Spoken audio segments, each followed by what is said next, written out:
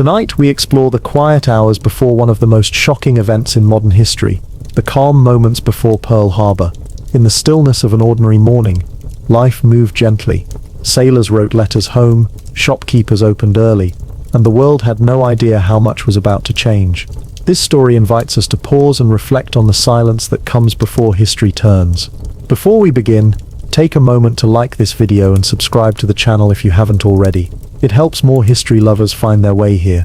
We'd also love to hear from you, so drop a comment letting us know where you're watching from and what time it is for you right now. This video is made for those who struggle with sleep, combining real historical storytelling with soft narration and the gentle sound of flames to calm your mind. So turn off your lights, sink into a comfortable blanket, and let yourself drift gently into sleep. The morning sun rose over the island of Oahu on December 6, 1941, painting the sky in gentle shades of pink and gold. The waters of the harbor reflected this celestial canvas, creating a shimmering mirror that stretched toward the horizon. United States naval vessels rested in neat rows, their gray hulls standing in stark contrast to the vibrant blue waters that surrounded them. Sailors moved about on their decks, going through their morning routines with practiced precision, unaware that these peaceful moments would soon become a significant dividing line in world history. Birds circled overhead, their calls mingling with the distant sounds of a military base, slowly coming to life on this unremarkable Saturday. Pearl Harbor had long been the jewel of American naval presence in the Pacific, a deep-water port capable of housing the pride of the United States Navy. The massive battleships dominated the harbor, their imposing silhouettes a testament to American industrial might. Among them, the USS Arizona stood proud alongside the USS Oklahoma, USS West Virginia, USS California, USS Nevada, USS Tennessee, and USS Maryland.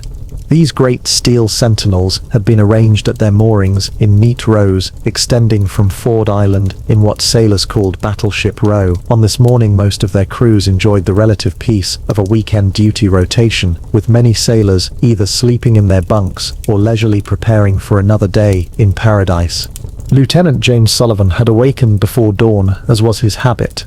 At 28 years old, he had already served nearly 10 years in the Navy, rising through the ranks with quiet determination. Standing on the deck of the USS Arizona, he watched the sunrise through thoughtful blue eyes, his hands wrapped around a mug of coffee that warmed his palms. The Arizona had been his home for 14 months, and he had grown to appreciate the rhythms and routines of life aboard the impressive battleship. James inhaled deeply, taking in the unique blend of salt air, diesel fuel, and the faint scent of breakfast being prepared below deck. His thoughts drifted toward his plans for the coming day.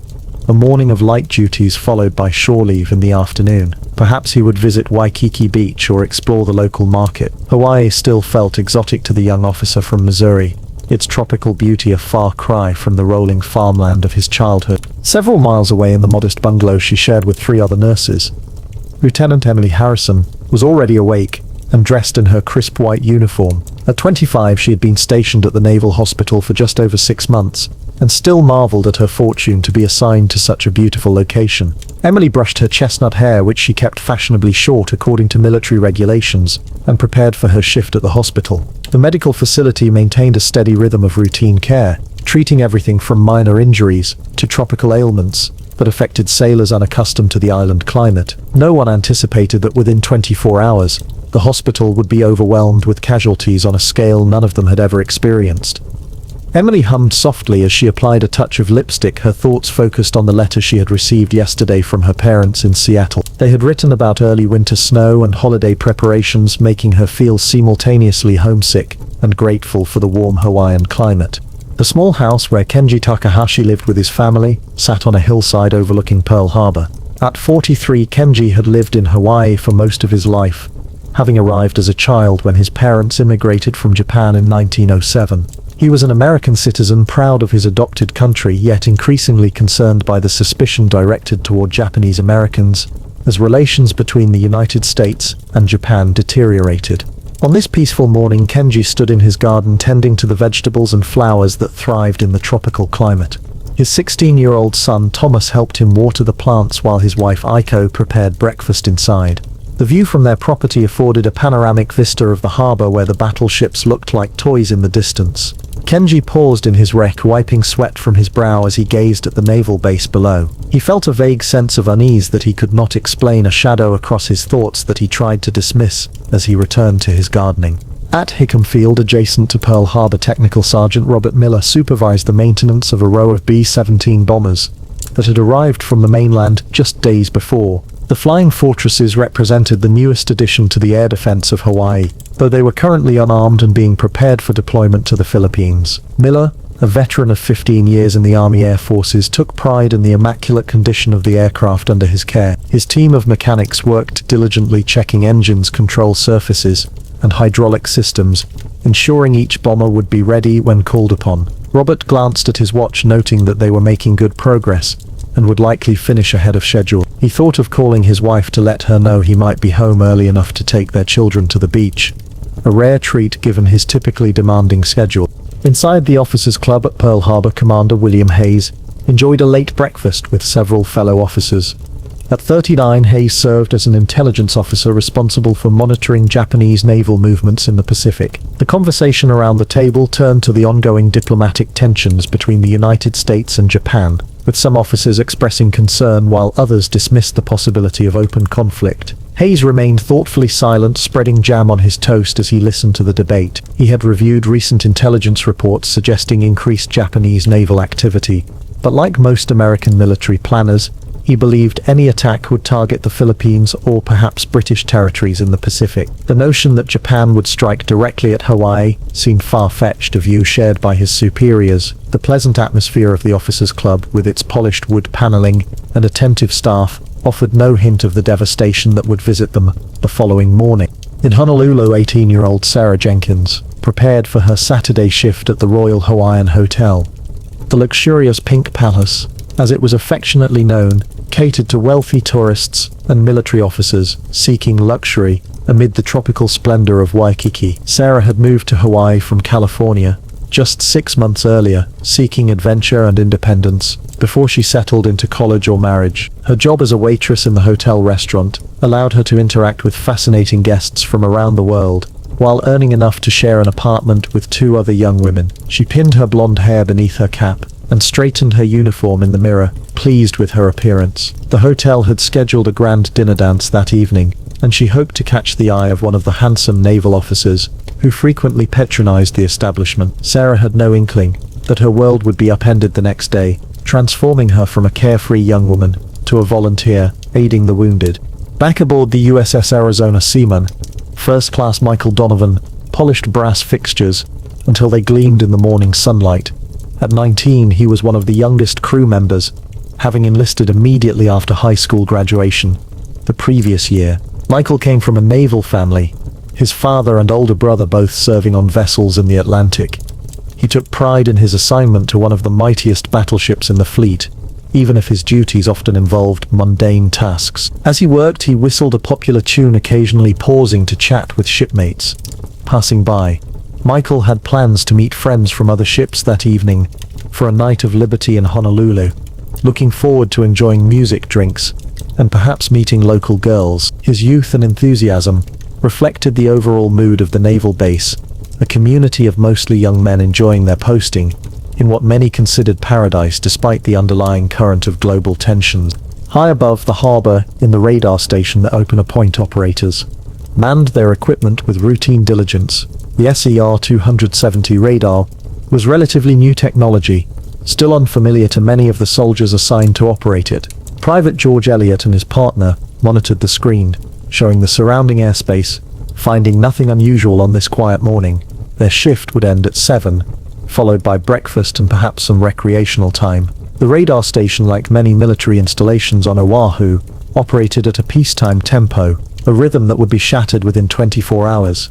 Elliot stifled a yawn as he watched the empty screen, the monotony of his task making the minutes pass slowly. He thought about a letter he needed to write to his parents in Ohio, and whether he might have time to fish later that day if the weather remained favorable. In the harbor submarine base, Lieutenant Commander Thomas Phillips conducted an inspection of the USS Tautog, one of the submarines stationed at Pearl Harbor. Unlike the battleships that dominated the harbor, The submarines represented a less visible but increasingly important component of naval power. Phillips, a career submarine officer, appreciated the technical complexity of these vessels and the unique challenges they presented. As he moved through the narrow confines of the submarine checking systems and speaking with crew members, he reflected on recent orders to maintain heightened vigilance. Submarine patrols had been increased in recent weeks, monitoring for any unusual activity in Hawaiian waters. Though none had been detected, Phillips completed his inspection satisfied that the Tortug was ready for its next patrol scheduled to begin in 3 days. He emerged from the submarine squinting in the bright sunlight and decided to complete his paperwork early so he could join friends for dinner at the Submarine Officers Club. The afternoon sun cast long shadows across Wheeler Field, where pilots of the 14th Pursuit Wing maintained their P-40 fighters. Lieutenant David Cooper had just completed a training flight and now supervised as his plane was refueled and checked for their next scheduled exercise. At 26, Cooper had earned a reputation as one of the finest pilots in the squadron, his natural flying abilities complemented by a meticulous attention to detail. He watched as mechanics worked on his aircraft, noting with satisfaction their thoroughness. The fighters, like most military aircraft on Oahu, had been arranged in neat rows to protect against sabotage following orders from higher command. This parking arrangement, which kept the planes close together and easier to guard, would prove tragically flawed when exposed to air attack, but on this peaceful December afternoon, it seemed a sensible precaution. Cooper wiped sweat from his forehead and decided to seek shade, wondering if there would be time for a poker game that evening with his fellow pilots. At the Aloha Tower overlooking Honolulu Harbor, 12-year-old Daniel Matsumoto watched passenger ships with his father Henry, who worked as a customs official. The boy had developed a fascination with vessels of all kinds, and could identify most of the ships that frequented Hawaiian waters.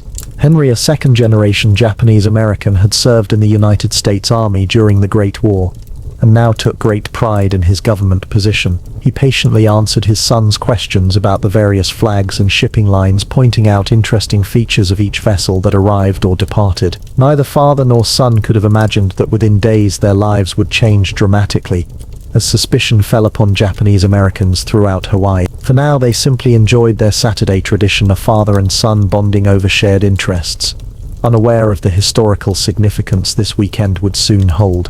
In the communications center at Pearl Harbor, Radio Man maintained constant contact with ships at sea, monitoring both military and civilian frequencies. Chief Petty Officer Frank Wilson, a veteran of 20 years naval service, supervised the afternoon shift, ensuring all messages were properly logged and delivered to appropriate recipients. Recent diplomatic communications had increased workload, but nothing in the transmission suggested imminent danger to Hawaiian installations. Wilson checked his watch, noting that his shift would end in 2 hours, allowing him to meet his wife for dinner at their favorite restaurant in Honolulu. They had planned this evening for weeks, as a celebration of their 15th wedding anniversary, a milestone that filled him with quiet pride. Wilson returned his attention to the latest batch of messages, sorting them by priority and dispatching runners to deliver the most urgent communications to headquarters staff. As afternoon faded toward evening, the beaches of Waikiki filled with both tourists and military personnel enjoying the legendary Wavanier sunset. Among them, Lieutenant Emily Harrison had changed from her nurse's uniform into a modest bathing suit, and now walked along the shore collecting small shells that caught her eye.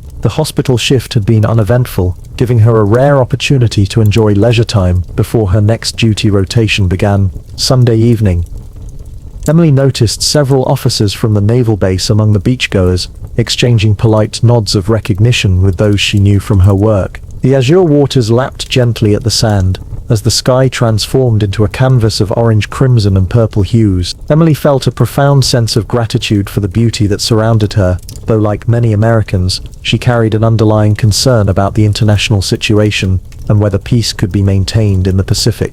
Aboard the USS West Virginia, Ensign William Parker conducted his evening inspection tour, ensuring all was in order before night fell. At 23, he was one of the youngest officers aboard the battleship.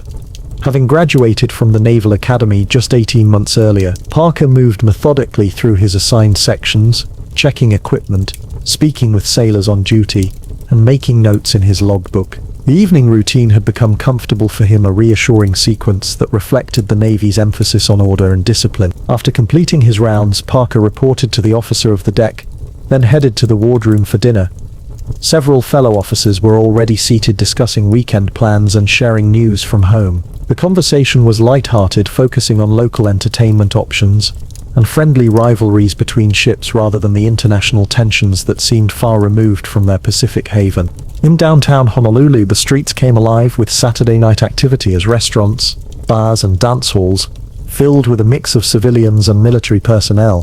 The Black Cat Cafe, one of the most popular establishments near Hotel Street, buzzed with conversation, laughter and music. Inside, Seaman Michael Donovan and 3 friends from the USS Arizona had secured a table and ordered their first round of beers. The young sailors watched as locals and servicemen alike danced to the latest swing tunes played by a small but energetic band. Michael, who had grown up in a small town in Pennsylvania, still found himself amazed by the vibrant multicultural atmosphere of Honolulu with its blend of Hawaiian, Asian and Western influences. He spotted a group of young women at a nearby table and nudged his friends, suggesting they invite them to dance. The carefree evening stretched before them, full of possibilities and youthful optimism. At the Takahashi home, Kenji and his family had welcomed several neighbors for a traditional Japanese meal prepared by Aiko. The gathering represented the cultural blend that characterized Hawaii, with guests including both Japanese-American families and those of European and Hawaiian descent. As they shared food and conversation, current events inevitably emerged as a topic, with some expressing concern about deteriorating relations between the United States and Japan. Kenji maintained that diplomacy would prevail, noting that neither nation could truly benefit from war. His son Thomas, less convinced by diplomatic optimism, remained mostly silent during this discussion, his thoughts troubled by recent incidents in which Japanese-American students had faced harassment at school. The evening concluded with traditional music played on a shamisen by one of the elderly guests, a peaceful cultural exchange that exemplified the harmony most Hawaii residents strive to maintain despite growing international tensions. Night had fallen over Pearl Harbor, bringing cooler air and relative quiet to the naval base. Most ships operated with refit crews on weekend evenings, as sailors took advantage of shore leave opportunities. Aboard the USS Nevada, Lieutenant James Sullivan had returned from dinner ashore, and now stood at the rail smoking a cigarette as he gazed across the darkened harbor. The battleships were illuminated only by essential lighting, their massive silhouettes barely visible against the night sky. Smaller vessels, patrol boats, and water taxis occasionally crossed the harbor, their navigation lights creating brief streaks of movement on the black water. Sullivan finished his cigarette and flicked the butt overboard, watching the tiny ember disappear before it reached the water. He thought about writing a letter to his parents before turning in, but fatigue from a long day persuaded him that correspondence could wait until morning. With a final glance at the peaceful harbor, he headed below decks to his quarter. In the enlisted men's barracks near Hickam Field, Technical Sergeant Robert Miller played cards with fellow non-commissioned officers, their conversation drifting between professional matters and personal topics. Miller had called his wife earlier, confirming plans for a family picnic the following afternoon after he completed essential maintenance work in the morning. The men around the table represented various specialties, from mechanics to armorers to communications experts, each contributing to the complex operation of the airbase. Their card game was interrupted by occasional good-natured arguments about strategy and friendly accusations of cheating, creating an atmosphere of camaraderie that characterized military life during peacetime. Miller checked his watch and announced he would play 2 more hands before turning in early, intending to attend church services before reporting for duty the next morning. At the Royal Hawaiian Hotel, the dinner dance was in full swing, with couples moving gracefully across the polished dance floor as a small orchestra played popular tunes. Sarah Jenkins moved efficiently between tables, serving elaborate cocktails to guests dressed in their finest evening attire. She enjoyed observing the elegant couples, particularly the military officers in their dress uniforms, dancing with women in flowing gowns. The hotel ballroom, with its high ceilings, tropical decorations and open doors leading to torchlit gardens, represented a glamorous world far removed from Sarah's humble background. As she worked, she exchanged pleasant conversation with guests, many of whom were regular patrons who recognized her from previous visits. The evening progressed smoothly, the revelers unaware that many of them would be thrust into history's spotlight within hours, some never to return to the elegant pleasures of the Pink Palace. Commander William Hayes had declined invitations to various social events, preferring instead to return to his office at Pearl Harbor to review recent intelligence reports. As an intelligence officer, he felt a nagging concern about the lack of information regarding Japanese carrier movements. Several major carriers had seemingly disappeared from surveillance, creating what Hayes and his colleagues referred to as a submarine gap. While his superiors considered this merely a limitation of intelligence gathering, Hayes found himself troubled by the implications. Sitting alone at his desk, he studied nautical charts of the Pacific, sipping occasionally from a cup of coffee that had grown cold. Hayes considered calling his counterpart in Manila to compare notes, but decided it could wait until morning. He finally gathered his papers, locked them in a secure cabinet, and prepared to head home, his concerns temporarily set aside as thoughts turned to his wife and children waiting for him. At the submarine base, the crews of vessels in port enjoyed relatively comfortable accommodations compared to the cramped conditions they endured while at sea. In the submarine crew's recreation hall, Lieutenant Commander Thomas Phillips engaged in a spirited game of ping-pong with his executive officer, both men having shed their usual formal demeanor in favor of athletic competition. Around them, other submariners watched or participated in various games from chess to darts, creating a lively atmosphere of relaxation. Phillips finally conceded defeat after a close match and checked the time, noting it was approaching midnight. He bid goodnight to his colleagues and departed for his quarters, looking forward to a full night's sleep before attending to administrative duties the following morning. The submarine base, like most military installations, would maintain only essential operations on Sunday, allowing most personnel some measure of weekend rest. In the radar station at Opana Point, a new shift of operators had taken over, continuing the vigilant monitoring of surrounding airspace. The facility remained on its standard alert level, with no indication from command that any unusual activity was expected. Private George Elliott had completed his shift hours earlier, and now slept soundly in barracks, several miles away, his mind free from concerns about the vacant radar screens he had watched throughout the day. The night shift operators fought boredom by discussing recent films, books, and their hometowns, occasionally checking instruments more from habit than expectation of finding anything significant. Their training had prepared them to identify approaching aircraft, but like most military personnel on Oahu, they had little expectation that their technical skills would soon be put to a genuine test under the most dire circumstances. Across the island, different scenes played out as midnight approached.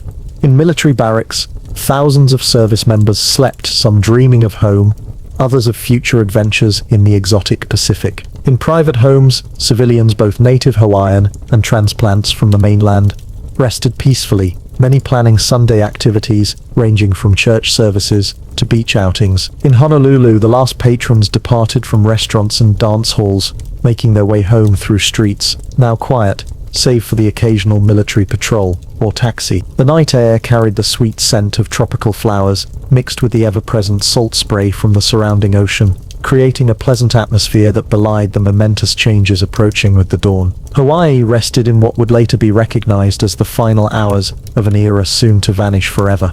Far to the north of Oahu, 6 Japanese aircraft carriers maintained radio silence as they approached their launch position. Admiral Isoroku Yamamoto's carefully planned operation remained undetected by American forces, the strike force having maintained strict secrecy throughout their journey across the northern Pacific. Aboard these vessels, pilots reviewed their targets one final time, studied maps of Oahu, and prepared for the mission they had trained months to execute. The Japanese command had selected Sunday morning for the attack, knowing that American forces typically operated at reduced readiness on weekends. As midnight passed and the date changed to December 7th, the carriers continued their silent approach toward the designated launch point, while Pearl Harbor slumbered in peaceful ignorance.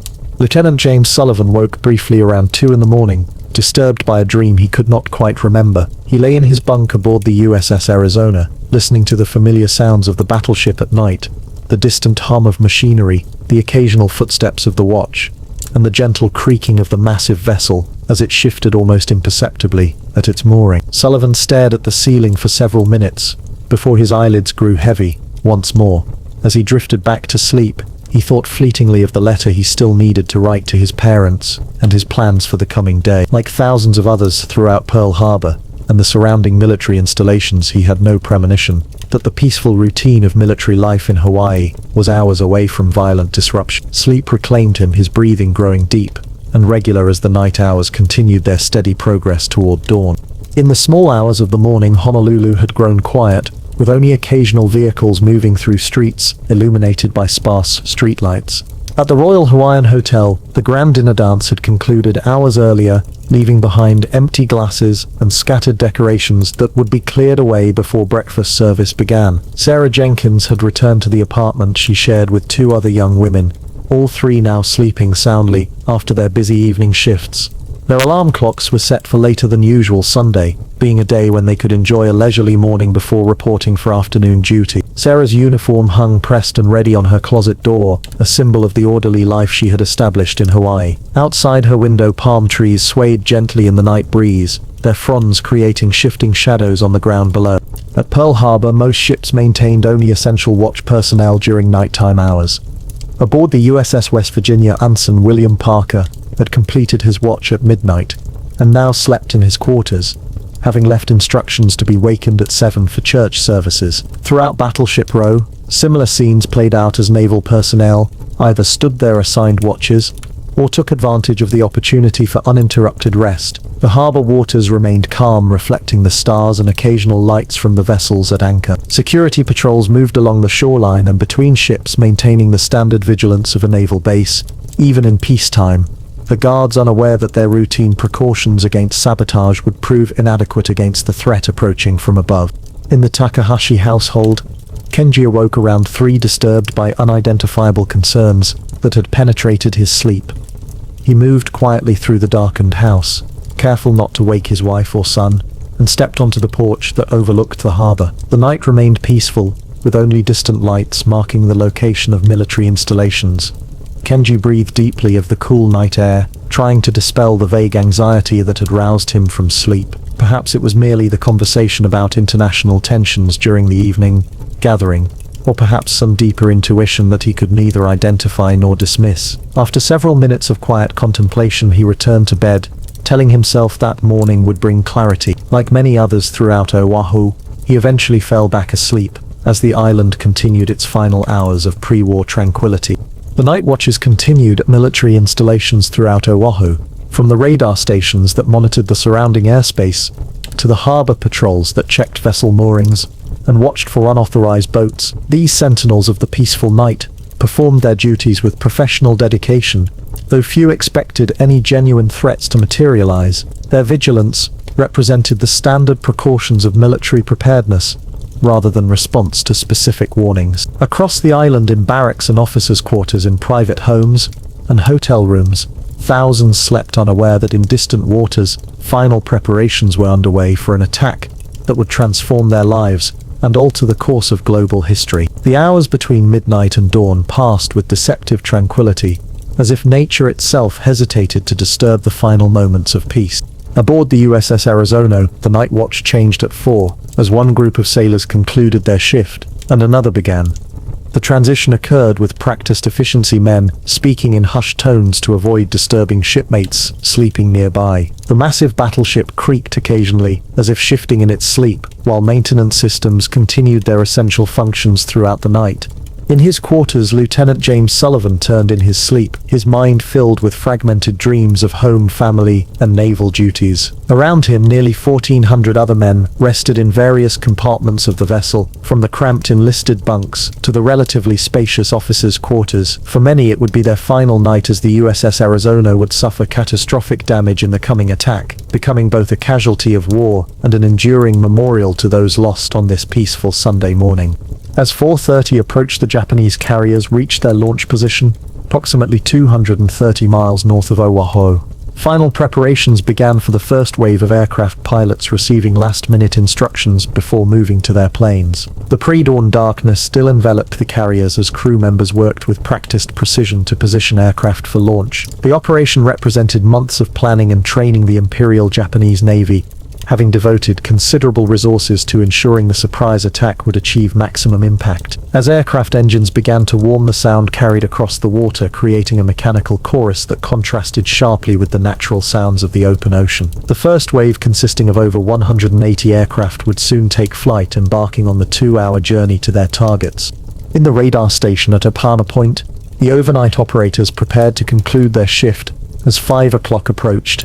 Their replacements would arrive soon, allowing them to seek breakfast and rest after the uneventful night watch. The radar equipment continued to scan the surrounding airspace, showing nothing unusual in the pre-dawn darkness. At the various airfields around Oahu, night security teams, similarly prepared for shift change, having maintained vigilance throughout the quiet hours. Hickam Field, Wheeler Field, Bellows Field, and Kaneohe Naval Air Station all operated at reduced weekend staffing, with many personnel planning to attend religious services later in the morning, before reporting for duty. The aircraft parked in neat rows remained undisturbed, their vulnerability unrecognized by those responsible for their protection. As the first hint of dawn lightened the eastern sky, Lieutenant Emily Harrison awoke in her quarters near the Naval Hospital. She had set her alarm early, intending to attend the 6:30 church service before enjoying breakfast with friends. Emily dressed quickly in casual civilian clothes, planning to change into her uniform later for her evening shift. She paused at her small mirror to apply minimal makeup and brush her hair, reflecting on the peaceful posting that had brought her to Hawaii. The hospital maintained only essential staffing on Sunday mornings, with most nurses and doctors enjoying at least partial days off unless emergency situations arose. Emily had no way to know that within hours she would be called upon to utilize every aspect of her medical training under the most challenging circumstances, working alongside colleagues to treat hundreds of wounded men amid the chaos of an attack no one had anticipated. Technical Sergeant Robert Miller also rose early on this Sunday morning, preparing for church services before reporting for his abbreviated maintenance duty at Hickam Field. As he shaved, Miller thought about the family picnic planned for the afternoon, his wife having prepared food the previous evening, while their children excitedly discussed beach games they hoped to play. He donned his dress uniform, intending to change into work clothes after the religious service. Miller, like many military personnel, appreciated the more relaxed Sunday schedule that allowed for both spiritual observance and family time, while still maintaining essential base operations. He checked his appearance in the mirror, straightening his tie before departing his quarters in the early morning light, the sky beginning to glow with the promise of another beautiful Hawaiian day. At Pearl Harbor, the overnight watches prepared to transfer duties to the morning shifts as 6 o'clock approached. Many of the sailors coming on duty looked forward to abbreviated Sunday schedules that would allow them liberty in the afternoon. Morning colors would take place at 8, with the raising of the American flag, accompanied by the national anthem, a daily ceremony that reinforced the naval traditions central to life on the base. In the officers' quarters aboard various vessels, men began to stir, some preparing for early religious services, others planning to sleep later, taking advantage of weekend privileges. The harbor waters remained calm, reflecting the gradually lightening sky as night transitioned to day, in these final peaceful hours before the attack would forever change Pearl Harbor. Commander William Hayes, having returned to duty earlier than required, reviewed overnight communications, finding nothing that suggested immediate danger to Hawaiian installations. Recent diplomatic messages indicated increasing tension between the United States and Japan, but nothing that pointed specifically to military action in the Central Pacific. Hayes poured himself a cup of coffee from the pot that was always available in the intelligence office and walked to the window that overlooked the harbor. The early morning light revealed the battleships at anchor, their massive forms emerging from the fading darkness. He sipped his coffee, contemplating the quiet Sunday routine that was beginning to unfold across the base, unaware that within hours he would be seeking desperately to understand how American intelligence had failed to detect the approaching threat. In their hillside home, the Takahashi family began their Sunday morning routine. Aiko preparing a traditional Japanese breakfast while Kenji read the Honolulu newspaper that had been delivered earlier. Their son Thomas still slept, taking advantage of the weekend to rest after an active Saturday. The family planned to attend services at their local church later that morning, followed by a community luncheon that would bring together families of various backgrounds. From their elevated position, they could see the harbor coming alive with early morning activity, though at this distance, individual ships appeared as mere silhouettes against the sparkling water. Kenji folded his newspaper and joined his wife in the kitchen, offering to help with breakfast preparations while enjoying the peaceful morning atmosphere of their home. At the Royal Hawaiian Hotel, preparations for Sunday brunch were already underway in the kitchen, with staff arriving to begin their shifts. Sarah Jenkins still slept in her apartment several miles away, having arranged for a later shift that would begin at 2 in the afternoon. The hotel expected a busy day with both tourists and local residents enjoying the legendary Sunday brunch that featured both American and Hawaiian specialties. Military officers often brought their families or dates to this elegant meal, making it one of the social highlights of the week in Honolulu. The hotel grounds gleamed in the early morning light, gardeners already at work ensuring the tropical landscaping remained immaculate for the guests who would soon emerge to enjoy the beautiful surroundings. Across the island, religious services began at various churches, chapels and temples as residents, both civilian and military, gathered to observe their faith traditions. At the small chapel near Hospital Point, Lieutenant Emily Harrison sat among fellow nurses and medical personnel listening to the chaplain's message about peace and goodwill. The irony of this theme would become apparent only hours later as the hospital staff found themselves treating hundreds of wounded servicemen. Meanwhile, at the Pearl Harbor Navy Chapel, Ensign William Parker and dozens of other naval personnel participated in an early communion service, their white uniforms creating a sea of brightness in the simple wooden structure. Some worshippers glanced occasionally at their watches, mindful of duty responsibilities that would follow the service, while others focused entirely on the spiritual observance, grateful for this interlude of reflection and peace. By 7:15, the first wave of Japanese aircraft had reached Oahu and began positioning for their coordinated attack on the various military targets.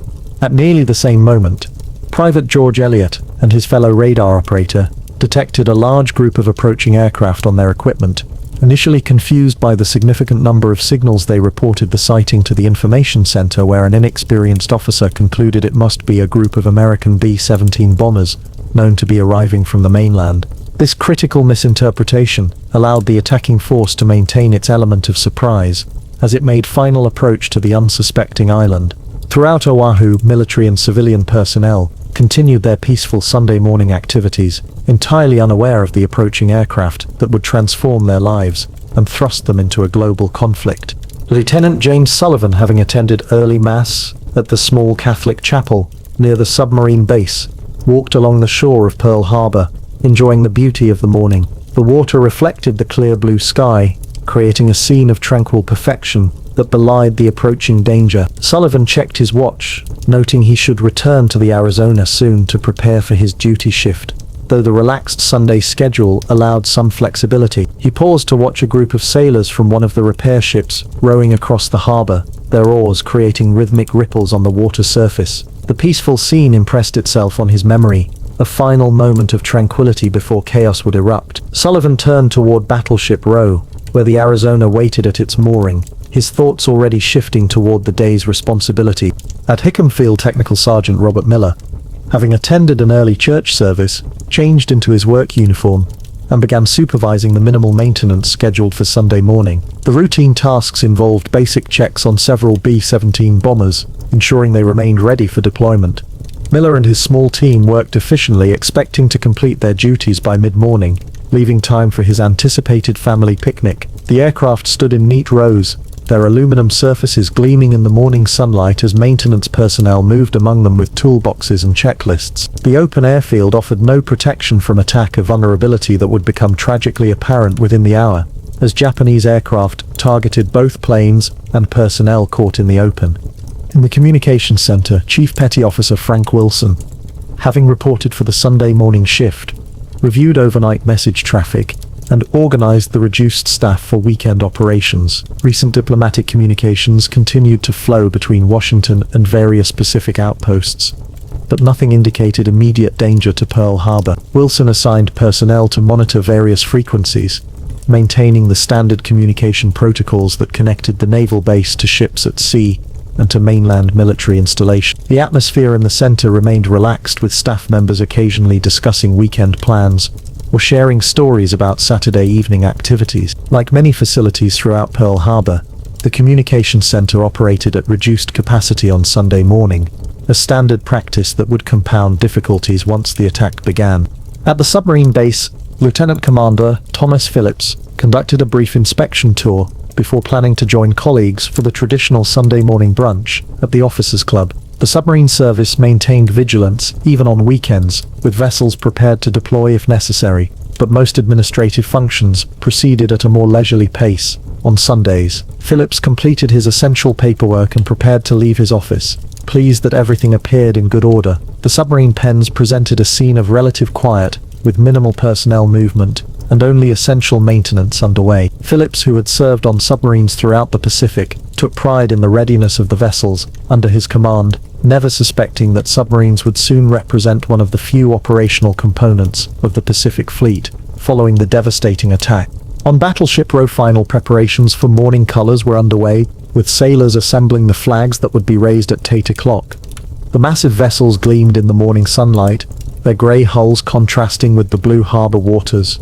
Weekend duty rotations meant reduced crews aboard most ships, with many sailors either on liberty in Honolulu or sleeping late in their bunks. Mess halls served breakfast to those on duty, while engineering departments maintained the essential systems that kept the ships operational even while moored. The peaceful routine of a naval base on Sunday morning continued uninterrupted, with no indication of the approaching danger that would transform this tranquil scene into chaos within minutes. The waters between the battleships remained calm, disturbed only by occasional small craft moving between vessels or toward shore. As 7:55 approached, the Japanese strike force made final positioning adjustments, preparing to commence the attack that had been months in planning. The two-wave assault would target battleships' airfields, repair facilities, and other military assets in a coordinated strike designed to cripple American naval power in the Pacific. The approaching aircraft maintained radio silence as they formed into attack groups, each assigned specific targets within the Pearl Harbor complex. Meanwhile, on Oahu, military personnel continued their Sunday routines, preparing for morning colors, attending religious services, or simply enjoying the early hours of what most expected to be a peaceful day off. The convergence of these parallel activities, the attacking force and the unsuspecting defenders, neared its fateful moment as the second hand swept toward 8 o'clock on Sunday, December 7, 1941.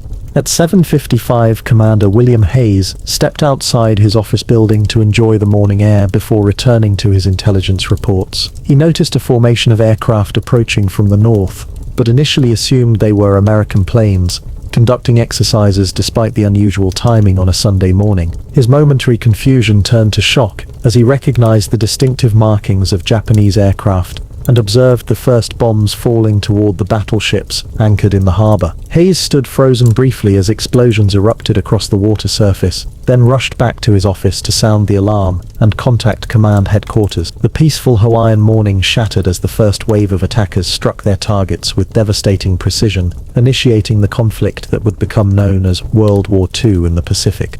Throughout Pearl Harbor, military personnel reacted with initial confusion, followed by determined response as the attack unfolded. Lieutenant James Sullivan, who had just returned to the Arizona, felt the first explosion rock the massive battleship and immediately began assisting efforts to mount a defense. On the West Virginia, Ensign William Parker rushed to his battle station amid the chaos of explosions and spreading fires, helping direct damage control efforts as the vessel began listing from multiple torpedo hits. At Hickam Field, Technical Sergeant Robert Miller and his maintenance crew sought cover as Japanese fighters strafed the airfield, destroying aircraft and installations while targeting personnel caught in the open. The carefully arranged American planes proved perfect targets, unable to take off or defend themselves as bombs and bullets transformed them into blazing wreckage. At the Naval Hospital, Lieutenant Emily Harrison had just returned from chapel services when ambulances and trucks began arriving with the first wounded. The peaceful medical facility transformed instantly into a trauma center as doctors, nurses, and callsmen established triage areas and began treating the growing number of casualties. Emily found herself working alongside colleagues to stabilize critically injured sailors, many suffering from severe burns, blast injuries, and shrapnel wounds. The hospital quickly reached capacity, forcing medical staff to create improvised treatment areas in hallways and on the surrounding ground. Emily moved from patient to patient, her training guiding her actions, while her mind struggled to comprehend the sudden transition from peace to catastrophic attack.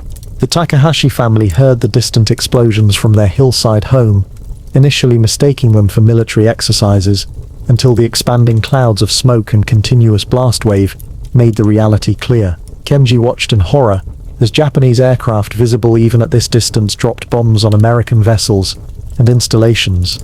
His immediate concern turned to the safety of his family and the uncertain future they now faced as Japanese Americans in a nation suddenly at war with Japan. Thomas joined his parents on the porch, his young face reflecting shock and confusion as they watched the attack unfold beneath them. Kenji made a quiet decision in that moment that they would demonstrate absolute loyalty to the United States, their adopted home regardless of the challenges they might face in the coming days. In downtown Honolulu, civilians reacted with disbelief as news of the attack spread through the community. The Royal Hawaiian Hotel transformed from a place of leisure to a center of anxious activity as guests gathered in the lobby, seeking information and reassurance. Sarah Jenkins, arriving early for her shift, found herself helping to organize emergency supplies and provide support to distraught guests. The hotel manager announced that the facility would immediately begin supporting military needs, offering space for displaced personnel and gathering medical supplies to send to overwhelmed hospitals. Sarah, like many young civilians, wondered how she could best contribute in this sudden crisis, her peaceful life in Hawaii having transformed in a single morning into something entirely different. The Japanese attack continued with precision and devastating effectiveness, targeting not only vessels in the harbor, but also airfields, repair facilities, oil storage tanks, and other military assets. The coordination and thorough planning behind the assault became evident as wave after wave of aircraft struck predetermined targets across Oahu. Despite the element of surprise, American military personnel responded with remarkable courage, organizing anti-aircraft fire, rescuing wounded comrades, and attempting to protect vital equipment. Individual acts of heroism occurred throughout the harbor and surrounding installations as service members, often without orders or supervision, took initiative to fight back against the attackers or save lives amid the growing destruction. At the submarine base, Lieutenant Commander Thomas Phillips helped organize a defensive posture, ensuring that submarines both in port and at the ready pens prepared for possible deployment. The submarine facilities, though targeted, received less devastating damage than the battleships, allowing this critical component of the fleet to remain largely operational. Phillips, working with fellow officers, established communications with command headquarters and began preparations to send vessels to sea if ordered, implementing contingency plans with efficient professionalism despite the chaos unfolding around them. The submarine service would soon become a crucial element in America's Pacific strategy following the devastating losses sustained during the surprise attack. The communications center, where Chief Petty Officer Frank Wilson had expected a quiet Sunday shift, became a focal point of frantic activity as personnel worked to maintain contact with vessels under attack and transmit situation reports to military commands across Hawaii and to Washington. The famous message "Pearl Harbor is under attack" by Japanese aircraft, "This is no drill," transmitted at the outset of the attack, had originated from similar facilities as communications officers recognized the reality of what was unfolding. Wilson directed his team with calm efficiency despite the growing knowledge that the peacetime Navy they had known just hours earlier had been transformed by a single devastating blow into a nation at war. By the time the second wave of Japanese aircraft completed their attack patterns and turned north toward their carriers, the peaceful Senzi morning had vanished, replaced by a scene of destruction that would forever change the United States and its role in world affairs. The USS Arizona, USS Oklahoma, and numerous other vessels burned fiercely or settled into the harbor waters, while hundreds of aircraft lay destroyed on airfields across Oahu. Military personnel who had awakened to a peaceful tropical morning found themselves counting casualties, organizing rescue efforts, and beginning the process of recovery that would continue for months. The calm before Pearl Harbor had ended, replaced by the stark reality of a nation thrust suddenly into global conflict, a transformation that occurred in less than 2 hours, but would reshape the world for generations to come. The aftermath saw Hawaii transformed from a peaceful outpost to a territory on war footing. Military personnel who had enjoyed the relaxed atmosphere of peacetime Hawaii now faced the harsh realities of war, including extended duties, stepped-up security, and the knowledge that they stood at the forefront of America's new conflict. Civilians, including Sarah Jenkins, the Takahashi family, and countless others, adapted to blackout restrictions, rationing, and the massive military buildup that would turn the islands into a fortress and staging area for the Pacific Campaign. The Royal Hawaiian Hotel, like many civilian facilities, was requisitioned for military use, becoming a rest and recreation center for submarine crews and other naval personnel between dangerous combat deployments. Lieutenant Emily Harrison found her nursing career transformed by the experience of treating Pearl Harbor casualties. The skills and emotional resilience developed during those chaotic hours would serve her throughout the war as she continued providing medical care to wounded servicemen. Lieutenant James Sullivan, one of the survivors of the USS Arizona, devoted himself to submarine service, seeking to strike back against the forces that had destroyed his ship and killed so many of his shipmates. Technical Sergeant Robert Miller, after recovering from injuries sustained during the attack, became an instructor training new mechanics to maintain the growing fleet of aircraft that would eventually carry the war across the Pacific to Japan itself. The Takahashi family, like many Japanese Americans, faced suspicion and prejudice following the attack, though Hawaii largely avoided the mass internments that occurred on the mainland. Kenji's record of military service and his family's well-established community connections helped protect them from the worst discrimination, but they nevertheless experienced painful questioning of their loyalty, despite their American citizenship and deep roots in Hawaiian society. Thomas, inspired by the events of December 7th, eventually enlisted in the United States Army, serving with the distinguished all-Japanese American 442nd Regimental Combat Team in Europe. His courage in battle, offering the most powerful possible response to those who had doubted his patriotism. The peaceful Sunday morning of December 7, 1941 became a dividing line in American history, separating the final moments of pre-war innocence from the harsh realities of global conflict. Those who experienced the transition, those who lived through the calm before Pearl Harbor, carried with them memories of two worlds, the peaceful tropical paradise that existed before 8 o'clock morning, and the war zone that emerged from the smoke and flames of the surprise attack. The stories of that transformative day would be passed down through generations, ensuring that the lessons of Pearl Harbor, the dangers of unpreparedness, the cost of underestimating potential adversities, and the courage shown by ordinary Americans facing extraordinary circumstances would never be forgotten. As years passed and the events of that December morning receded into history, the survivors of Pearl Harbor gathered annually to commemorate the attack and honor those who had been lost. The peaceful harbor that had been shattered by bombs and torpedoes was gradually restored, though the USS Arizona remained where it had sunk, a permanent memorial to the nearly 1,200 men who perished aboard it. The calm waters above the sunken battleship became a place of reflection and remembrance, a sacred site where visitors contemplated the sudden transition from peace to war that had occurred in this tropical paradise. The memory of those final peaceful hours before the attack took on a poignant significance, representing not just the end of an era, but a reminder of how quickly and dramatically life can change in moments of historical significance.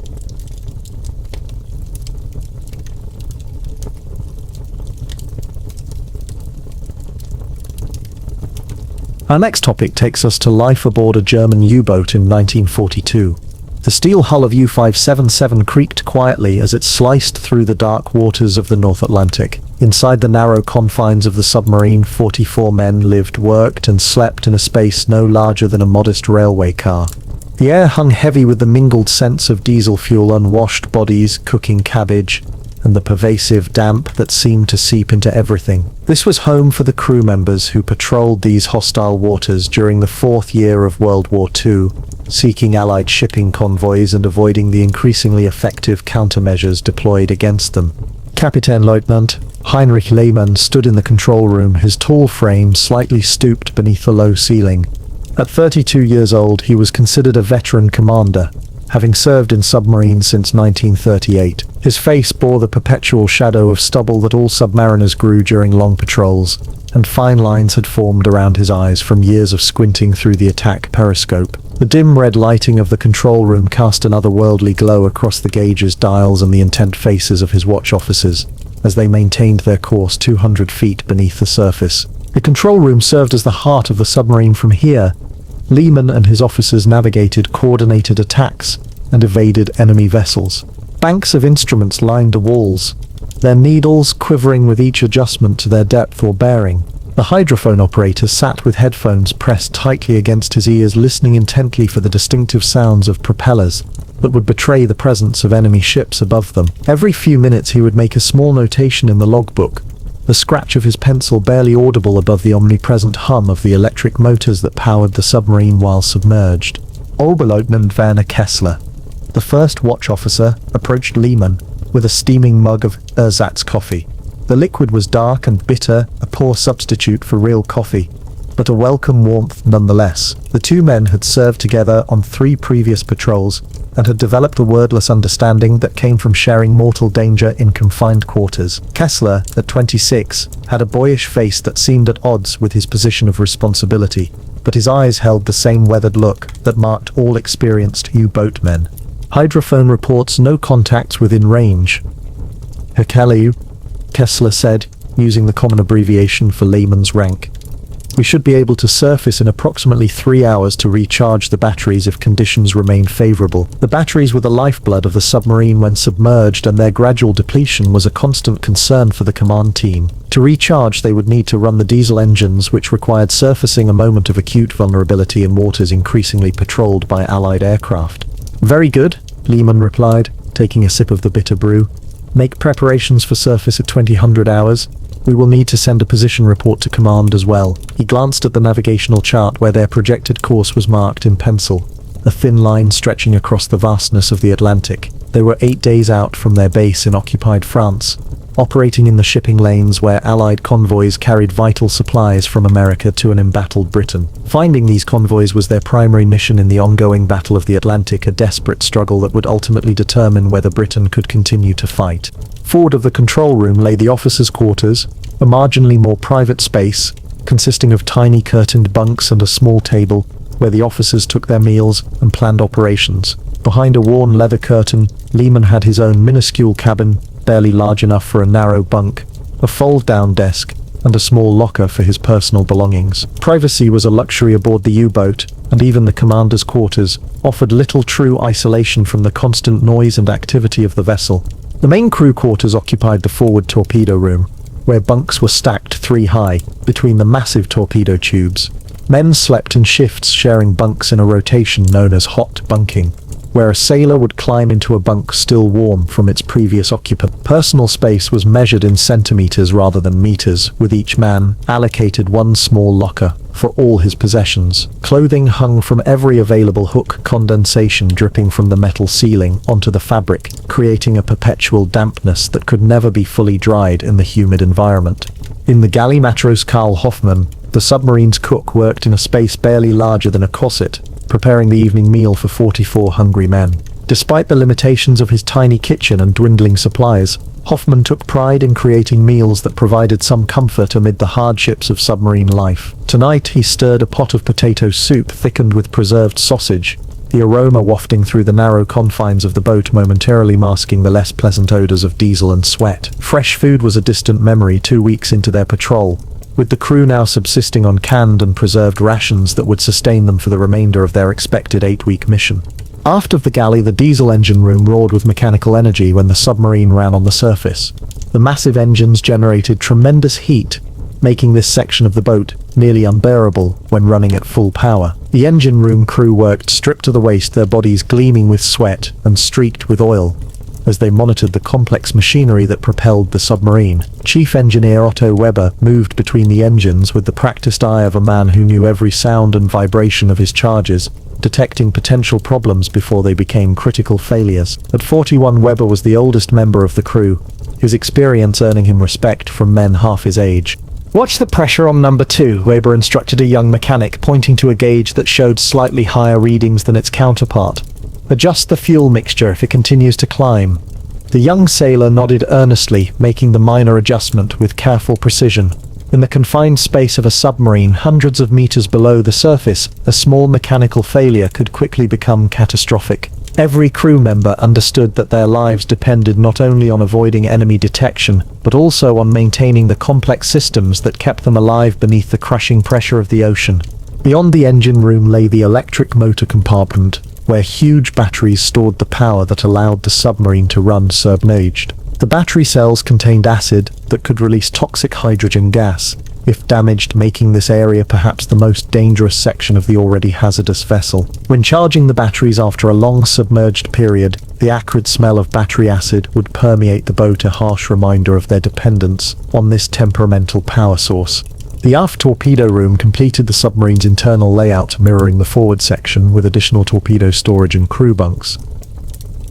Throughout the vessel, pipes, cables, and controls ran along every surface, creating a mechanical labyrinth that the crew navigated with practiced familiarity. Every cubic centimeter of space served multiple purposes in the ruthlessly efficient design of the Type 7C U-boat, one of Germany's most effective weapons in the battle for control of the Atlantic shipping lanes.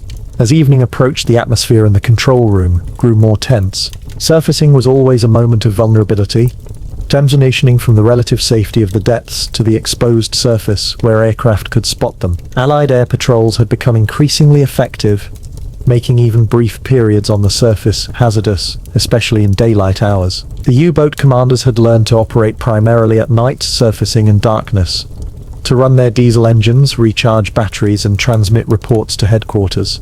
"Prepare to surface," Lehman ordered, as the designated hour approached. "Hydrophone report."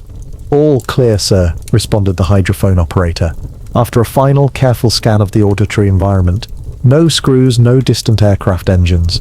"Very well." Planesman 10-degree up angle.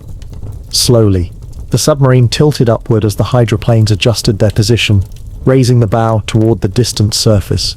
Water gurgled and flowed around the pressure hull, the sounds amplified in the enclosed metal tube. The depth gauge showed their steady ascent, 50 meters, 40-30, the needle moving with agonizing slowness.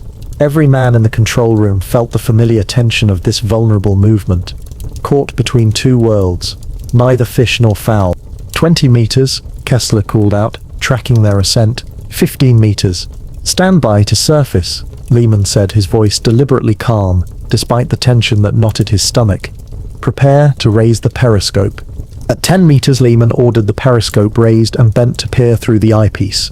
He rotated the scope in a slow, complete circle, searching the darkening horizon for any sign of ships or aircraft. The sea appeared empty, rolling gently under the fading light of dusk, a vast emptiness that could turn deadly in an instant if an enemy patrol spotted them. "Surface!" "Surface," he commanded, satisfied that no immediate threat lurked nearby. Compressed air hissed loudly into the ballast tanks, forcing out the seawater that had kept them submerged. The submarine bobbed upward, breaking through into the world of air and light after hours in the silent depths. Hatches were opened and watch personnel scrambled up the ladders to take their positions on the bridge, the small platform atop the conning tower that served as their observation post while surfaced. The evening air rushed into the boat, sweet and fresh after the stale recycled atmosphere below. Men took deep breaths, savoring the coolness against their faces after hours in the humid confines of the submarine. The diesel engines rumbled to life, replacing the near-silent electric motors with their powerful throbbing beat. The entire boat vibrated with their energy as they began to recharge the depleted batteries. On the bridge, Lehman stood with his binoculars, scanning the horizon methodically quadrant by quadrant. Two lookouts joined him, their eyes straining into the gathering darkness. The vast ocean stretched in all directions, seemingly empty, but experience had taught them that appearances could be fatally deceptive. A thin sliver of moon provided minimal illumination, making their task more difficult, but also offering better concealment from potential enemies. The radio operator established contact with headquarters, sending their encoded position report and receiving new orders and intelligence in return. These brief transmissions were kept minimal, the Germans well aware that Allied direction-finding equipment could potentially locate the source of radio signals. The war in the Atlantic had become increasingly technological, with advances in radar, sonar, aircraft range, and communications all shifting the balance of power between hunter and hunted. Below decks, the off-duty crew members took advantage of the temporarily fresher air. Some wrote letters that might never reach home, while others played cards or read tattered books, passed from hand to hand, until the pages were soft with use. In one corner, Funkmart, Peter Miller, the youngest crew member at just 18, sat cleaning his prized possession, an accordion. When conditions permitted, he would play folk songs from home, the familiar melodies a powerful reminder of the world they had left behind. "Will you play tonight, Peter?" asked Bootsman Wilhelm Schroeder, the chief petty officer whose broad shoulders and weathered face spoke of years at sea. At 36, Schroeder served as a father figure to many of the younger sailors, his steady presence a stabilizing force in the pressure cooker environment of the submarine. "If the Kalo allows it," Miller replied, with a nod toward the bridge, where Lehman remained vigilant. Music was a morale booster, but could also interfere with the critical task of listening for enemy vessels. The commander would make the final decision based on tactical considerations. For 2 hours the U-boat remained on the surface running at 3/4 speed on a northwesterly pier.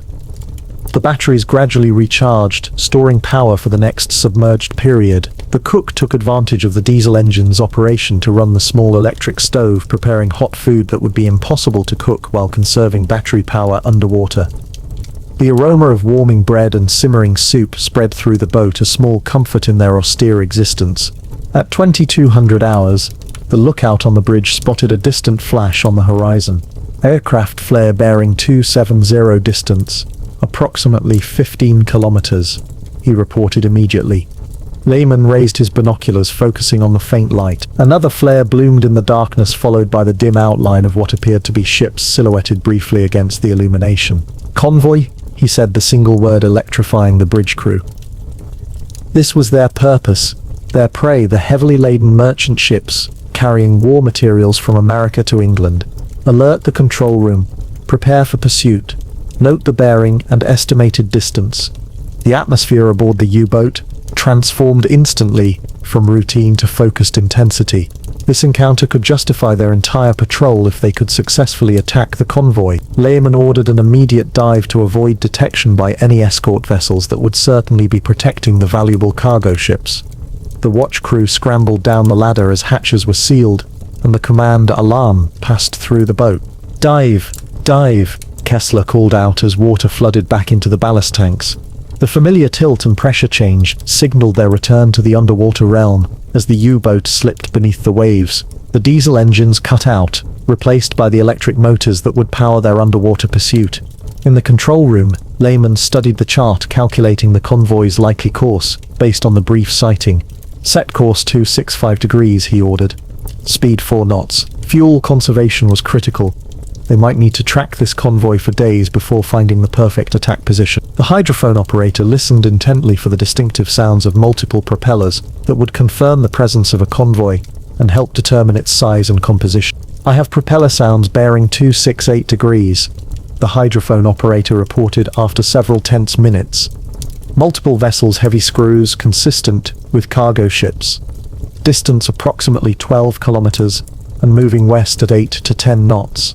Lehman nodded with satisfaction. "Continue on current course.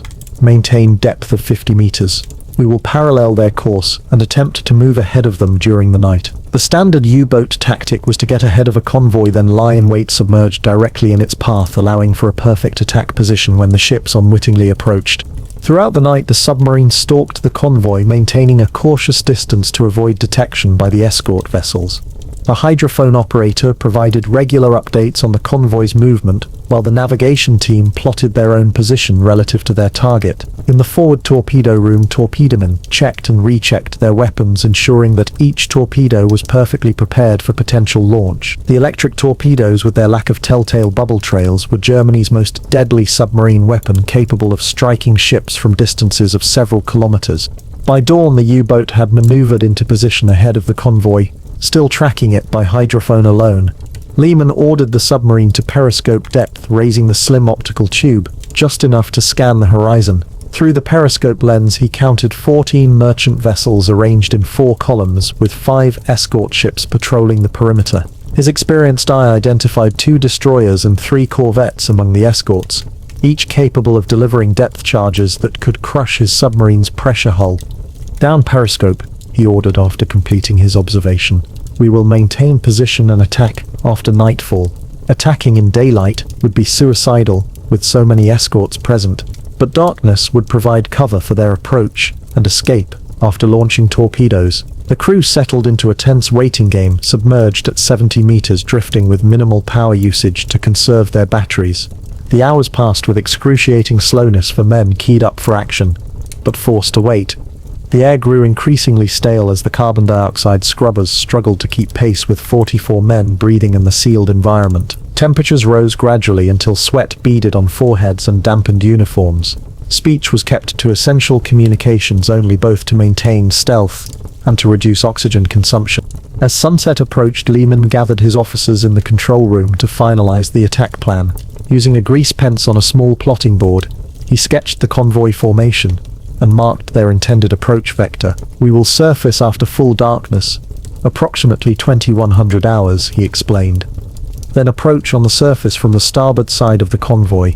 We will launch torpedoes at the two largest tankers here, and here then immediately dive and turn away to avoid the escorts." The officers nodded their understanding, each mentally preparing for his role in the coming action. Kessler would coordinate the torpedo launch sequence, while Oberleutnant Friedrich Meyer, the second watch officer, would manage their evasion course after the attack. The success of their mission and their very survival depended on precise coordination and timing. At 2100 hours, the U-boat surfaced into a night of partial cloud cover that provided ideal conditions for their attack. The convoy remained audible on hydrophones, approximately 5 kilometers distant. On the bridge, Lehman and his watch officers used night binoculars to locate the dim silhouettes of ships, occasionally visible against the slightly lighter horizon. The submarine approached at full surface speed, the diesel engines pushing them through the water at 17 knots toward their unsuspecting targets. "Range 4,000 meters, bearing 275, reported the watch officer, as they closed on the convoy. The massive shapes of merchant vessels grew more distinct, dark shadows moving steadily through the night sea. The U-boat raced parallel to their course, gradually overtaking the slower convoy vessels. "Prepare tubes 1 through 4 for firing," Lehman ordered when they had reached their planned attack position. In the forward torpedo room, men worked with practiced efficiency, setting depth and gyro angles for each torpedo according to the fire control data. "Tubes 1 through 4 ready," came the report from the torpedo room. "Fire tube 1, Lehman commanded. The submarine shuddered slightly as compressed air expelled the first torpedo, sending it streaking toward a large tanker on the convoy's starboard side. "Fire tube 2. A second torpedo launched toward the same target, increasing the probability of a hit. "Fire tube 3. Fire tube 4. The remaining torpedoes sped toward a second tanker, the deadly weapons running just below the surface, leaving faint phosphorescent wakes in the dark water. "Dive, dive," Lehman ordered immediately after the fourth launch. "Make your depth 100 meters, left full rudder." The submarine tilted downward, plunging beneath the waves as the bridge crew scrambled below and hatches were sealed. 2 minutes and 40 seconds after the first launch, a tremendous explosion lit up the night sky as a torpedo struck its target. The sound reached them underwater as a dull boom, followed by the distinctive cracking and groaning of a ship breaking apart. 17 seconds later, a second explosion signaled another hit. The hydrophone operator reported the chaotic sounds of vessels changing course, alarm signals, and the high-pitched propeller noise of escort ships moving to attack. "Destroyer approaching fast from the port quarter," the hydrophone operator reported, tension evident in his voice. High-speed screws bearing 175 accelerating. The hunting had begun. Now they were the prey, as escorts searched for the submarine that had struck their charges. "Rig for silent running," Lehman ordered. All non-essential systems shut down. The lights dimmed as power was reduced to the minimum necessary for control and life support. Men stood motionless at their stations, breathing as quietly as possible, though they knew intellectually that their breathing couldn't be heard outside the hull. The submarine continued its evasive course, running deep below the now chaotic surface, where burning ships illuminated the night and escorts raced in search patterns. The first depth charges fell 10 minutes after their dive. Distant explosions at first, then progressively closer as the escort vessels homed in on their general location. Each explosion sent pressure waves through the water that struck the submarine like giant fists, making the hull creak and loose items rattle ominously. The men braced themselves against bulkheads and equipment, knowing the worst was yet to come. "Destroyer directly overhead," whispered the hydrophone operator, his headphones pressed tightly to his ears. Moments later, a series of explosions rocked the U-boat as depth charges detonated nearby. The lights flickered, gauges swung wildly, and a thin spray of water appeared from a seam in the pressure hull, quickly patched by damage control personnel. The psychological impact was as severe as the physical danger. Men, white-knuckled at their stations, knowing that a direct hit or close explosion could rupture the hull, sending them to a crushing death in the black depths. For 3 hours, the escort vessels hunted the submarine, dropping pattern after pattern of depth charges. Lehman maintained their depth, ordering only minimal course changes to avoid predictable evasion tactics that experienced escort commanders might anticipate. The air grew increasingly foul as ventilation systems remained powered down to reduce noise. Men fought the natural urge to cough or speak, keeping communication to essential whispers only. Finally, the hydrophone operator reported the welcome news that the destroyer screws were moving away, growing fainter as the Essex returned to their primary duty of protecting the remaining convoy vessels. The submarine had survived, but not without cost. The depth charge attack had damaged several systems, including a seawater leak in the aft torpedo room that required constant pumping to control. 2 crewmen had suffered injuries, one with a broken arm when he was thrown against machinery and another with a deep laceration requiring stitches from the boat's medic. Secure from silent running, Lehman ordered when he was confident the immediate danger had passed. Damage reports from all sections. As reports filtered in from throughout the boat, the extent of their situation became clear. While the U-boat remained operational, they had suffered enough damage to warrant consideration of returning to base. The decision would need to be balanced against their remaining torpedoes and patrol ordered.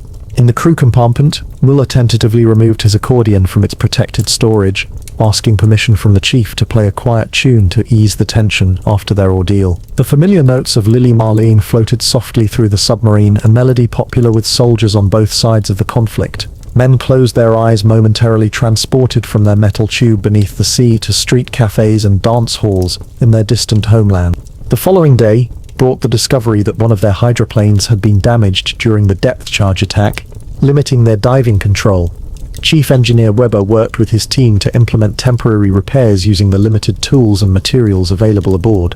The submarine remained submerged at 100 meters, running on a northeasterly course away from the convoy route to make repairs and allow the crew recovery time after the intense engagement. In his tiny cabin, Lehman recorded the attack in the war diary, noting 2 confirmed torpedo hits on large tankers and their successful evasion of counterattack. He included details of damage sustained and his assessment of the convoy's protection measures. These logs would be analyzed by headquarters to refine tactics and provide intelligence for other U-boats operating in the same region. The personal cost, the strain on men and machine, rarely made it into these official records. Life aboard resumed its rhythm of watch rotations, maintenance, and the constant struggle against deteriorating conditions. The air grew increasingly stale as the patrol extended into its 3rd week. Condensation dripped from every overhead surface, forming puddles on the deck that never fully dried. Mold began to appear on bulkheads and personal items, creating a pervasive, musty odor that blended with the existing bouquet of diesel sweat, cooking odors, and human waste from the primitive toilet facilities. Food quality declined noticeably as fresh provisions were exhausted and the crew relied increasingly on preserved rations. The monotony of canned meat, dried potatoes and hardtack biscuits wore on morale, yet the cook continued to work miracles with limited ingredients. A particular low point came when evils were discovered in the flour supply, necessitating careful sifting before bread could be baked in the tiny galley oven. Personal hygiene became almost impossible in the damp, confined conditions. Men went weeks without proper bathing, using minimal fresh water to wash their faces and clean their teeth. Beards grew unchecked, becoming a mark of time at sea. Skin infections and fungal rashes were common, treated with limited medical supplies by the submarine's designated medic, a pharmacist's mate with basic training rather than a physician. "We smell like a herd of goats," joked Bootsman Schroeder one evening, as men crowded into the mess area for their evening meal. "My wife wouldn't recognize me under this fur." He stroked his beard, now reaching the middle of his chest after weeks without shaving. "She might prefer it," quipped another sailor. "Hides your ugly face." The laughter that followed was a needed release of tension. The dark humor, a coping mechanism for men living under constant pressure. 2 days after their attack on the convoy, the U-boat received new orders via encrypted radio transmission. Naval headquarters directed them to patrol a new area further north, where Allied convoys had been rerouted following recent attacks.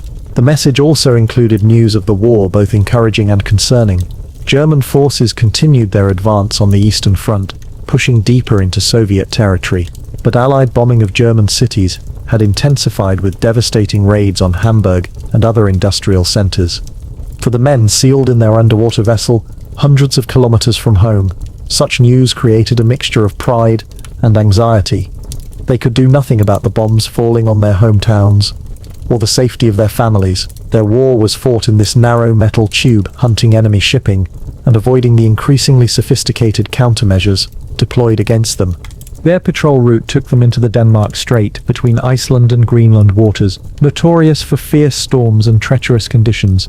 As if on cue, the weather deteriorated rapidly, with gale-force winds creating massive waves that pounded the submarine, even at periscope depth. When surfaced for battery charging, the conditions on the bridge became nearly unbearable, with freezing spray and howling winds that threatened to tear men from their precarious perches. During one particularly violent storm, the submarine was forced to remain surfaced despite the danger, as diving in such conditions risked loss of control. The boat rolled alarmingly in the massive swells, water cascading over the bridge and down the conning tower hatch. Men clung to rails and equipment as the vessel pitched and yawed at the mercy of the North Atlantic's fury. Even experienced sailors became violently seasick, the confined space amplifying the misery as the stench of vomit joined the submarine's existing odors. "I never thought I'd want to be underwater, but right now it seems preferable," gasped Meyer between bouts of retching over a bucket. The normally composed officer had turned a sickly grey-green, his uniform soaked with sweat and seawater. "We dive at first opportunity," Lehman assured him, bracing himself against a bulkhead as the submarine rolled through nearly 40 degrees. "The navigator believes we'll clear this weather system by morning." It was small comfort to the suffering crew, but the knowledge that their misery had an endpoint provided some psychological relief. By dawn, the storm had moderated enough to allow a controlled dive, returning them to the relative stability of the depths. Men collapsed into bunks, exhausted from hours of fighting the violent motion and manning essential stations. Lehman allowed an extended rest period, recognizing that crew fatigue could be as dangerous as any external threat.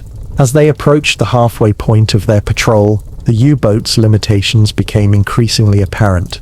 Fresh water was strictly rationed, with men allocated less than 2 liters per day for all purposes.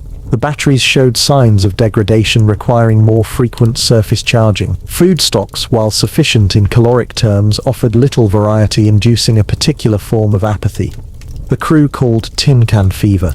Most concerning were the growing mechanical issues that Weber and his engineering team struggled to address with limited spare parts. "The starboard diesel is running 10 degrees hotter than specifications," Weber reported during his daily briefing with Lehman. "We've adjusted the fuel mixture and cleaned the cooling system, but I'm concerned about continued operation at full power, and the aft trim tanks are showing pressure fluctuations that suggest valve deterioration." Lehman nodded, weighing these technical concerns against their operational requirements. "How long can we maintain patrol if we reduce usage of the starboard engine to essential operations only?"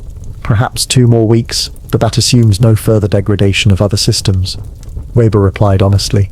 "The men are doing miracles with what we have, but we're approaching the limits of what can be repaired at sea." Such conversations became increasingly common as the patrol extended beyond 30 days.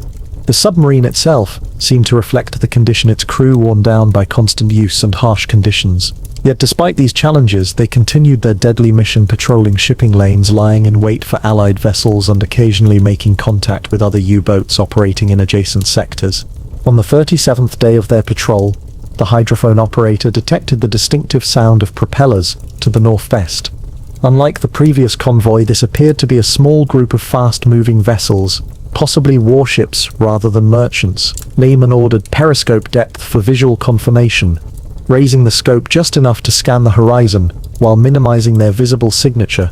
Through the periscope, he observed 3 destroyers in a triangular formation escorting what appeared to be a turret transport, a large passenger liner converted for military use. Such a target would be valuable both for its size and its likely cargo of soldiers and war materials. However, the heavy escort suggested the Allied commanders understood its importance as well. "Downscope," Lehman ordered after completing his observation. "We will shadow this group and evaluate attack options." In the control room, he gathered his officers, briefing them on what he had observed and the potential risks of engaging such a heavily defended target. The transport would be worth at least 3 merchant ships, Kessler noted, studying the hasty sketch Lehman had made. "But those destroyers are British Town class, known for their effective sonar and depth charge patterns. We have 4 torpedoes remaining," Lehman said. "Enough for one coordinated attack if we position perfectly." The decision weighed heavily on him. A successful attack on a troop transport would be a significant victory, but the risk to his boat and crew was substantial, particularly given their mechanical issues and distance from friendly ports. After careful consideration, Lehman decided to attempt the attack under cover of darkness. They would approach on the surface, using their superior speed to achieve firing position, then launch all remaining torpedoes at the transport before diving deep to evade the inevitable counterattack. The plan was daring, perhaps excessively so, but the potential reward justified the risk in the calculus of submarine warfare. As night fell, the U-boat surfaced in calm seas, the moon providentially hidden behind cloud cover. On the bridge, Lehman and his watch officers tracked their targets, now visible only as faint silhouettes and occasional glimpses of running lights, imperfectly blacked out. The submarine closed the distance, running at three-quarter speed to minimize their wake and engine noise. Range 4,000 meters closing, reported Kessler, his voice tense with concentration. Estimated time to optimal firing position 8 minutes. Below in the control room, the attack team prepared firing solutions for all 4 remaining torpedoes, calculating lead angles based on the target's speed and heading. In the torpedo room, men stood ready to make final adjustments before launch, every action rehearsed countless times during their weeks at sea. At 3,000 meters distance, disaster struck. A searchlight from the leftmost destroyer suddenly blazed to life, sweeping across the water in a practiced pattern. Whether alerted by lookouts who spotted their silhouette, or by nascent radar technology, was unclear, but the element of surprise was lost. "Dive, dive, dive!" Lehman ordered, immediately abandoning the surface attack plan. The alarm sounded throughout the boat as men scrambled to their emergency stations and the submarine tilted downward in a crash dive. The searchlight fixed on their position, illuminating them briefly before they slipped beneath the waves. "Destroyer changing course," reported the hydrophone operator, as they passed 30 meters depth. "Increasing speed, bearing directly for our position." The hunting had begun before they could even launch a single torpedo. "Make your depth 150 meters," Lehman ordered. "Rig for silent running." The submarine angled downward, pushing deeper than their usual evasion depth. At such depths, the pressure on the hull increased dramatically, creating ominous creaking sounds as metal strained against the enormous force. The gauge needles trembled near their maximum safe limits, a constant reminder of the thin margin between survival and catastrophic failure. The first depth charges arrived 5 minutes after their dive. A distant rumbling at first, then progressively closer as the destroyer refined its attack.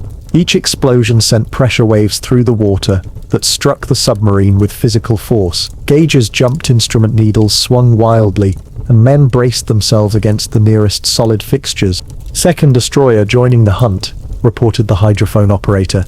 "Bearing 045 coordinating with the first." The tactical situation deteriorated rapidly as the escort vessels executed what appeared to be a well-practiced anti-submarine procedure. One would maintain contact while the other attacked, then they would switch roles, maintaining constant pressure. A particularly close depth charge detonation rocked the boat violently, causing a main electrical circuit to short out. Sparks showered from a junction box, followed by the acrid smell of burning insulation. Damage control personnel responded immediately, isolating the circuit and extinguishing the incipient fire before it could spread. But the incident highlighted their vulnerability, each system interconnected in the cramped submarine, each failure potentially cascading into catastrophe. For over 4 hours, the destroyers hunted the U-boat, dropping more than 70 depth charges in systematic patterns. Lehman ordered a series of evasive maneuvers, changing depth and direction unpredictably to avoid establishing a pattern the pursuers could anticipate. The submarine's batteries depleted rapidly under the strain of extended high-speed underwater movement, leaving them increasingly vulnerable as their mobility diminished. A particularly violent series of explosions caused a seawater pipe to rupture in the motor compartment, sending a spray of cold seawater across vital electrical equipment. Damage control teams worked frantically to isolate and repair the leak, while electricians attempted to protect sensitive components from water intrusion. Throughout the crisis, men worked with desperate efficiency, knowing that failure meant death for all aboard. "Starboard electric motor showing shorting from water damage," reported the chief engineer, his voice strained but controlled. "We're bypassing damaged circuits, but performance is degraded by approximately 30%. This reduction in power further limited their evasion options as the relentless hunting continued above. Near midnight, when it seemed the destroyers would never abandon their search, the hydrophone operator reported a gradual reduction in active hunting sounds. The depth charges became less frequent, then stopped entirely, By 0200 hours, the escorts had returned to their primary mission, protecting the troop transport which had continued on its course during the extended attack. Secure from silent running, Lehman ordered when he was confident the immediate danger had passed. Damage control reports from all sections. The submarine had survived, but not without significant cost. Multiple systems showed damage from the prolonged depth charging, including reduced diving control, electrical distribution problems, and most critically, a hairline crack in one ballast tank that required constant monitoring. Despite these challenges, they had evaded destruction, a testament to both the boat's construction and the crew's training and discipline. Yet the encounter forced Lehman to make a difficult decision. With depleted batteries, damaged systems, and no torpedoes remaining after jettisoning two to reduce weight during their evasion, he determined they must end their patrol early and return to base in occupied France. Plot a course for Lorient, he instructed the navigation officer. We will run surfaced at night and submerged during daylight. The decision brought mixed emotions to the crew. Relief at heading home, tempered by a sense of unfulfilled mission, having expended their remaining weapons without striking a blow against the enemy. The journey home proved almost as hazardous as their combat operations. Increasing Allied air patrols forced them to spend longer periods submerged, further straining their damaged systems. The malfunctioning snorkel valve nearly caused disaster when seawater flooded into the diesel engines during an attempt to run submerged on diesel power. Only quick action by the engineering team prevented a complete engine failure. Food supplies dwindled to emergency rations as their return journey took longer than planned. Men lost weight, their uniforms hanging loosely on increasingly gaunt frames. Minor injuries and illnesses went untreated, as medical supplies were reserved for serious cases. Through it all, the crew maintained a grim determination, focusing on each watch, each day, each challenge, as it came, rather than the cumulative hardship of their situation. After 54 days at sea, the lookout finally spotted the distinctive coastline of occupied France. The familiar silhouette of the massive concrete U-boat pens, constructed by the organization TOT, rose from the harbor, their reinforced roofs designed to withstand Allied bombing. As they approached the submarine base, signal lamps flashed from the control tower, confirming their identity and assigning a berth. The submarine moved slowly into the protected harbor, its weathered hull bearing the scars of nearly 2 months at sea. As they entered the cavernous concrete pen, the sounds of the open ocean gave way to the echoing noises of the base machinery workers' voices and the distinctive hollow sound of waves lapping against stone and concrete barriers. Lines were thrown to dock workers who secured the submarine as it came to rest in its assigned berth. The diesel engines shut down for the first time in days, their absence creating an almost disorienting silence, broken only by the sounds of the base and the men's own movements. Hatches were opened, allowing fresh air to flood into the boat for the first time in hours. As the crew prepared to disembark, Lehman gathered them in the cramped forward compartment. "Men of U-577, he began, his voice hoarse from weeks of giving orders in the humid confines of the submarine.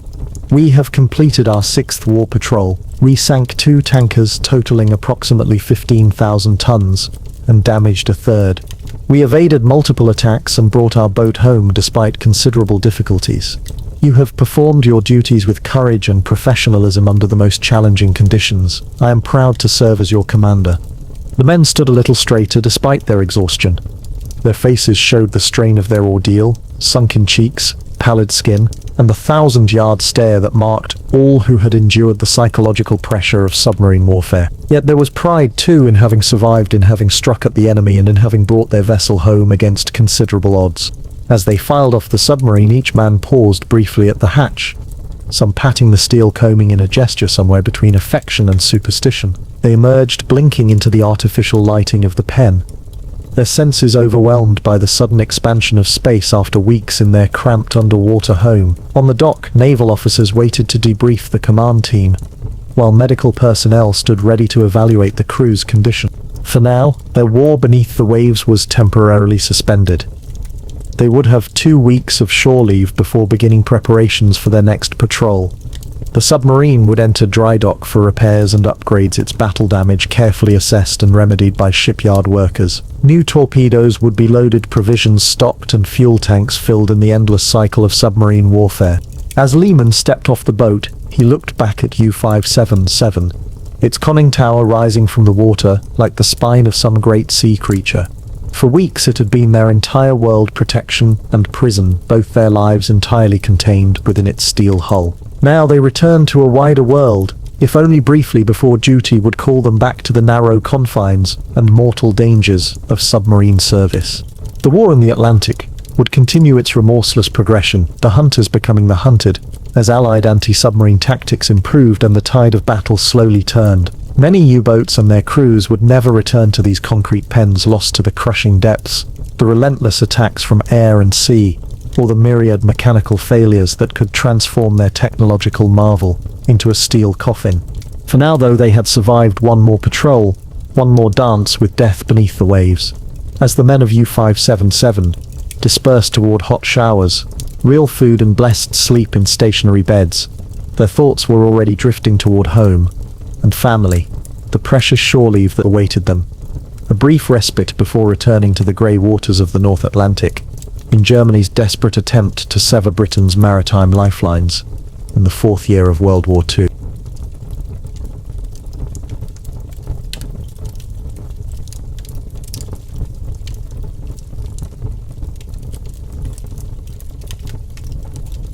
Our next topic takes us to the planning behind Operation Market Garden. In the summer of 1944, the Allied forces had successfully landed on the beaches of Normandy and begun their push across France, driving back the German armies that had occupied much of Western Europe for the past 4 years. The momentum of victory filled the air, and many believed that the war might end before Christmas. The warm days of August saw Paris liberated, and Allied troops continued their advance toward the borders of Germany itself. It was in this atmosphere of optimism and forward momentum that one of the most ambitious military operations of World War II began to take shape. Field Marshal Bernard Montgomery, commander of the 21st Army Group, paced the floor of his headquarters, his eyes frequently darting to the large maps spread across the tables. The maps showed the Low Countries, Belgium, and the Netherlands, with their networks of rivers, canals, and bridges. Montgomery was a meticulous planner, known for his careful approach to warfare. Yet as summer turned to autumn, he found himself advocating for a bold, aggressive plan that would thrust Allied forces deep into enemy territory in one dramatic push. The plan that would become Operation Market Garden began to crystallize in Montgomery's mind during the first days of September 1944. He envisioned a massive airborne assault, the largest the world had ever seen, combined with a rapid ground advance by armored divisions. The operation would involve dropping thousands of paratroopers behind enemy lines to secure key bridges in the Netherlands, creating a corridor through which ground forces could advance. If successful, Allied armies would outflank Germany's formidable West Wall defenses, cross the Rhine River, and potentially end the war by Christmas. Montgomery presented his plan to Supreme Allied Commander General Dwight D. Eisenhower at a meeting on September 10th. The atmosphere in the room was tense as Montgomery, with his characteristic confidence, outlined the operation. Eisenhower, though concerned about the risks, was intrigued by the potential rewards. The war in Europe had reached a crucial juncture. The rapid advance following the Normandy landings had stretched Allied supply lines thin, and the front was beginning to stabilize as German resistance stiffened. A bold stroke might break the deadlock before winter set in. As Montgomery spoke, his finger traced a path on the map through the Netherlands. The operation would begin with airborne drops at 3 key locations. American paratroopers of the 82nd and 101st Airborne Divisions would secure bridges near Eindhoven and Nijmegen, while the British 1st Airborne Division would capture the most distant objective, a bridge over the Rhine at Arnhem. Meanwhile, British XX Corps would punch through German lines and race up a single highway, linking with the airborne forces and establishing a corridor into Germany's industrial heartland, the Ruhr. Lieutenant General Frederick Browning, commander of the 1st Allied Airborne Army, listened with growing concern as Montgomery outlined the plan. Browning would be responsible for coordinating the massive airborne operation, and he harbored doubts about its feasibility. The British 1st Airborne would be dropping nearly 60 miles behind enemy lines, far beyond the normal range for such operations. When asked for his opinion, Browning famously remarked, "I think we might be going a bridge too far." Despite these reservations, planning for Operation Market Garden moved forward with urgency. The planning phase was remarkably compressed. While most major operations required months of preparation, Market Garden was conceived, planned, and executed in just over a week. This haste was partly due to Montgomery's desire to capitalize on German disarray following their retreat from France. Intelligence reports suggested that enemy forces in the Netherlands were primarily composed of second-rate units, including shattered divisions retreating from France and inexperienced garrison troops. Major General Roy Urquhart, commander of the British 1st Airborne Division, was summoned to a planning meet on September 12th. Urquhart had never led his division into combat, and now he was being assigned its most challenging mission. As he studied the maps and aerial photographs of Arnhem, he noted the wooded terrain surrounding the drop zones. These woods could provide cover for his men, but they could also conceal enemy forces. The plan called for his division to hold the Arnhem Bridge for 2 to 3 days until XX Corps arrived. It seemed feasible, if ambitious. Intelligence officers worked around the clock, analyzing aerial reconnaissance photographs, reports from Dutch resistance members, and intercepted German communications. Their assessment painted a picture of disorganized German forces in the area, with minimal armor presence. This intelligence would later prove tragically flawed. The senior intelligence officer at 1st Airborne Corps, Colonel John Waddy, later recalled that concerning reports of German armored units near Arnhem were received but not given sufficient weight. The momentum behind the operation had already built too much force. As the planning progressed, logistical challenges began to emerge. The operation would require hundreds of transport aircraft and gliders, most of which were stationed in England. After dropping the paratroopers, these aircraft would need to return, refuel, load supplies, and make additional drops on subsequent days. Weather forecasts would be crucial, as poor visibility could hamper the entire operation. Field Marshal Sir Alan Brooke, Chief of the Imperial General Staff, expressed concern about the reliance on ideal weather conditions, noting in his diary that September weather in the Low Countries was notoriously unpredictable. Lieutenant General Brian Horrocks, commander of XXX Corps, studied the maps with particular attention to the single highway his armored columns would need to use.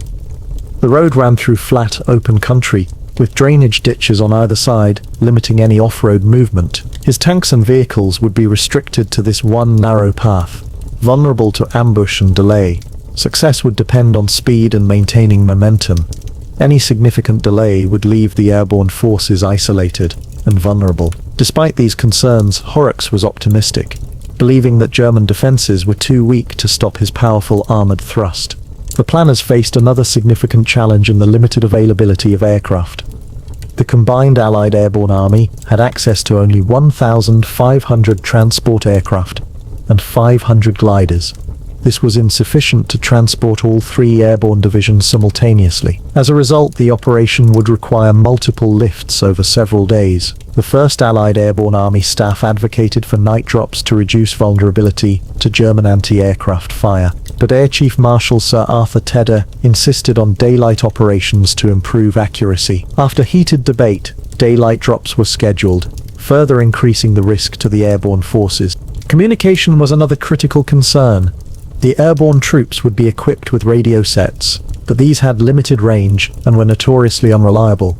Once on the ground, establishing and maintaining contact between scattered units and with the advancing ground forces would be crucial. Lieutenant Colonel Charles Mackenzie, the signals officer for the 1st Airborne Division, warned that the radios might not function properly in the urban environment of Arnhem or across the distances involved. Alternative communication plans were developed, including the use of messenger jeeps and motorcycles.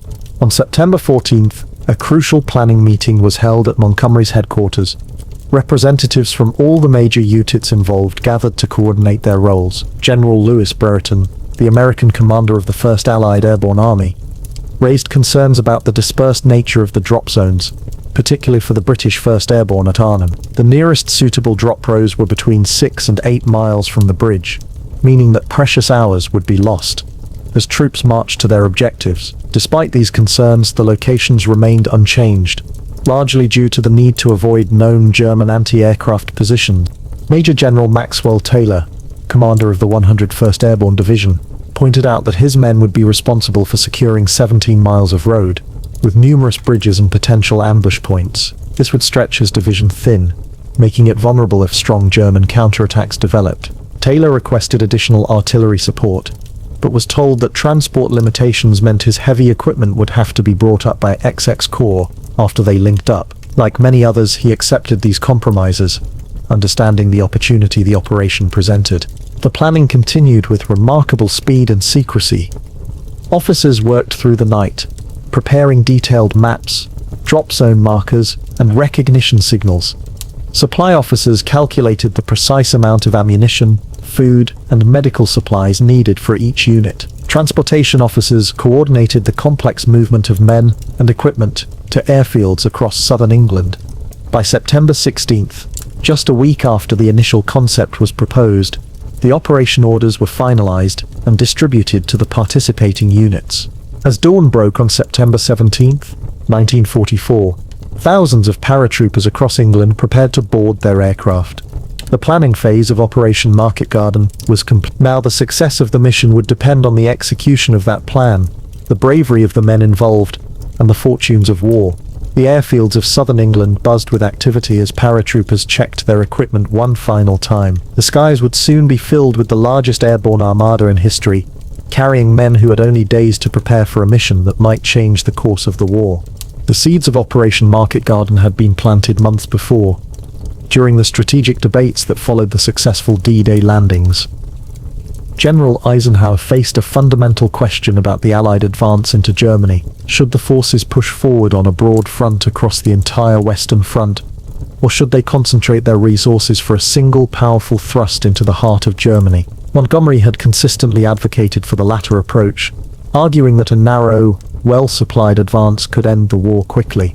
The debate intensified in August 1944 as Allied forces liberated Paris and pushed eastward toward Germany. Montgomery, whose British and Canadian forces were positioned in the north of the Allied line, believed that a powerful thrust through the Low Countries offered the most promising route into Germany. This would avoid the formidable defences of the Siegfried Line and provide a direct path to the Ruhr, Germany's industrial centre. Eisenhower, however, favoured a broad front strategy, spreading the advance across the entire Western Front. This strategic disagreement formed the backdrop to the planning of Market Garden.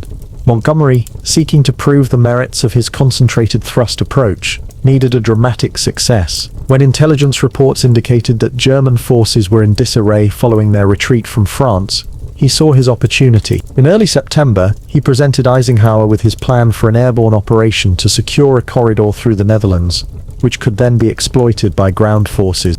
Major General James Gavin, commander of the 82nd Airborne Division, received his initial briefing on September 12th. Gavin was a veteran of airborne operations in Sicily and Normandy, and he immediately recognized the challenges of the mission. His division would be responsible for capturing multiple bridges over the Maas and Waal rivers, including the crucial road bridge at Nijmegen. Gavin expressed concern about the distance between his objectives and the limited number of troops available to secure them. The planning staff worked to address these concerns, but time constraints meant that many issues remained unresolved. The operation was scheduled to begin on September 17th, leaving little time for detailed reconnaissance or rehearsal. This haste would have significant consequences. Major Paul Gorman, an intelligence officer with the 82nd Airborne, later noted that critical information about German strength and dispositions was still being developed as the operation began. Intelligence gathering for Market Garden relied heavily on aerial reconnaissance, supplemented by reports from the Dutch resistance. Photo editors pored over thousands of images, looking for signs of German defensive positions, anti-aircraft emplacements, and troop concentrations. Their work was hampered by the speed with which the operation was being planned, and by cloudy weather over the Netherlands in the days leading up to the operation. Reports from the Dutch resistance provided valuable information, but getting this intelligence to the planners proved difficult. Much of the information had to travel through complex networks of couriers and radio operators before reaching Allied headquarters. Some crucial reports, including information about the presence of the 2nd SS Panzer Corps near Arnhem, were received, but not fully incorporated into the operational plan. Captain Brian Urquhart, an intelligence officer with the 1st Airborne Corps, became so concerned about these reports that he requested additional reconnaissance flights over Arnhem. The results of these flights seemed to confirm the presence of German armor. Urquhart brought this information to his superiors, suggesting that the drop zones might need to be reconsidered. His concerns were dismissed, and he was removed from duty, diagnosed with battle fatigue. This episode illustrated how the momentum behind Market Garden had grown so strong that contradictory intelligence was often minimized or ignored. The role of the Dutch resistance in the planning of Market Garden was complex. The resistance had extensive networks throughout the Netherlands and could provide valuable intelligence about German positions and movements. However, security concerns meant that the resistance was not fully informed about the operation until shortly before it began. This limited their ability to provide targeted information or prepare for supporting roles. Prince Bernhard of the Netherlands, who served as commander of the Dutch interior forces, was brought into the laning only at a late stage. He attempted to coordinate resistance activities to support the operation, but the limited time available hampered these efforts. The resistance was instructed to avoid premature actions that might alert German forces to the impending operation. Instead, they were to focus on gathering intelligence and preparing to assist the airborne troops once they landed. The logistical planning for Market Garden was a monumental task. Supplying 3 airborne divisions dropped behind enemy lines, while simultaneously supporting a rapid armoured advance, required careful coordination. Brigadier General William Hicks, Chief Supply Officer for the 1st Allied Airborne Army, worked to ensure that each unit had the essential supplies for its mission. The paratroopers would initially carry only what they could jump with, relying on supply drops for resupply. The plan called for gliders to bring in heavier equipment, including jeeps, anti-tank guns, and artillery pieces. However, the limited number of gliders meant that many units would have to operate without their full complement of heavy weapons until XX Corps linked up with them. This was particularly concerning for the British 1st Airborne at Arnhem, who would be farthest from the advancing ground forces. The medical arrangements for Market Garden reflected the optimistic assumptions underlying the operation. Field hospitals were established in England to receive casualties evacuated by air, but limited provision was made for treating wounded men who might be isolated for extended periods. Medical officers expressed concern about this aspect of the plan, but the assumption that Saxe-Berg's Corps would quickly link up with the airborne forces meant that these concerns were not fully addressed. The planning for XX Corps' advance focused on speed and momentum. The Corps consisted of the Guards Armoured Division, followed by the 43rd Wessex Division and the 8th Armoured Brigade. Their route would take them along a single highway that came to be known as Hell's Highway due to its vulnerability to attack. Engineers prepared detailed plans for repairing bridges if the Germans managed to destroy them before they could be captured. Timing was critical, as any significant delay would leave the airborne forces isolated.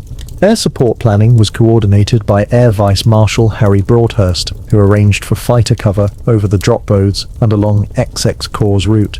Bombers were tasked with striking known German anti-aircraft positions before the airborne drops. However, concerns about causing civilian casualties in the Dutch towns along the route led to restrictions on bombing targets in urban areas. This decision, while humanitarian, would later prove costly as German forces were able to establish strong defensive positions in towns like Eindhoven and Nijmegen. The weather forecast for September 17th showed favourable conditions, with clear skies predicted over the Netherlands. This was crucial for the airborne drops and subsequent resupply missions.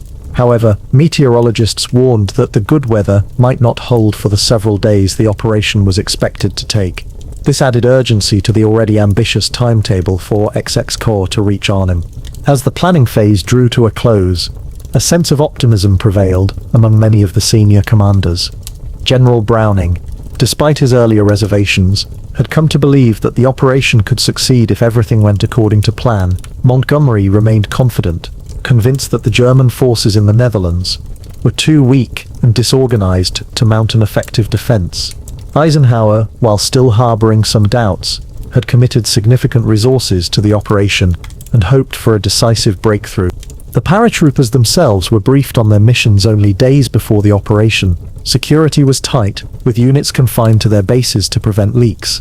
Maps were studied, objectives memorized, and equipment checked and rechecked. Veterans of previous airborne operations shared their experiences with newer soldiers, preparing them for the challenges ahead. Despite the limited preparation time, morale was high. Many believed that Market Garden might deliver the knockout blow that would end the war before winter. On the evening of September 16th, commanders gathered for final briefings.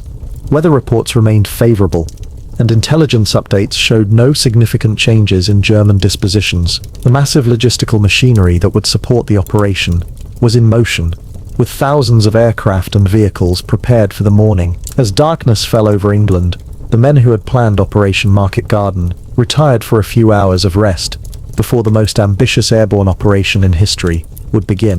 Dawn on September 17, 1944, brought clear skies over southern England. As predicted, the airfields buzzed with activity as paratroopers made final preparations. The planning was complete, the decisions made, the risks accepted. Now it was time to execute the plan that had been developed with such speed and hope. As the first aircraft began to take off, the planners could only watch and wait, knowing that the fate of Operation Market Garden was now in the hands of the men who would fight to make it a reality. The conceptual foundation of Operation Market Garden had emerged from the evolving strategic situation on the Western Front in the late summer of 1944. The rapid Allied advance following the breakout from Normandy had created both opportunities and challenges. By September, Allied forces had reached the borders of Germany and the Netherlands, but their supply lines were stretched dangerously thin. The French ports remained either in German hands or too damaged to use effectively. Most supplies still had to be transported from the Normandy beaches across hundreds of miles of recently liberated territory. This supply crisis, often referred to as the Red Ball Express after the truck convoy system established to address it, forced a slowdown in the Allied advance. German forces, initially in retreat, were given time to regroup and establish new defensive lines. It was in this context that Montgomery proposed his bold plan to bypass German defenses and strike into the heart of the Reich. Rather than waiting for supply lines to catch up, he advocated for concentrating available resources on a single powerful thrust. The planning for Market Garden took place against the backdrop of renewed strategic debates between British and American commanders. Montgomery, with the support of British Prime Minister Winston Churchill, argued for priority to be given to his 21st Army Group in the north. American General Omar Bradley, commanding the 12th Army Group to the south, naturally advocated for resources to be allocated to his forces.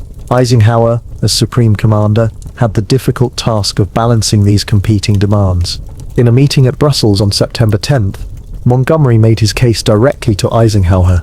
He argued that a powerful thrust through the Netherlands could outflank the Siegfried Line, cross the Rhine where it was least defended, and threaten the Ruhr industrial region. Such a move, he claimed, might lead to Germany's collapse before winter. Eisenhower was not fully convinced, but agreed to prioritize Montgomery's operations temporarily, allocating additional resources and, crucially, authorizing the use of the Allied airborne divisions. With this authorization in hand, Montgomery returned to his headquarters to refine the operation plan. The codename Market Garden was assigned, with Market referring to the airborne elements and Garden to the ground advance. The next day, September 11th, he summoned Lieutenant General Miles Dempsey, commander of the British Second Army, and outlined the concept. Dempsey would be responsible for the ground element of the operation, with XXX Corps forming the spearhead of the advance. The detailed planning now began in earnest. Officers from the 1st Allied Airborne Army, XXX Corps, and the supporting air forces gathered to work out the myriad details. Drop zones had to be selected, march routes planned, objectives prioritized, and timetables established. The complexity of coordinating such a massive operation, involving both airborne and ground forces, was enormous. Major General Stanislaw Sosabowski, commander of the Polish 1st Independent Parachute Brigade, which would reinforce the British at Arnhem, later remarked that the planning seemed rushed and based on overly optimistic assumption. The selection of drop zones proved particularly contentious. Ideally, paratroopers would be dropped as close as possible to their objectives. However, several factors limited the available options. Anti-aircraft defenses had to be avoided. The terrain needed to be suitable for mass landings, and the areas had to be large enough to accommodate thousands of men descending by parachute and glider. For the British 1st Airborne at Arnhem, these constraints resulted in drop zones that were between 6 and 8 miles from the main objective, the road bridge over the Rhine. Colonel John Frost, commanding the 2nd Battalion of the 1st Airborne Division, would lead the force tasked with capturing and holding the Arnhem Bridge.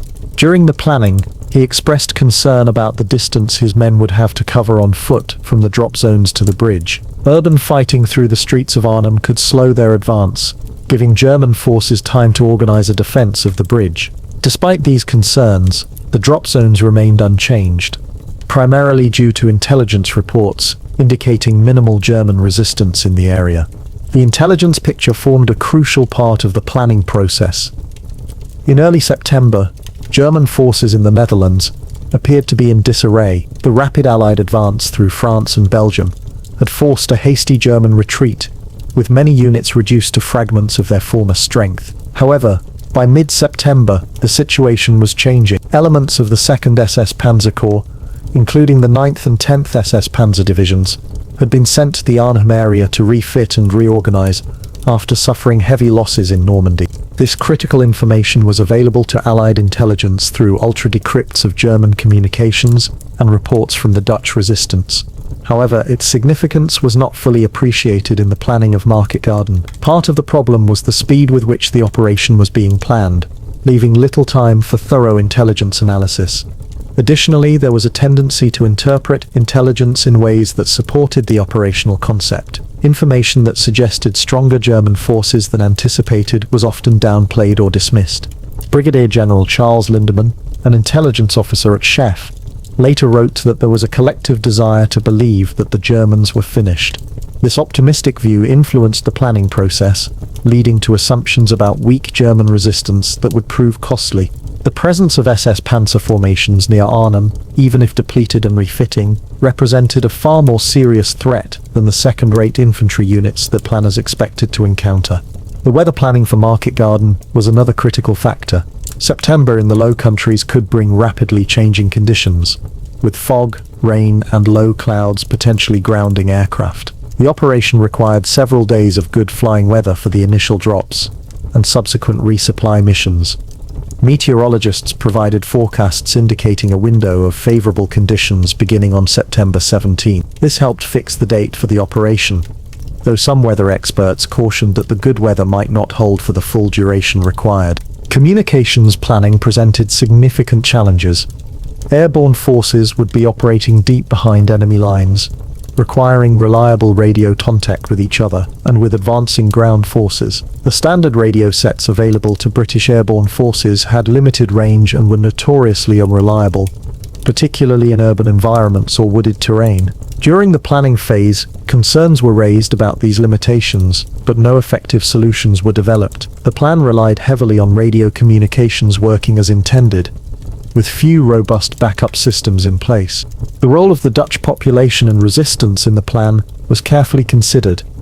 While the resistance could provide valuable assistance, there were concerns about premature uprising that might alert German forces to the impending operation. The decision was made to inform resistance leaders only shortly before the operation began, limiting their ability to prepare. The civilian population would not be warned at all to maintain secrecy. This created a moral dilemma, as civilians would inevitably be caught in the fighting without any opportunity to evacuate or prepare. Transportation planning for the airborne elements was handled by Air Vice Marshal Leslie Hollinghurst, commander of the 38th Group RAF, and Major General Paul Williams, commanding the 9th Troop Carrier Command USAAF. They faced the challenge of allocating limited aircraft resources to transport 3 airborne divisions and their equipment. The decision to use 2 lifts on consecutive days meant that initial forces would have to secure their objectives with only part of their strength, waiting for reinforcements the following day. The drop and landing zones were marked on maps with colored boundaries, with specific units assigned to each zone. Pathfinder teams would drop ahead of the main force to mark these zones with colored smoke and panels to guide incoming aircraft. The timing of the drops was scheduled for daylight hours to improve accuracy, though this increased vulnerability to anti-aircraft fire. The risks were judged acceptable given the intelligence assessment of limited German air defenses in the area. For the ground forces, detailed planning focused on the single road that XXX Corps would use for its advance.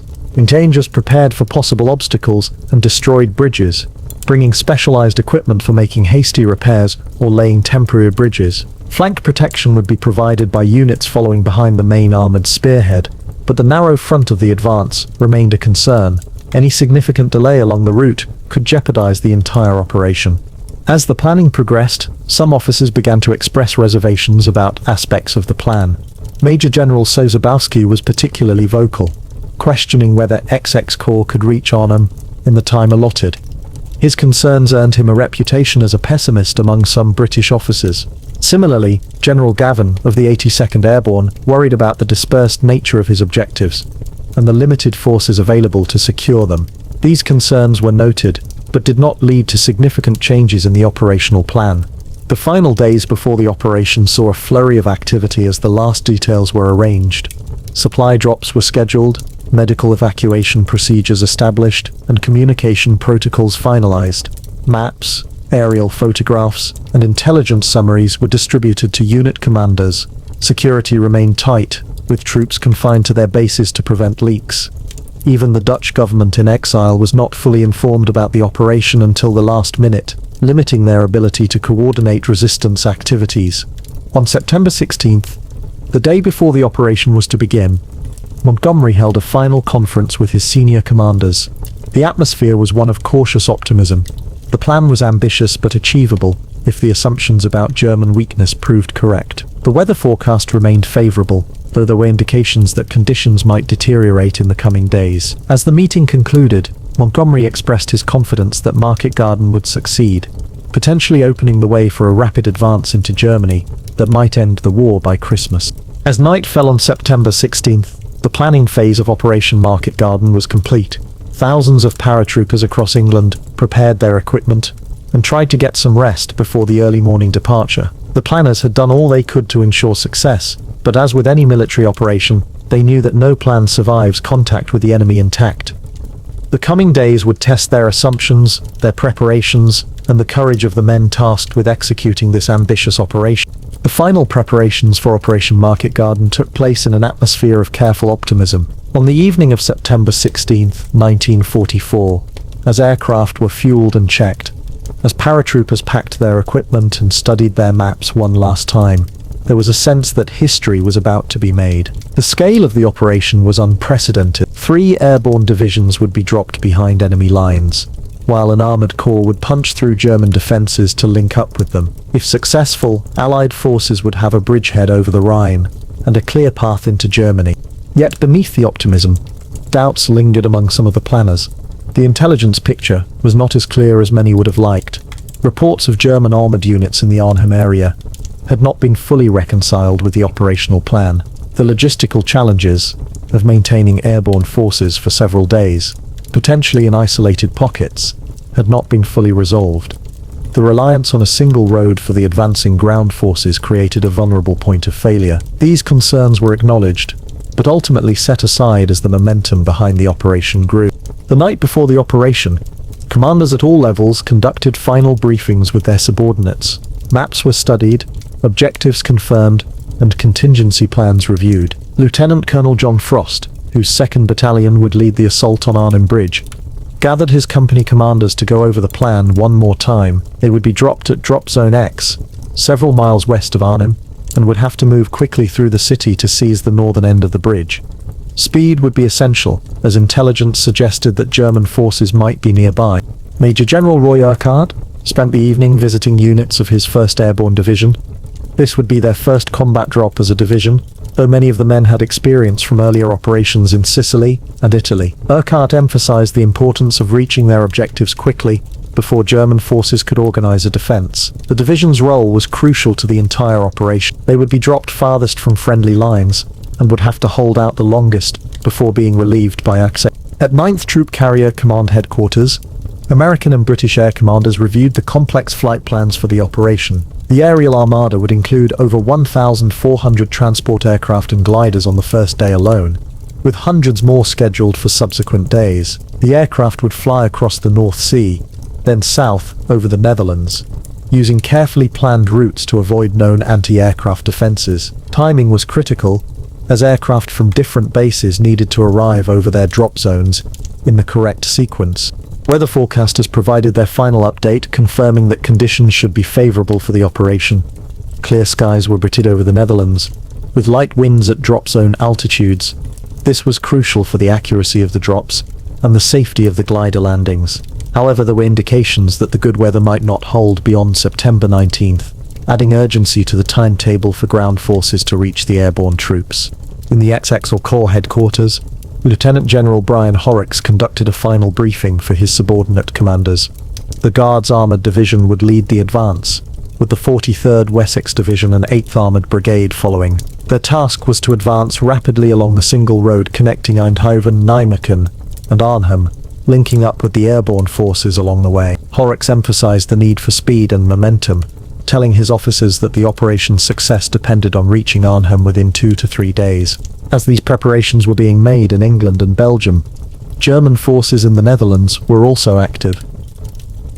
Field Marshal Walter Model, commander of Army Group B, had established his headquarters in Oosterbeek, a suburb of Arnhem, on September 16th. Model was one of Hitler's most trusted commanders, known for his ability to stabilize difficult situations. His presence in the area was not known to Allied intelligence, and it would prove significant in the German response to the airborne landings. General Wilhelm Bittrich, commanding the 2nd SS Panzer Corps, was overseeing the refitting of his 9th and 10th SS Panzer divisions in the Arnhem area.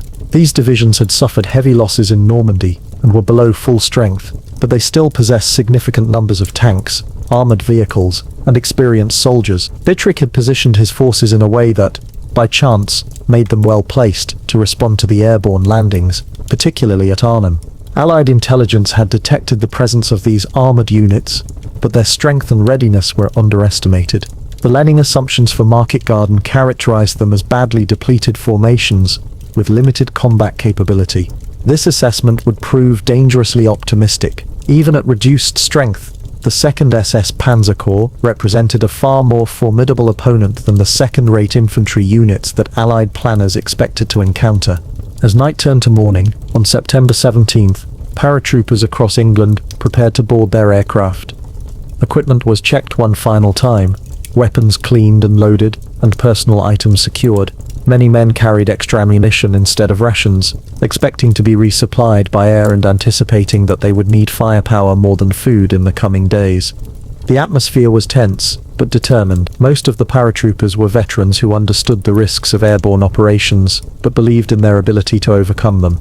At airfields across southern England, aircraft engines began to start up in the pre-dawn darkness. Paratroopers filed on board, weighed down by equipment, but buoyed by the significance of their mission. Many believed that they were participating in the operation that would end the war. As dawn broke, the first aircraft began to take off, forming up into groups for the flight across the North Sea. The planning phase of Operation Market Garden was complete. Now the success of the mission would depend on the execution of that plan and the ability of the men involved to adapt to the inevitable challenges that would arise. The aircraft took off in a carefully orchestrated sequence, gradually forming a massive aerial armada that stretched across the sky. Fighters flew protective cover, watching for any German aircraft that might threaten the vulnerable transports. The weather was as predicted, with clear skies and good visibility. As they crossed the coast of the Netherlands, some of the paratroopers could see Dutch civilians waving enthusiastically from below, having recognized the Allied aircraft. This raised concerns about whether the element of surprise had been lost. The first drops began shortly after 1 o'clock in the afternoon.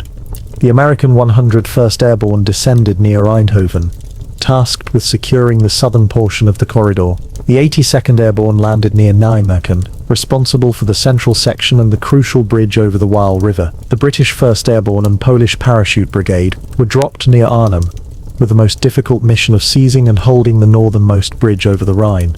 On the ground, XX Corps launched its attack at 2 o'clock. Led by tanks of the Irish Guards, they immediately encountered determined German resistance.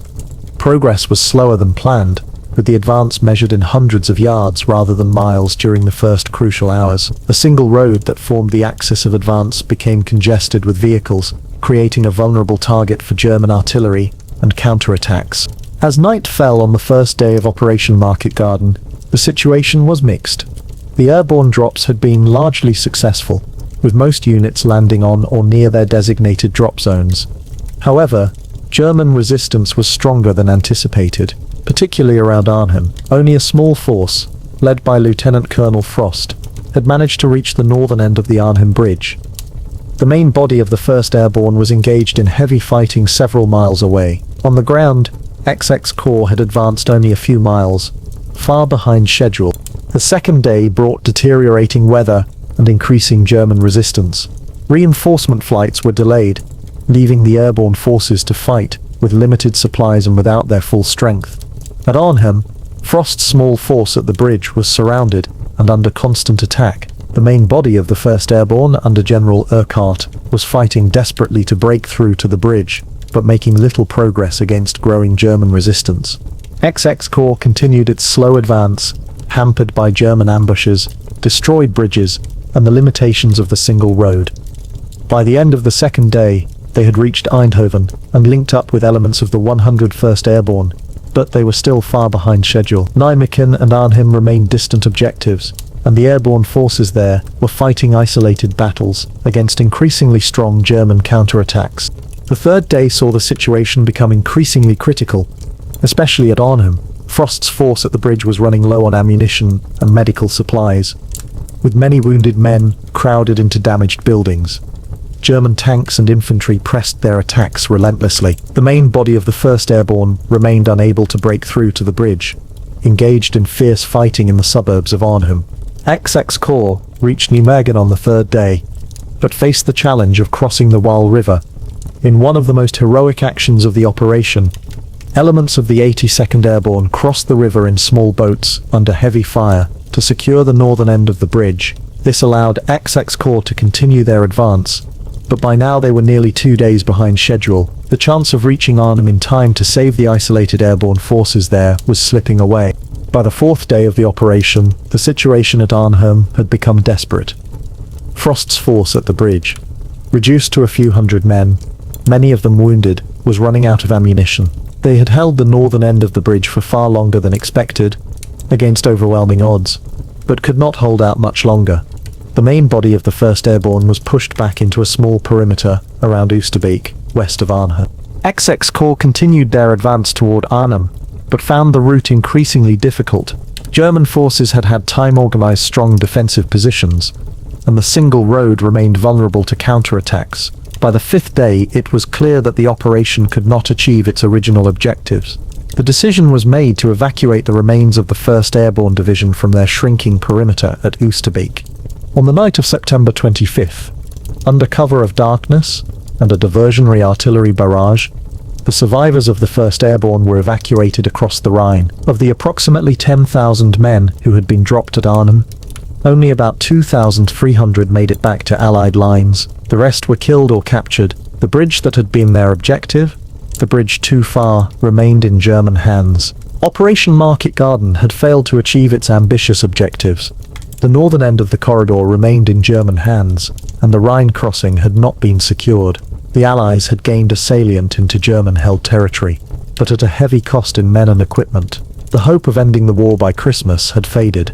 The fighting would continue through the winter and into the spring of 1945. In the aftermath of Market Garden, there was much analysis of what had gone wrong.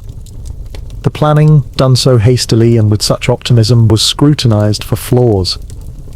The intelligence failures, particularly regarding German armored forces near Arnhem, were identified as a critical factor. The reliance on a single road for the ground advance, the distance of the drop zones from key objectives, and the decision to land in daylight were all questioned.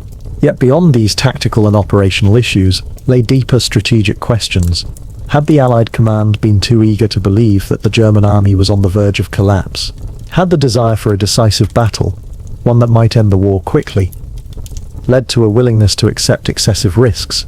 Had the competition between commanders for resources and recognition influenced decision-making?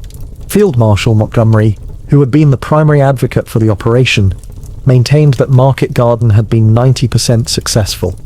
He argued that the operation had gained valuable territory and inflicted significant losses on German forces. However, most historians and military analysts have taken a more critical view, seeing Market Garden as a costly failure, resulting from over-ambitious planning, intelligence failures, and an underestimation of German capabilities. For the men who participated in Operation Market Garden, particularly those of the 1st Airborne Division at Arnhem, the operation represented both tragedy and triumph. Their courage and determination in the face of overwhelming odds became legendary. The phrase "a bridge too far," originally used by General Browning to express his concerns about the plan, became synonymous with the dangers of overreaching in military operations. The planning of Operation Market Garden remains a subject of study in military academies around the world. It offers valuable lessons about the importance of realistic intelligence assessment, the dangers of optimistic planning assumptions, and the need for flexibility in the face of unexpected challenges. These lessons would influence Allied planning for the remainder of World War II and beyond, shaping approaches to joint operations involving airborne and ground forces. As the war continued into the winter of 1944 and the spring of 1945, the Allies learned from the experience of Market Garden. Subsequent operations were planned with greater caution and more realistic assessments of German capabilities. The Rhine was eventually crossed in March 1945 through a carefully coordinated series of operations that avoided the risks that had doomed Market Garden. The legacy of Operation Market Garden extends beyond its military significance.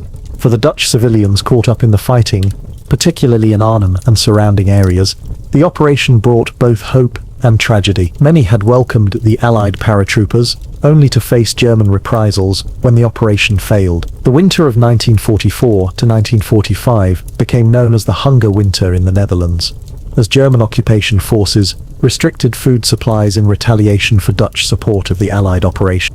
Today, the bridges that were the objectives of Operation Market Garden stand as silent witnesses to the events of September 1944. Memorials and museums along the corridor from Eindhoven to Arnhem commemorate the courage of the Allied soldiers and the suffering of Dutch civilians. Each year, veterans and their families, along with historians and interested visitors, gather to remember the operation and the men who fought in it. The planning of Operation Market Garden, with its mixture of boldness and haste, optimism and miscalculation, remains a fascinating chapter in the history of World War II. It reminds us that in war, as in life, even the most carefully laid plans must contend with the reality of circumstances beyond our control. The courage of the men who executed those plans, facing challenges that the planners had not anticipated, stands as a testament to human resilience and determination in the face of adversity. Our next topic takes us to the Winter War between Finland and the Soviet Union. The snow fell silently over the forests of Finland in the late autumn of 1939, blanketing the landscape in a pristine white that belied the conflict about to engulf this northern land. The air was crisp and still, carrying the scent of pine and birch through villages where people went about their daily lives, unaware that their small nation would soon face one of the most powerful armies in the world. Finland, a country of fewer than 4 million souls, stood at the edge of history as Soviet troops gathered along its borders in the final days of November. The relationship between Finland and the Soviet Union was complex, shaped by centuries of history and the shifting tides of European politics. Finland had been part of the Russian Empire until 1917, when it declared independence following the Russian Revolution. For 2 decades, Finns had built their nation with a fierce pride, establishing a democratic government and fostering a strong sense of national identity. Their land was one of deep forests, thousands of lakes, and harsh winters, a landscape that had shaped the Finnish character, instilling resilience, self-reliance, and what Finns called sisu, an untranslatable concept that encompassed determination, grit, and inner strength. In Moscow, Joseph Stalin viewed Finland with suspicion and strategic concern.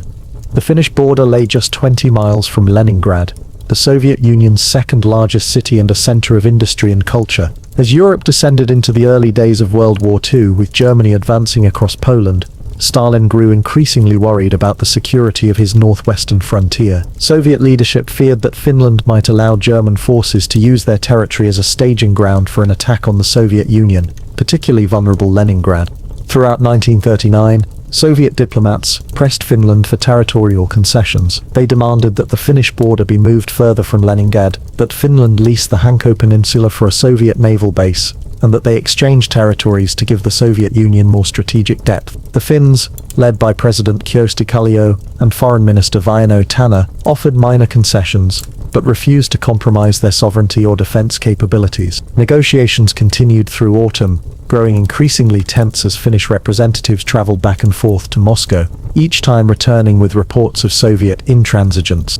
On the evening of November 30th, 1939, as darkness fell early across the northern landscape, Soviet artillery began shelling Finnish positions along the Karelian Isthmus. The deep boom of cannon fire echoed through forests where wildlife had already settled for the winter. Soviet planes appeared over Helsinki the next day, dropping bombs on the Finnish capital as civilians rushed for shelter. The Winter War had begun, unleashed without a formal declaration, catching many Finns by surprise. despite the tensions that had simmered for months. In the Kremlin, Soviet leadership expected a swift victory.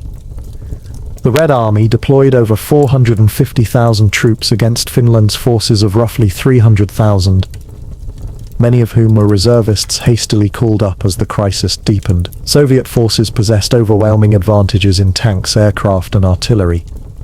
Military planners told Stalin that the campaign would be over in 2 weeks, with victorious Soviet troops marching through Helsinki by December 21st, in time to celebrate Stalin's 60th birthday. A puppet government was even established, led by Finnish communist Otto Kuusinen, ready to take power once the existing Finnish leadership was defeated. What Soviet planners failed to understand was the nature of the land they were invading and the character of the people who defended it. Finland in winter was a realm of extreme cold, where temperatures routinely plunged to 30 degrees below zero. The landscape was a maze of forests, lakes and swamps now frozen and snow-covered, offering limited paths for the advance of mechanized forces. Soviet troops, many from southern regions of the vast country, were ill-prepared for combat in such conditions. Their dark uniforms stood out starkly against the snow, making them easy targets for Finnish soldiers who wore white camouflage and moved through the forests like ghosts. Along the Karelian Isthmus, where the main Soviet thrust came, the Finns had prepared the Mannerheim Line, a series of bunkers, trenches, and fortifications named for Field Marshal Carl Gustaf Emil Mannerheim, the commander of Finnish forces. Mannerheim was a figure straight from another era, having served as an officer in the Imperial Russian Army before Finnish independence. Now in his 70s, he brought decades of military experience to Finland's defense, understanding both Soviet military doctrine and the terrain on which the war would be fought. Under his leadership, the Finnish army prepared to make the invaders pay dearly for every mile of advance. In the forests north of Lake Ladoga, Finnish troops were organized into small, mobile units skilled in winter warfare. They moved on skis, wearing white snow capes that blended perfectly with their surroundings. The Finnish soldier carried a Suomi submachine gun or a rifle, a knife known as a puukko, and often a personal supply of sisu, the determination to resist regardless of the odds. These troops developed tactics perfectly suited to their environment, attacking Soviet columns along narrow roads, then vanishing into the forests before reinforcements could arrive.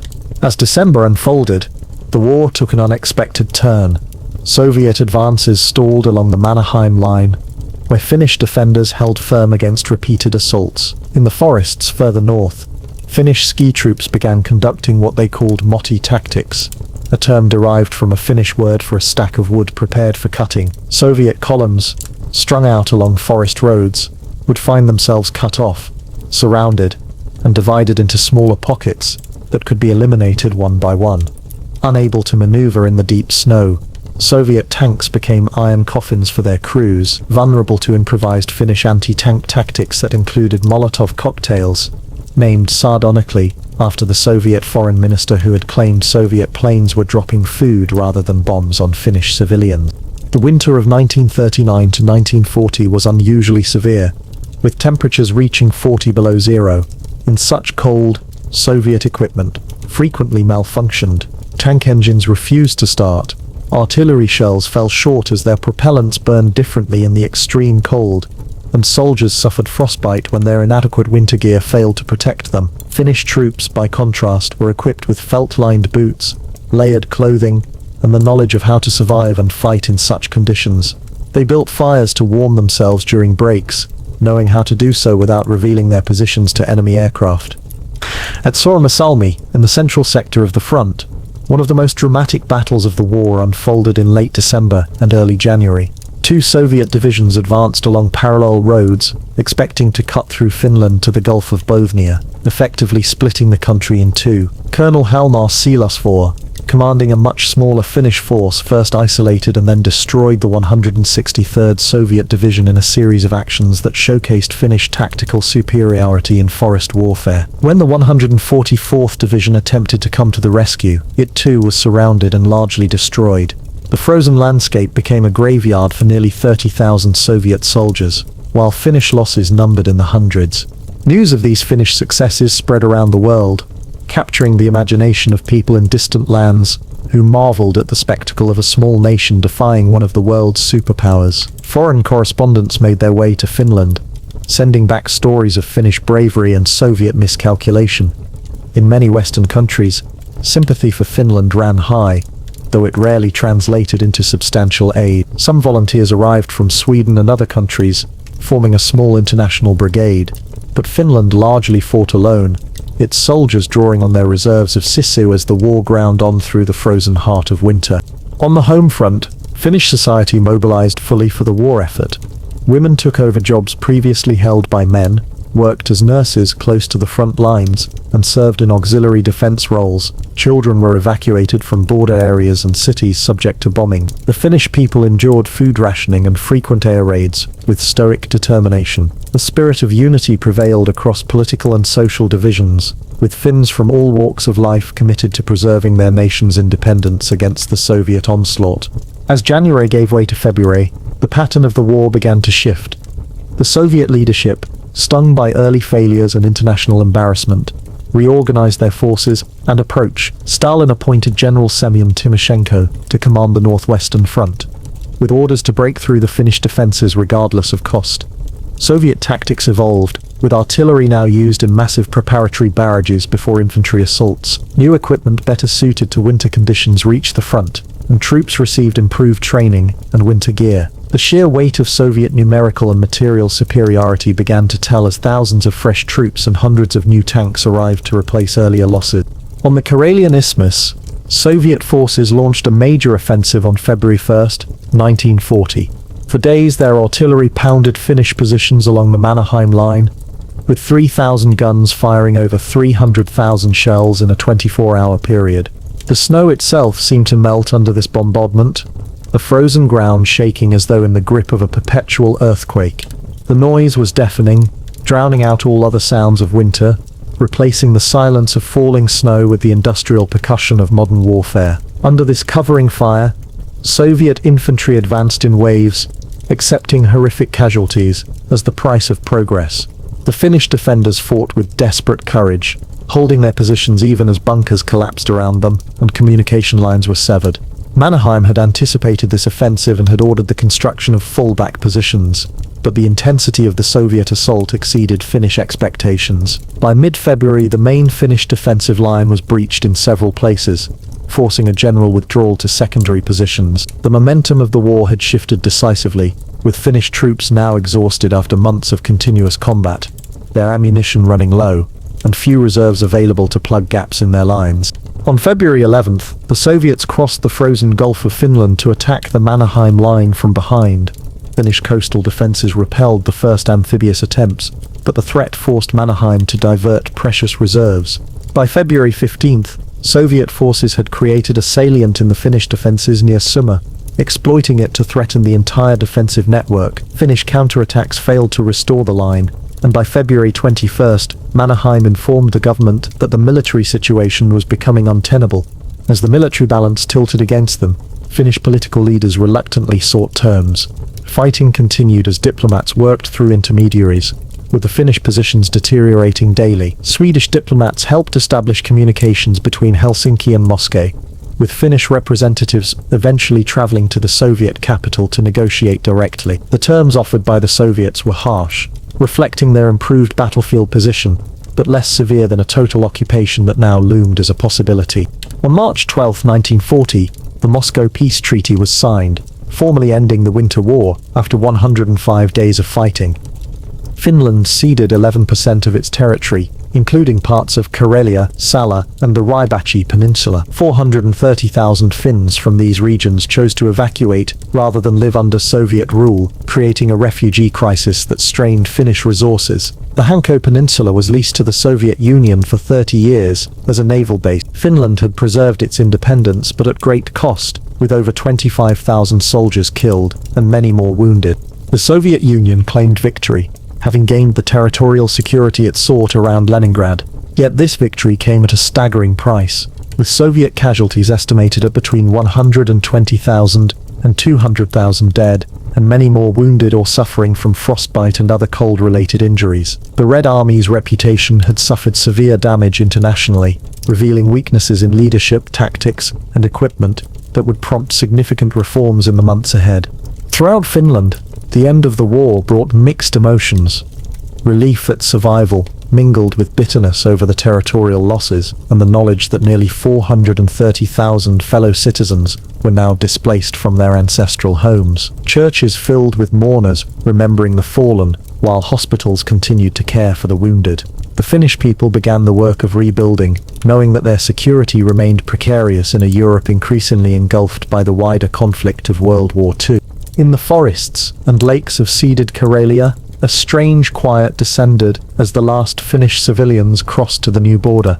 Abandoned farms and villages stood empty, with personal belongings left behind in the hurried evacuation. Soviet authorities moved in, establishing new administrative structures and beginning the process of repopulating the area with citizens from other parts of the Soviet Union. The landscape itself remained the same, indifferent to the human boundaries drawn across it, the still lakes reflecting the sky as they had for thousands of years before the war. For the soldiers returning from the front, the experience of the Winter War would never fully leave them. Many carry physical wounds, missing limbs or eyes, scarred by bullets or frostbite. All carried mental images of comrades lost, of desperate battles in snow-covered forests, of moments when survival seemed impossible yet somehow was achieved. They returned to farms and factories, to families who could never fully understand what they had endured, carrying their experiences silently as they rebuilt their lives in a Finland forever changed by the conflict. Field Marshal Mannerheim remained in command of Finnish forces, knowing that the peace might be temporary given the wider European conflict. He oversaw a program of rearmament and fortification, applying lessons learned during the Winter War to strengthen Finland's defensive capabilities. New bunkers were constructed along the revised border. Troops trained in improved tactics, and diplomatic efforts sought to secure Finland's position in the dangerous international environment. The respite would prove brief as Finland would again find itself at war with the Soviet Union in what Finns would call the Continuation War, beginning in June 1941, after the German invasion of the Soviet Union. In Moscow, Stalin and his generals conducted a thorough review of the Red Army's performance in Finland. The conflict had exposed serious deficiencies in Soviet military leadership, winter warfare capabilities, and tactical flexibility. Officers who had failed were removed, sometimes executed, while those who had demonstrated competence were promoted. Equipment was redesigned, winter training expanded, and command structures reorganized. These reforms would prove crucial in the years ahead, as the Soviet Union found itself fighting for survival against the German invasion launched in June 1941. The international impact of the Winter War extended far beyond the borders of Finland and the Soviet Union. Military observers from Germany drew dangerous conclusions, seeing Soviet failures as evidence of fundamental weakness rather than temporary and specific difficulties. This misperception would contribute to Hitler's fateful decision to invade the Soviet Union, expecting a swift victory similar to what Stalin had anticipated in Finland. Other nations, particularly in Eastern Europe, took note of Finnish resistance, drawing both inspiration and caution from the experience of a small nation confronting a superpower. For civilians across Finland, the post-war period brought continued hardship. Rationing remained in effect, housing was scarce due to the influx of Karelian evacuees, and the psychological burden of recent trauma and ongoing threat weighed heavily. Yet Finnish society demonstrated remarkable resilience, integrating the Karelian population, rebuilding damaged infrastructure, and maintaining the unity that had sustained the war effort. Finnish identity, already strong before the conflict, was further forged in the crucible of this shared national experience. The forests where much of the fighting had taken place slowly began to heal, though evidence of the war remained visible for decades. Shell craters filled with water to become new ponds. Trenches gradually collapsed and filled with vegetation. Abandoned equipment rusted among the trees. Nature reclaimed these battlefields in the way it always does, with patient, inexorable growth covering the scars of human conflict. Yet, local people remembered, and would sometimes discover remnants of the war while picking berries or hunting in these same forests. As spring arrived in Finland in 1940, the last snow melted to reveal the full extent of the winter's carnage.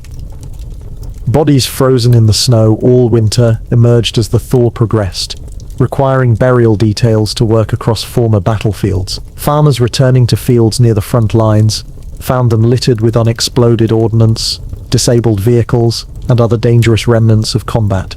The work of cleaning up these areas would continue for years, a constant reminder of the conflict even as daily life resumed its rhythms. For the Soviet Union, the Winter War had been a horrific victory at best. While gaining the territorial security they sought around Leningrad, they had exposed military weaknesses to potential enemies, suffered casualties far beyond anything anticipated, and failed to install their puppet government under Otto Kuusinen, who returned to obscurity in Moscow. The war had also severely damaged the Soviet Union's international reputation, leading to their expulsion from the League of Nations and increasing their diplomatic isolation at a crucial moment in European history. In the decades that followed, the Winter War took on symbolic significance in Finnish national consciousness. It represented a moment when the nation united against overwhelming odds, when the Finnish character of Sisu was displayed for all the world to see. Veterans of the conflict were honored, memorials erected, and the anniversary of the war's end observed with solemn ceremonies. Books, films, and songs commemorated the experience, ensuring that future generations would remember this crucial chapter in Finland's history. For military historians, the Winter War offered numerous lessons about the challenges of combat in extreme conditions, the potential for a determined defender to resist a numerically superior attacker, and the importance of adapting tactics to terrain and weather. These lessons would be applied by armies around the world, incorporated into training manuals and military education. The Finnish technique of using ski troops for rapid movement in snow-covered terrain would be copied by other nations facing similar climatic challenges. In the villages and towns near the new border, life adapted to changed circumstances. Communities that had once been in the interior of Finland now found themselves on the frontier, with all the tension and uncertainty that entailed. Farmers worked fields within sight of Soviet observation posts. Fishermen cast their nets in lakes, now divided by an international boundary. And children grew up with a heightened awareness of the proximity of a powerful and potentially hostile neighbor. The displaced Karelians integrated into communities across Finland, bringing with them distinct cultural traditions, dialects, and cuisine. Their presence enriched Finnish society even as it presented challenges of accommodation and resource sharing. Many Karelians maintained hope of eventually returning to their ancestral homes, a dream that would never be realized for most. Their experience of displacement and resilience became another thread in the complex tapestry of 20th century European history, where borders shifted and populations moved under the pressure of geopolitical forces beyond individual control. As the wider World War II progressed, Finland found itself again entangled in the conflict between greater powers. In the Continuation War from 1941 to 1944, Finland fought alongside Germany against the Soviet Union, seeking to regain territories lost in the Winter War. Later, in the Lapland War of 1944 to 1945, Finnish forces turned against their former German allies as part of the armistice agreement with the Soviet Union. Through these complicated shifts of alliance and circumstance, the experience of the Winter War remained a touchstone, a reminder of what Finnish Sisu could accomplish, even against the most daunting odds. The legacy of the Winter War extended into Finland's post-war foreign policy, which carefully balanced Western orientation with pragmatic accommodation of Soviet security concerns. This approach, sometimes called Finlandization, allowed Finland to maintain its democratic system and market economy, while avoiding provocative actions toward its powerful eastern neighbor. It was a policy born of the harsh lessons of 1939 and 1940, when principles had collided with geopolitical realities requiring painful compromise to ensure national survival.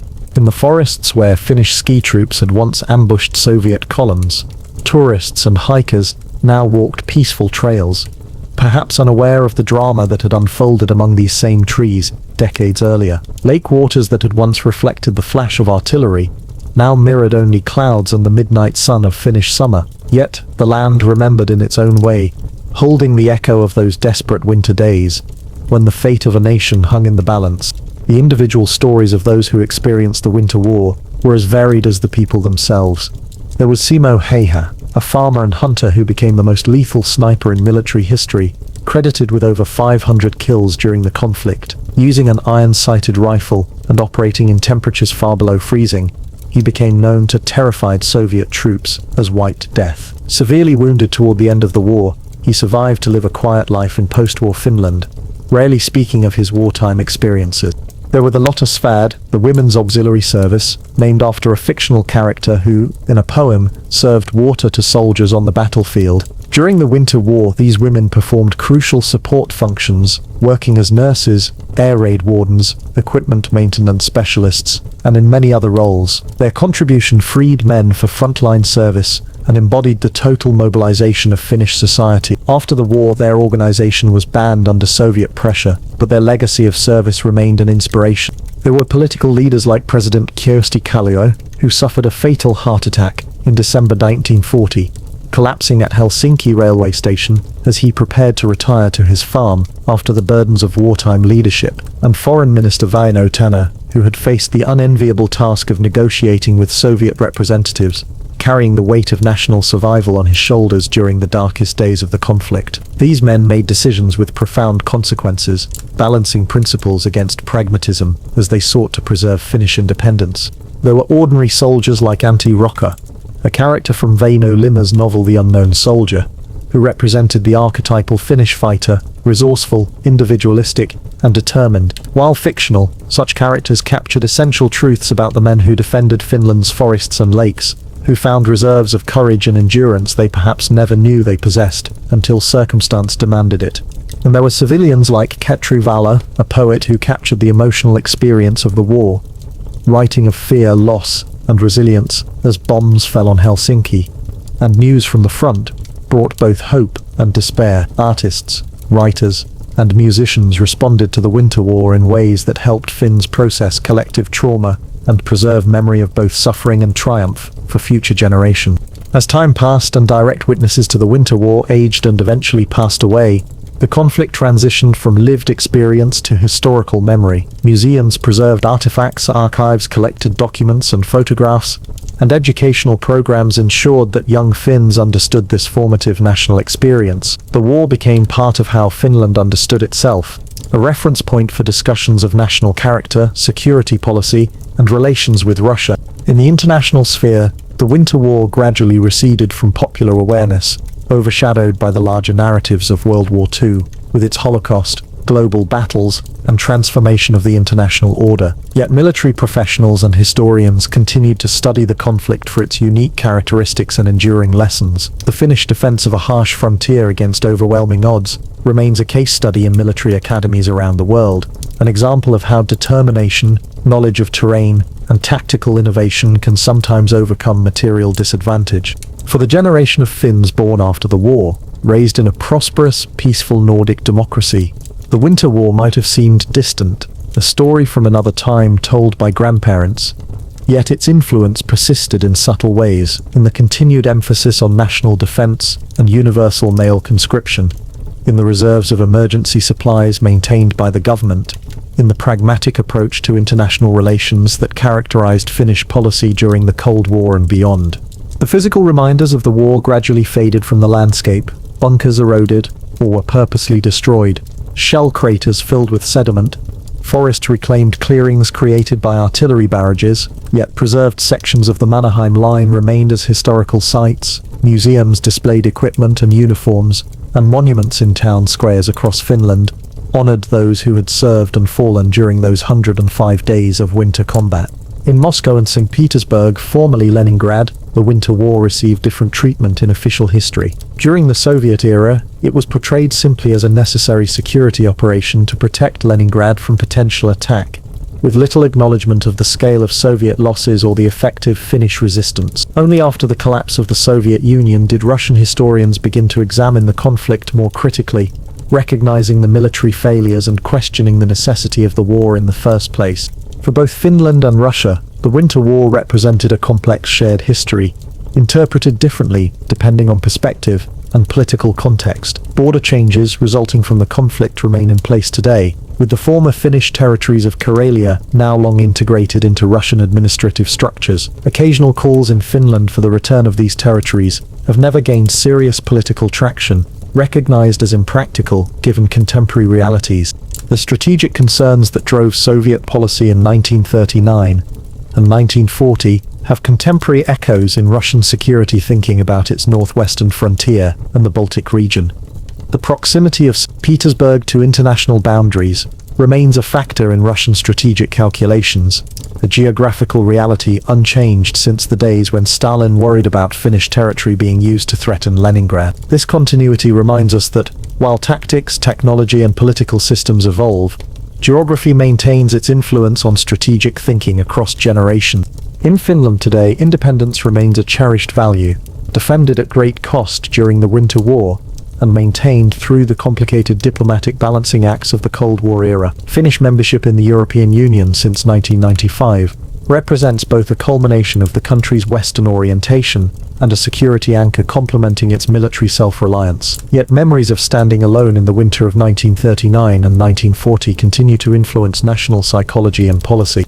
As you rest now, imagine the silence of a Finnish forest in winter, the snow weighing down pine branches, the air so cold it crystallizes breath into momentary sculptures of ice. In this quiet, peaceful scene, it becomes difficult to envision the desperate struggle that once raged through similar landscapes, when a small nation marshaled its courage against overwhelming odds. The contrast between such tranquility and the chaos of war reminds us of both the fragility of peace and the resilience of the human spirit when faced with existential threat.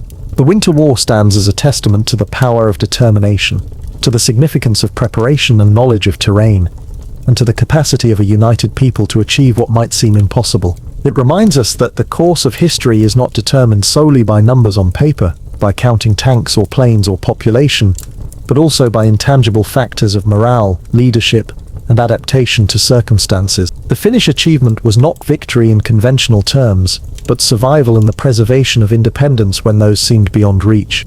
As the years continue their relentless advance, the Winter War recedes further into history, its last direct participants now gone, or in the final seasons of their lives. Yet its legacy endures in Finnish national identity, in military doctrine around the world, and in the inspiration it provides to those who face seemingly insurmountable challenges. The snow falls as it always has on Finnish forests and lakes, covering the land in pristine white that conceals the echoes of conflict beneath. In that snow, we might find a metaphor for how history accumulates in layers, each generation adding its own experiences, while those of previous times settle deeper, still present but increasingly distant, like the muffled sounds of footsteps in a winter forest. Our next topic takes us to the training of American paratroopers before D-Day. The early morning mist hung low over Camp Toccoa, Georgia, in the autumn of 1942.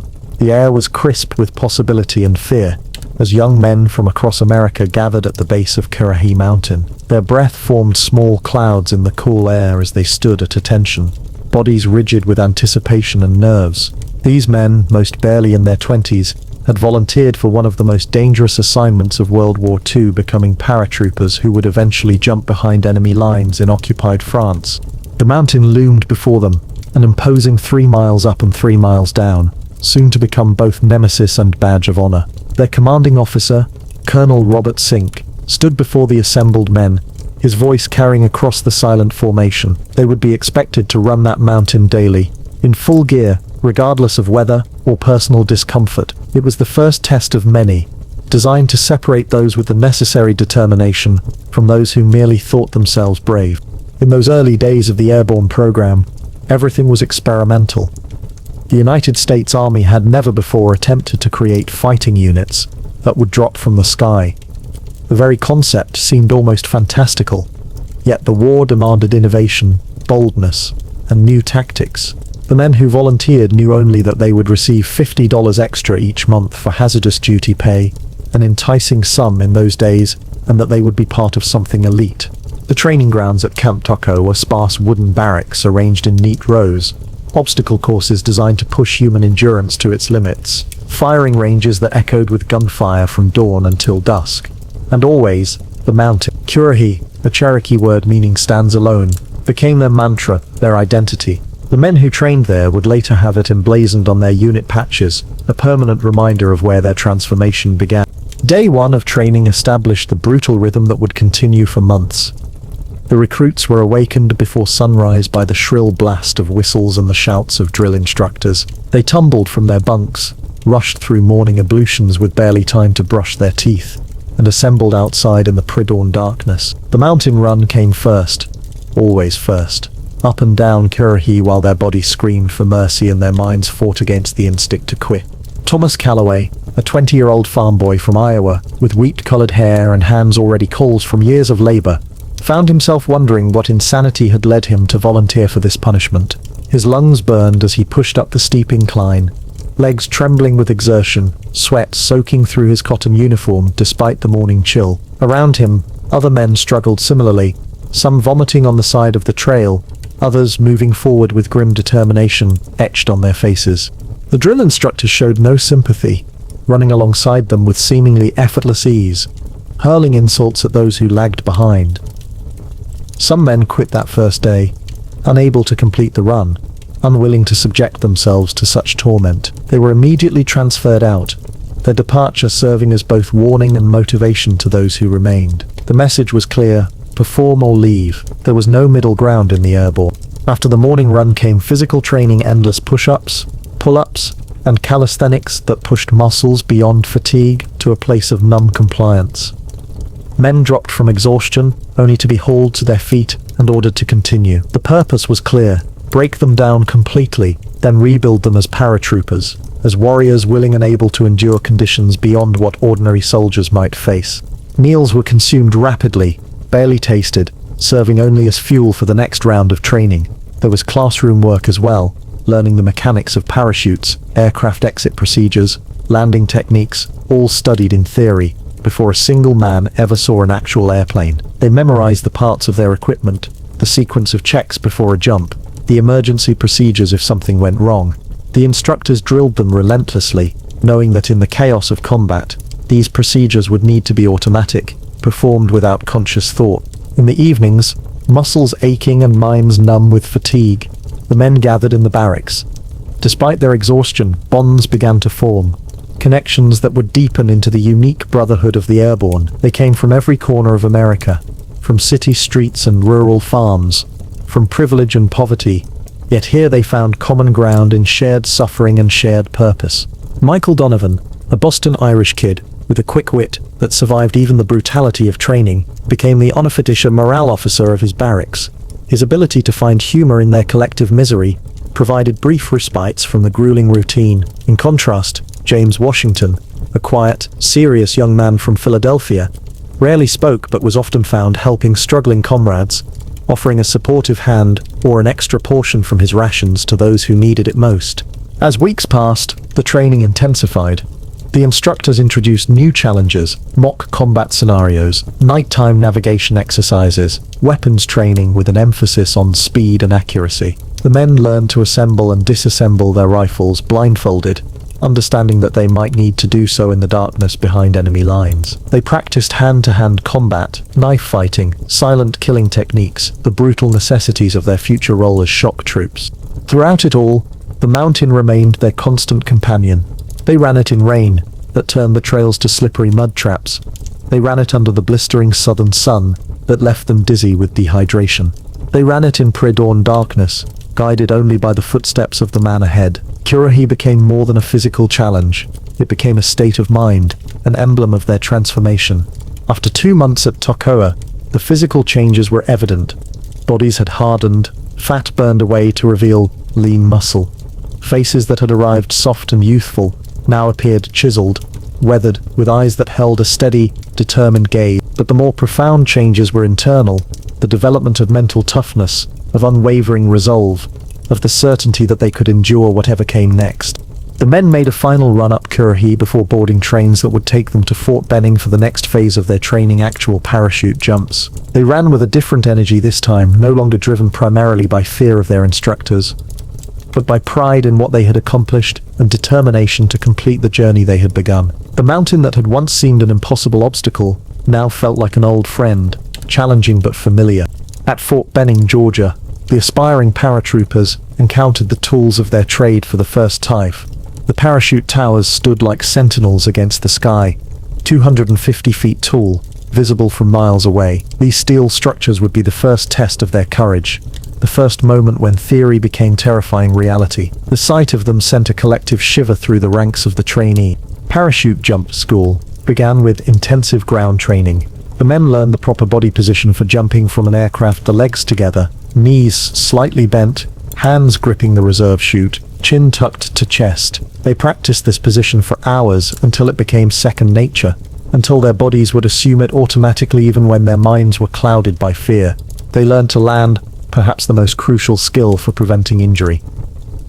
The instructors demonstrated the parachute landing fall, a technique designed to distribute the impact across 5 points of the body. The men practiced by jumping from platforms of increasing height, rolling as they struck the ground, absorbing the shock through calf, thigh, buttock, back, and shoulder. They repeated these falls hundreds of times until their bodies remembered the motion at a muscular level. The first real test came with the parachute towers. Men were strapped into harnesses, hoisted to the top of the towers, and released to experience the sensation of a parachute descent.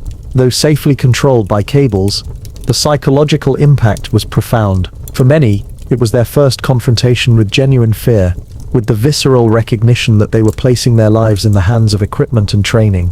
Some men froze at the top of the tower, unable to step off into empty air despite the knowledge that they were secured. The instructors showed little patience for hesitation. Jump or be washed out, those were the only options. Every man knew that freezing in a real combat situation would endanger not just himself but his entire stick of jumpers. Thomas Calloway approached his first tower jump with outward calm that masked inner turmoil. He had never been more than a few feet off the ground in his entire life, had never experienced the peculiar emptiness of air beneath his feet. When his turn came, he stepped to the edge and looked down at the ground far below, felt his stomach lurch and his heart pound against his ribcage. The instructor gave the command, and Thomas closed his eyes and stepped forward into nothingness. The drop caught him by surprise despite his anticipation. His stomach seemed to rise into his throat, and for a terrifying moment, he was certain something had gone wrong. Then the harness caught, the descent slowed, and he found himself floating downward with a sensation unlike anything he had experienced before. By the time his feet touched the ground, fear had transformed into exhilaration. He had conquered something primal within himself. After mastering the towers, the men progressed to actual aircraft. Their first jumps would be from C-47 transport planes, the same aircraft that would eventually carry them over Normandy. The night before their first jump, the barracks hummed with nervous energy. Some men wrote letters home, wondering if they might be their last. Others cleaned their equipment with obsessive attention, checking and rechecking harness connections and parachute packs. Few slept well. Morning arrived with clear skies, perfect conditions for jumping. The men boarded the aircraft with faces set in masks of determination. Inside the plane, the noise was overwhelming: the roar of engines, the rush of air, the shouted commands of the jump masters. They sat in two lines. Paratroopers were always defined by their jump order. Equipment checked one final time by instructors looking for any flaw that might prove fatal. When the aircraft reached jump altitude, the command came hook up.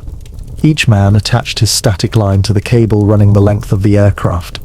This thin lifeline would automatically deploy their parachutes as they exited the plane. Then stand up. The men rose in unison, moving into the center of the aircraft. Stand in the door. The first jumper positioned himself at the open doorway, feeling the rush of cold air, seeing the earth spread out below. And then the command that would define their futures go. One by one, they stepped into the sky, bodies assuming the position drilled into them over countless hours of training. The static line pulled taut, the parachute deployed with a jolt that rattled teeth and tested harness connections. And then, sudden silence as they drifted downward. The roar of the aircraft replaced by the gentle rustle of the canopy above and the whisper of wind. For most, that first jump was a revelation. Despite their training, nothing had prepared them for the reality of hanging suspended between heaven and earth, seeing the world spread out below like a living map. The fear remained, certainly, but alongside it grew something else: a sense of mastery, of having confronted one of humankind's most ancient terrors and emerged victorious.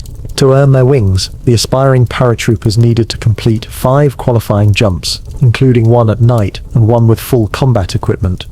Each successive jump built confidence, transformed the extraordinary into the manageable, if never quite routine. The washout rate remained high. Men who completed all the ground training sometimes found they simply could not bring themselves to jump from an aircraft in flight. There was no shame in this. The instructors understood that not everyone could override the powerful self-preservation instinct that screamed against stepping out of an airplane.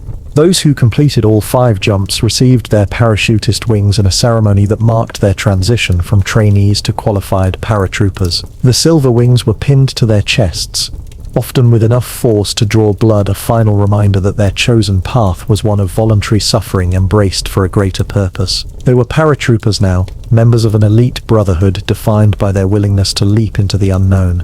But earning their wings was only the beginning. Next came advanced infantry training, where they would learn to fight as cohesive units after landing. Paratroopers needed to be especially versatile, capable of operating with minimal support and equipment, adapting to whatever situation they found on the ground. They trained in small unit tactics, learned to operate every weapon in the American arsenal, and memorized methods for improvising solutions to unexpected problems. By early 1943, the airborne divisions were taking shape. The 82nd Airborne Division, the All-Americans, and the 101st Airborne Division, the Screaming Eagles, were filled with qualified paratroopers who had survived the rigorous selection and training process. These units developed distinct personalities and fierce internal pride, but shared the fundamental airborne ethos of excellence and audacity. Throughout 1943, the paratroopers underwent ever more complex training exercises. They practiced jumping and assembling into fighting units within minutes of landing. They conducted mock assaults on defended positions, learned to establish and defend drop zones, and rehearsed linking up with conventional forces. The training now took place at Camp Mackle, North Carolina, a facility specially constructed for airborne operations, with drop zones and training areas designed to simulate battlefield conditions. Meanwhile, across the Atlantic, Allied planners were developing Operation Overlord, the invasion of Normandy that would become known as D-Day. Paratroopers would play a crucial role, dropping behind enemy lines to secure causeways, capture bridges, and prevent German reinforcements from reaching the invasion beaches. The missions would be extraordinarily dangerous, with drops taking place at night in enemy territory, with high risks of scattered landings and immediate combat. As 1943 drew to a close, orders came that the airborne divisions would deploy to England for final training before the invasion. The men boarded troop ships, crowded into cramped quarters below decks for the perilous Atlantic crossing. German U-boats still patrolled these waters, and the threat of attack added another layer of tension to an already stressful journey. They arrived in England in early 1944 to find a country transformed by war. Britain had been fighting for years already, had endured the Blitz and rationing and the constant pressure of a nation on the front lines. American troops were already present in significant numbers, and the addition of the airborne divisions was another sign that the long-awaited invasion was approaching. The paratroopers were stationed across southern England, primarily in small villages where they trained and waited. The relationship between the Americans and their British hosts was generally positive, though not without occasional friction. Young men far from home, knowing they might soon die, sometimes behaved with a recklessness born of their uncertain futures. Yet many formed genuine connections with the British civilians, finding in these interactions a precious normalcy amid the machinery of war. Thomas Calloway was billeted with the Campbells, an elderly couple whose own son was serving in North Africa. Mrs. Campbell fussed over him like a mother hen, sneaking him extra rations from their garden, mending his uniforms, treating him with a tenderness that made his own impending mission all the more poignant. He knew the chances of survival for paratroopers dropped behind enemy lines were estimated at 60 to 70% at best, odds that seemed abstract until he sat at the Campbell's kitchen table and saw the concern in their eyes. The final training in England focused on specific mission objectives. The paratroopers studied sand table models of their drop zones, memorized the layout of Norman villages and the German defenses they would encounter. They learned recognition signals and passwords, practiced night navigation using landmarks they would find in France, and rehearsed their objectives until every man could recite his role in his sleep. Massive training exercises were conducted, with thousands of men jumping into simulated combat conditions. These exercises revealed problems that needed addressing: confusion over assembly points, issues with equipment drops, difficulties in nighttime organization. Each problem identified in training was one less surprise waiting in combat. The officers and NCOs took these lessons seriously, knowing that lives would depend on their ability to adapt and overcome when the real jump came. Physical conditioning continued unabated. The men ran through the English countryside, navigated obstacle courses, and conducted long marches with full equipment. Their bodies were now finely tuned instruments, capable of enduring hardships that would have broken them months earlier. The transformation from civilians to elite soldiers was complete. They were probably among the most formidable light infantry troops in the history of warfare. As spring arrived in 1944, security tightened around the airborne units. They were moved to marshalling areas, camps surrounded by barbed wire and armed guards, where no one could enter or leave without authorization. The invasion was imminent, and the risk of security breaches that might alert the Germans to the timing or location of the attack was taken with the utmost seriousness. Inside these sealed camps, the paratroopers received their final briefings. Maps were unveiled, showing their actual ROP zones in Normandy.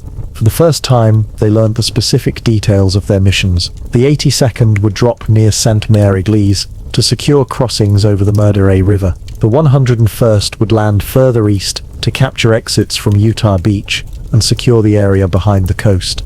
The men studied these objectives with intense concentration, committing to memory every feature of the landscape they would encounter. They examined aerial photographs, relief maps, and intelligence reports on German troop dispositions. Some men went so far as to build small models of their objectives using whatever materials they could find, testing themselves on the approach routes and key landmarks until they could navigate them blindfolded. Equipment was issued and prepared with meticulous care. Each paratrooper would jump carrying enormous weight, sometimes more than 100 pounds of gear. Beyond their parachutes, they carried weapons, ammunition, explosives, rations, medical supplies, and mission-specific equipment. Every item was checked, cleaned, and secured to prevent loss during the jump or the rough landing that might follow. In late May, the paratroopers began applying special invasion markings, a stripe of white paint on their helmets, to help identify friendly forces in the confusion of night combat. Aircraft were painted with black and white invasion stripes for the same purpose. These visible symbols made the approaching operation impossible to ignore, a constant reminder that they stood on the threshold of history. The original invasion date was set for June 5, 1944. On June 4th, the paratroopers were gathered for final briefings. General Eisenhower himself visited some units, walking among the men, shaking hands, looking into the eyes of soldiers he was sending into extreme danger. His presence underscored the historic importance of their mission. These were not routine operations, but the spearhead of the largest amphibious invasion ever attempted. That night, the men prepared for battle. They blackened their faces with burnt cork or special camouflage paint. They secured their equipment, checking and rechecking that everything was in place. Chaplains held services for those who wished to attend, the solemnity of possible last rites hanging heavy in the air. Some men wrote final letters home, to be delivered only if they did not return. Then came the news of a 24-hour postponement due to bad weather. The tension that had built a breaking point had no release. Instead, the men were forced to wait another day, their nerves stretched to the limit. They tried to sleep, knowing they needed rest before the ordeal ahead, but few managed more than fitful dozing. On June 5th, they received confirmation the invasion would proceed the following day. That evening, they assembled on airfields across southern England. The sky was overcast, with clouds threatening the complex operation. The men moved with quiet purpose, the weight of their equipment matched by the weight of the moment. For all their training, all their preparation, the reality of combat remained unknown. They were young men about to leap into darkness, uncertainty, and violence. They boarded their aircraft as darkness fell, filing into the C-47s that would carry them across the channel. Inside, they sat in 2 rows facing each other, the interior of the aircraft Spartan and utilitarian. Some men prayed, others stared into space, minds already focused on the tasks ahead. A few managed to joke, gallows humor that masked deeper anxieties. As the aircraft engines roared to life, Thomas Calloway thought of his parents' farm in Iowa, of golden wheat fields swaying in summer breeze, of the simple life he had left behind. He wondered if he would ever see it again, if his parents would receive a telegram informing them their son had fallen in a foreign field. Around him, 20 other men harbored similar thoughts, each connecting to home and peace. One last time before embracing war. The planes taxied and took off, forming into vast formations that filled the night sky. Looking out the small windows, the paratroopers could see other aircraft nearby, their navigation lights creating a constellation of man-made stars moving steadily toward France. The channel passed beneath them, a dark void separating them from the relative safety of England. As they approached the Normandy coast, the first signs of danger appeared. Flashes of anti-aircraft fire blossomed in the darkness, reaching up to claw at the vulnerable transports. The steady drone of engines was now punctuated by the thump of flak, exploding nearby. Inside the aircraft, men tensed, their only defense the thin aluminum skin of the plane, and whatever prayers they might offer. The aircraft began taking evasive action, pitching and banking to avoid concentrations of fire. This necessary response had devastating consequences for the jump formations, scattering planes and ensuring that many paratroopers would land far from their intended drop zones. The carefully planned operation was already unraveling before the first man left his aircraft. Inside, the paratroopers felt the aircraft bucking beneath them. The red light came on, signaling 20 minutes to drop. Final equipment checks were conducted. The jump master shouted above the engines, "Stand up and hook up." With practiced movements, they rose and attached their static lines to the anchor cable. They shuffled toward the door in their predetermined order, each man checking the equipment of the man in front of him. The green light illuminated. Go. The first man stepped into the void, instantly torn away by the slipstream. One after another, they followed, stepping out into the night sky over Normandy at 1:30 in the morning, on June 6, 1944. In that moment, all the months of training, all the preparation, distilled into a single act of courage, the deliberate step from safety into chaos. The drop itself was brutally brief. At the low altitude of around 600 feet, designed to minimize exposure to ground fire, paratroopers had only a few seconds of descent before hitting the ground. The night was illuminated by tracers and explosions, the peaceful silence they had experienced during training jumps replaced by the cacophony of war. Many men were shot while still in their parachutes, defenseless targets silhouetted against the night sky. Landing was equally violent. Rather than the open drop zones they had trained for, many paratroopers found themselves crashing through trees, landing in flooded fields, or striking stone walls and buildings. Equipment was lost or damaged. Units were scattered across miles of countryside rather than gathered at assembly points, and disorientation was nearly universal. Thomas Calloway landed hard in a flooded field, the impact driving him knee-deep into the mud. He struggled to free himself while simultaneously trying to release his parachute harness and ready his weapon, intensely aware of his vulnerability. Around him he could hear gunfire but could see almost nothing in the darkness. His carefully memorized maps and objectives seemed suddenly abstract, disconnected from the confusing reality he now faced. Across Normandy, thousands of paratroopers were having similar experiences, each man forced to adapt to wherever fate and German anti-aircraft fire had placed him. The disciplined units that had trained together for months were now fragmented, with small groups of paratroopers finding each other in the darkness, often from different companies or even different divisions. This apparent disaster revealed the true value of their training. Rather than freezing or panicking, the paratroopers adapted. Small ad hoc units formed and began moving toward objectives. Any objectives. They attacked German positions encountered by chance, cut communication lines, and created general havoc behind enemy lines. The very dispersion that had seemed catastrophic became an advantage, as German commanders could not determine the size or location of the airborne threat, leading them to hesitate in committing reserves. By dawn, the paratroopers had seized key bridges, crossroads, and villages.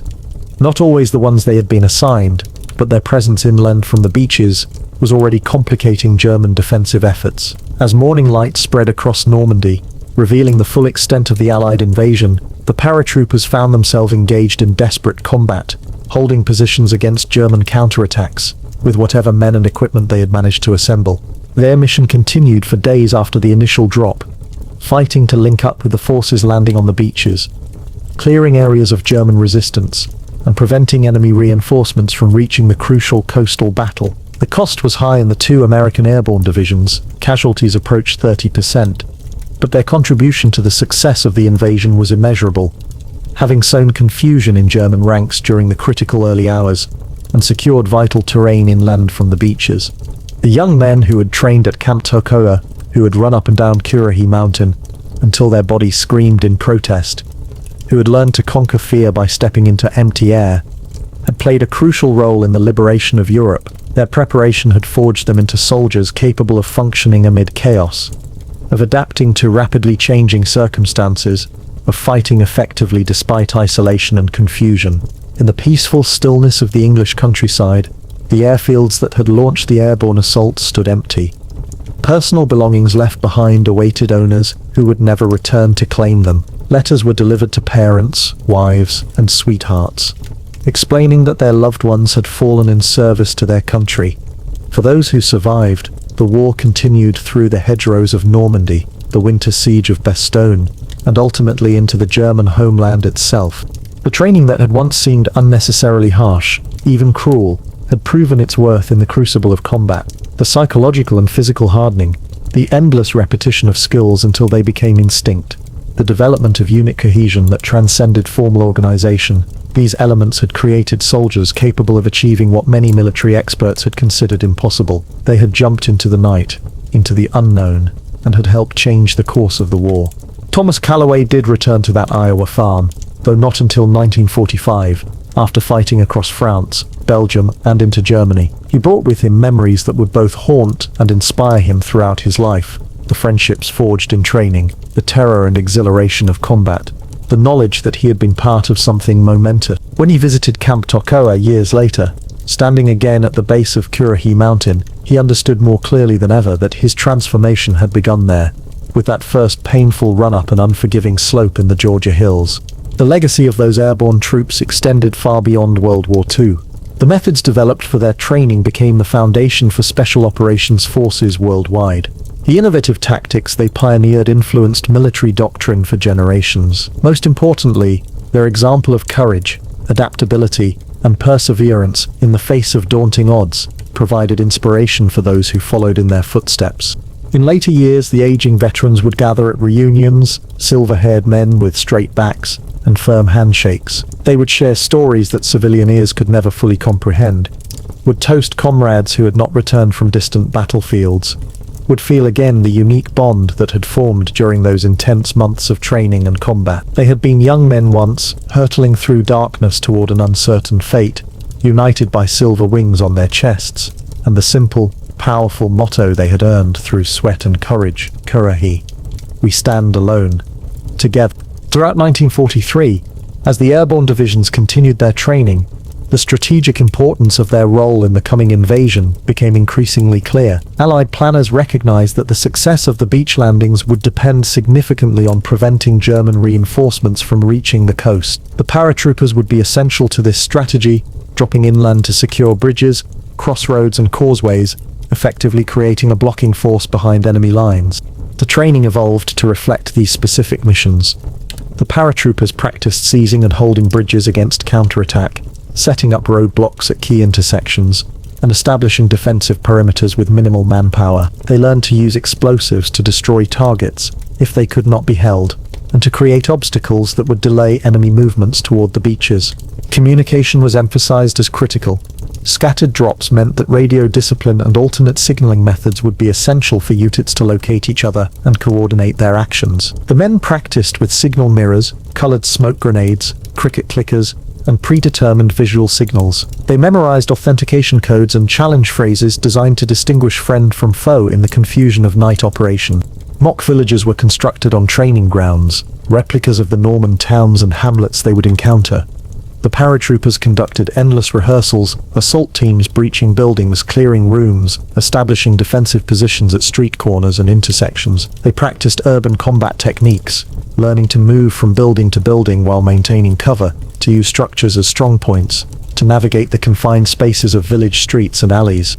Intelligence officers briefed them on German units likely to be encountered in their drop zones, describing uniforms, equipment and tactics. The paratroopers learned to recognize the sound of German weapons, the distinctive chattering of the MG-42 machine gun, the crack of the Myers rifle, the thump of the 88mm artillery piece. Knowing what they would face helped reduce the shock when actual combat began.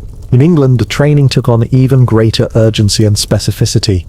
The paratroopers now studied the actual terrain they would encounter, using relief maps and aerial photographs of Normandy. They learned the names of French villages, the layout of local roads, the pattern of hedgerows and fields where they would fight. Intelligence updates arrived regularly, detailing changes in German defensive positions, newly installed anti-aircraft batteries, and troop movements that might affect their mission. The men of the 101st Airborne were assigned the critical task of capturing causeways leading inland from Utah Beach, as well as destroying a German artillery battery at Brecourt Manor that could fire on the landing forces. The 82nd Airborne would drop further west to secure crossings over the Murderette River and capture the town of Sainte-Mère-Église, a key crossroads. These specific objectives required specialized training and equipment. Coordination with other Allied forces was rehearsed. The paratroopers needed to know how to link up with the amphibious forces coming from the beaches, how to identify friendly tanks and vehicles, and what support they could expect once the invasion was underway. They practiced techniques for guiding in naval gunfire and calling for air support, understanding that such assistance might mean the difference between holding their objectives and being overwhelmed. Health and physical condition remained paramount. The regimental surgeons and medics gave lectures on wound treatment, disease division, and field hygiene. The men received additional vaccinations and dental care, ensuring they were in peak condition for the coming ordeal. Physical training continued unabated. Daily runs, calisthenics, marches, and obstacle courses maintained their hard-won fitness levels. As April turned to May in 1944, the training shifted to full dress rehearsals. Entire regiments conducted practice jumps into simulated combat zones, with observer teams recording and critiquing their performance. Every aspect was evaluated: assembly after landing, movement to objectives, establishment of defensive positions, coordination between units. These exercises revealed strengths to be reinforced and weaknesses to be addressed in the final weeks before the invasion. The equipment for the jump was finalized and tested. Each paratrooper would carry an astonishing load beyond his parachute, reserve chute, and personal weapon. They would jump with extra ammunition, grenades, rations for several days, water, first aid supplies, entrenching tools, spare parts for weapons, and mission-specific items such as demolition charges, Bangalore torpedoes for clearing obstacles, wire cutters, signaling devices, and maps. Some men carried special weapons, Browning automatic rifles, bazooka anti-tank weapons, or mortar components distributed among several jumpers who would reassemble the weapon after landing. This load, often exceeding 100 pounds, created special challenges. The men practiced jumping and landing with incremental weight increases, learning how to manage the awkward bulk during descent and how to quickly shed unnecessary items after reaching the ground. They developed personal systems for securing equipment to prevent loss during the jump, while still allowing rapid access when needed. Innovative solutions emerged from the ranks. Leg bags were developed to carry additional equipment strapped to the leg rather than worn on the body, reducing the risk of injury from heavy gear during landing. Weapons were disassembled and distributed among multiple paratroopers to ensure that even if some men were lost, complete systems could still be assembled from the components that made it to the ground. The psychological preparation was equally important. Chaplains became vital presences in the camps, offering spiritual comfort to men contemplating their possible deaths. The paratroopers attended services, sought private counsel, or simply sat in quiet reflection. Some found solace in religious faith, others in philosophical acceptance, still others in the fierce brotherhood that had developed among them.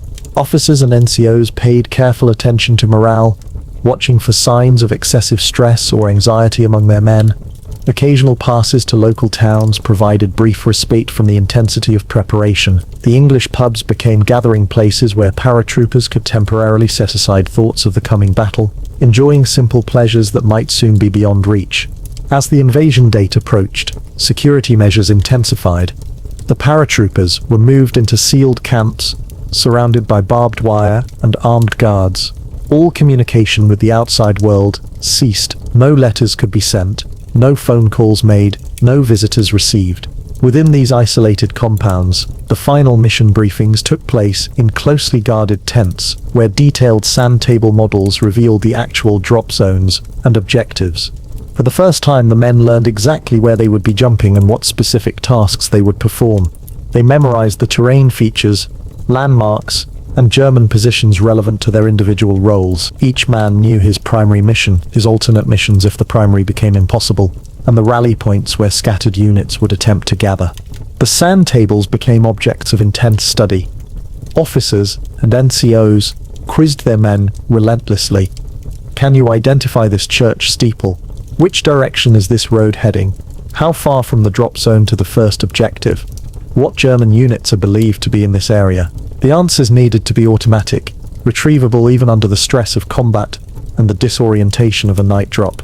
In late May, the invasion currency was distributed French francs that would allow the paratroopers to purchase supplies from civilians. If necessary, identification cards were issued, along with blood-type designations sewn onto uniforms. Gas masks were inspected one final time, though the risk of chemical warfare was considered minimal. Every detail, no matter how small, received attention because lives would depend on proper preparation.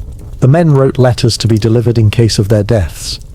These final messages home spoke of love, of pride and service, of hope for the future they were fighting to secure. They were collected by company clerks, a solemn reminder of the mortality rate expected for airborne operations behind enemy lines.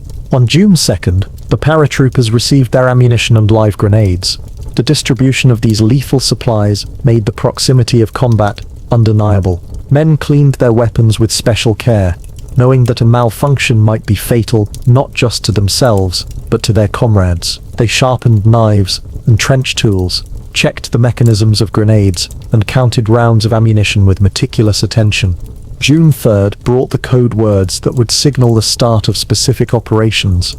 The paratroopers memorized these phrases, understanding that recognition signals would be crucial in the darkness and confusion of the drop. They practiced challenge and response protocols designed to distinguish friend from foe when visual identification was impossible. That same day, General Eisenhower issued his order of the day, though it would not be distributed until the troops were loading for the actual invasion. His words acknowledged the momentous nature of the operation. "You are about to embark upon the great crusade, toward which we have striven these many months. The eyes of the world are upon you. The hopes and prayers of liberty-loving people everywhere march with you." On June 4th, with 24 hours remaining before the originally scheduled jump, the paratroopers underwent final inspections.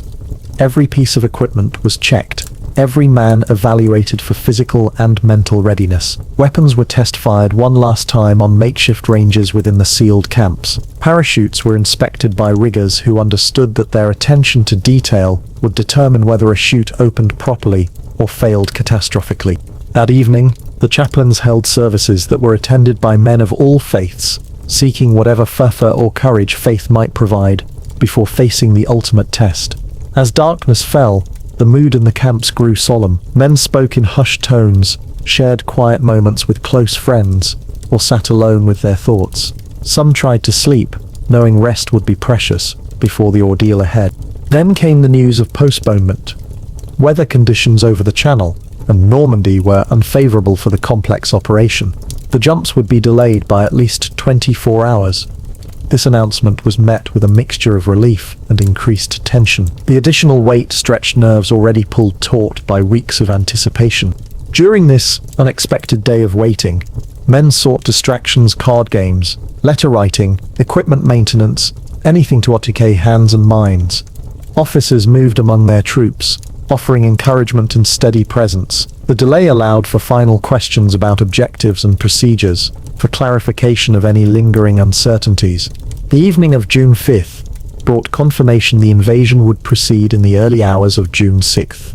The paratroopers began their final preparations, applying camouflage paint to their faces, assembling and checking equipment one last time, securing items that might make noise during movement. The distinctive sound of men sharpening bayonets filled the barracks, a rhythmic scraping that underscored the lethal purpose of their mission. As darkness fell, they moved to the airfields where C-47 transport planes waited, engines being warmed by ground crews, invasion stripes freshly painted on wings and fuselages. The paratroopers walked with the awkward gait of men burdened by extraordinary weight, their faces set in expressions of grim determination. They had trained for this moment for months, had prepared in every way possible, and now faced the reality that no training could fully replicate. At the aircraft, final adjustments were made to equipment. Jumpmaster and assistant jumpmaster inspected each man, checking harness connections, equipment security, and parachute packs. The loading began. Men filing into the aircraft in reverse order of their jump sequence, those who would exit last entering first. They settled onto the metal benches that ran along both sides of the cargo compartment. knees almost touching across the narrow space. Engines roared to full power, vibrating through the metal skin of the aircraft and into the bodies of the waiting paratroopers. The planes began to taxi, forming into formations guided by light signals and radio commands. The takeoff sequence commenced, aircraft lifting into the night sky at carefully timed intervals to maintain proper spacing. Inside the transports, some men attempted to sleep, knowing that rest now would be valuable later. Others sat with eyes open, mentally rehearsing their missions or lost in private thoughts of home and family. A few prayed quietly, lips moving in silent communion with their faith. Cigarettes glowed in the dimness, brief comforts in the face of looming danger.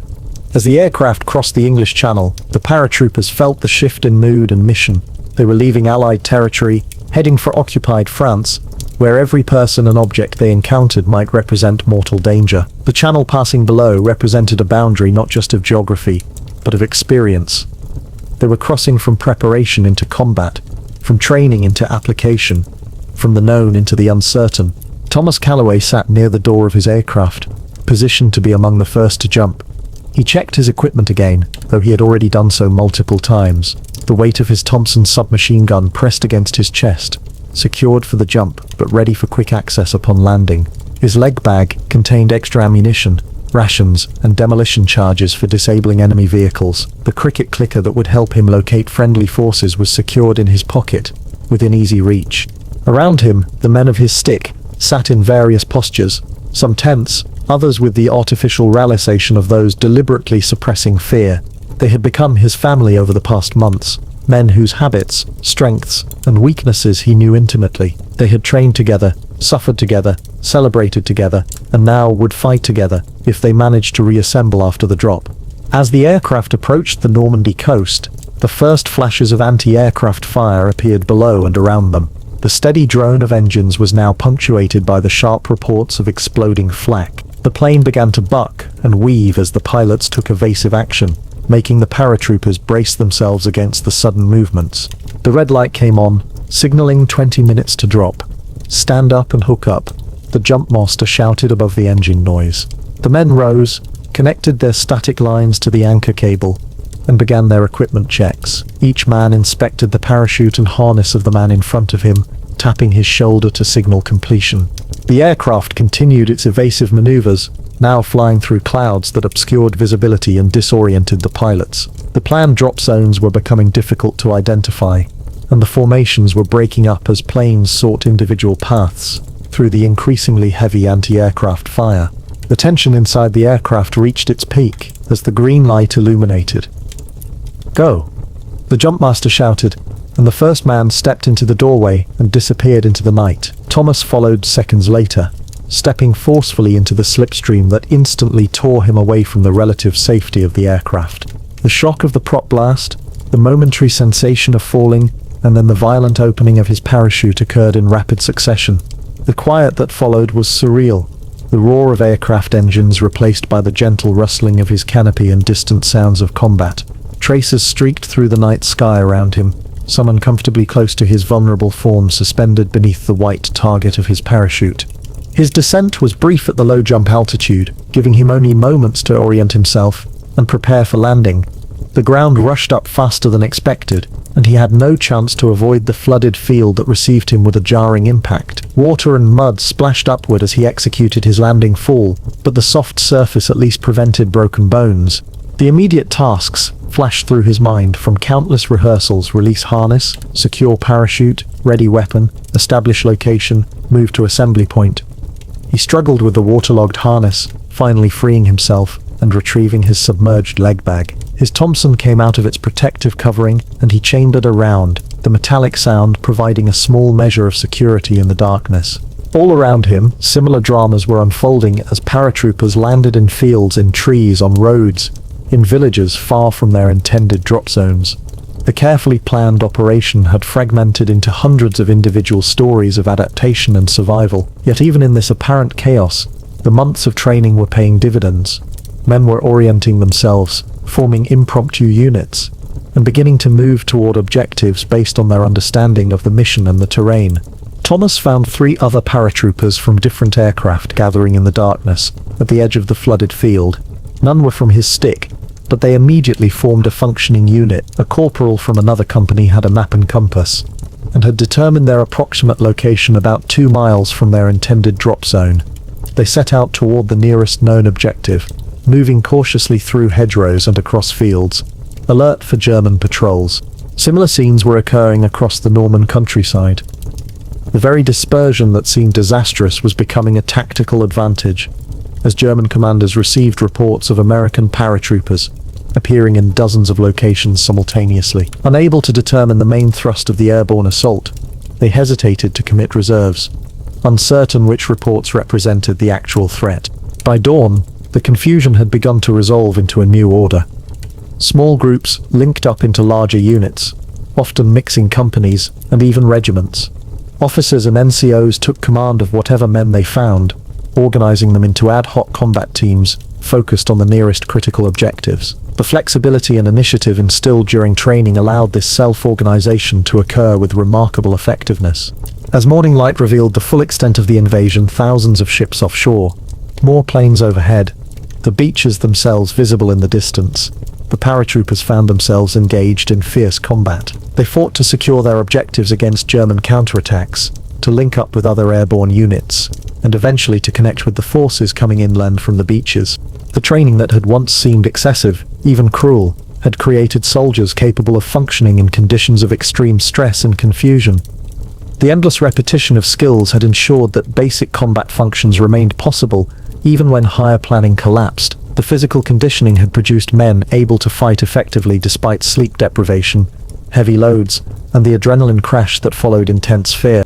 Most importantly, the psychological hardening had created warriors who could adapt to rapidly changing circumstances, who could function without direct supervision, who could make decisions in the absence of orders. The paratroopers who had jumped into the night sky over Normandy emerged on the ground as perhaps the most flexible and resilient fighting force in military history. In the days that followed, as the battle for Normandy expanded from the beaches inland, the airborne divisions fought with distinction. Despite casualties approaching 30% in some units, they secured critical objectives, prevented German reinforcements from reaching the beaches during the vulnerable early hours of the invasion, and eventually linked up with the amphibious forces pushing inland. The price was high.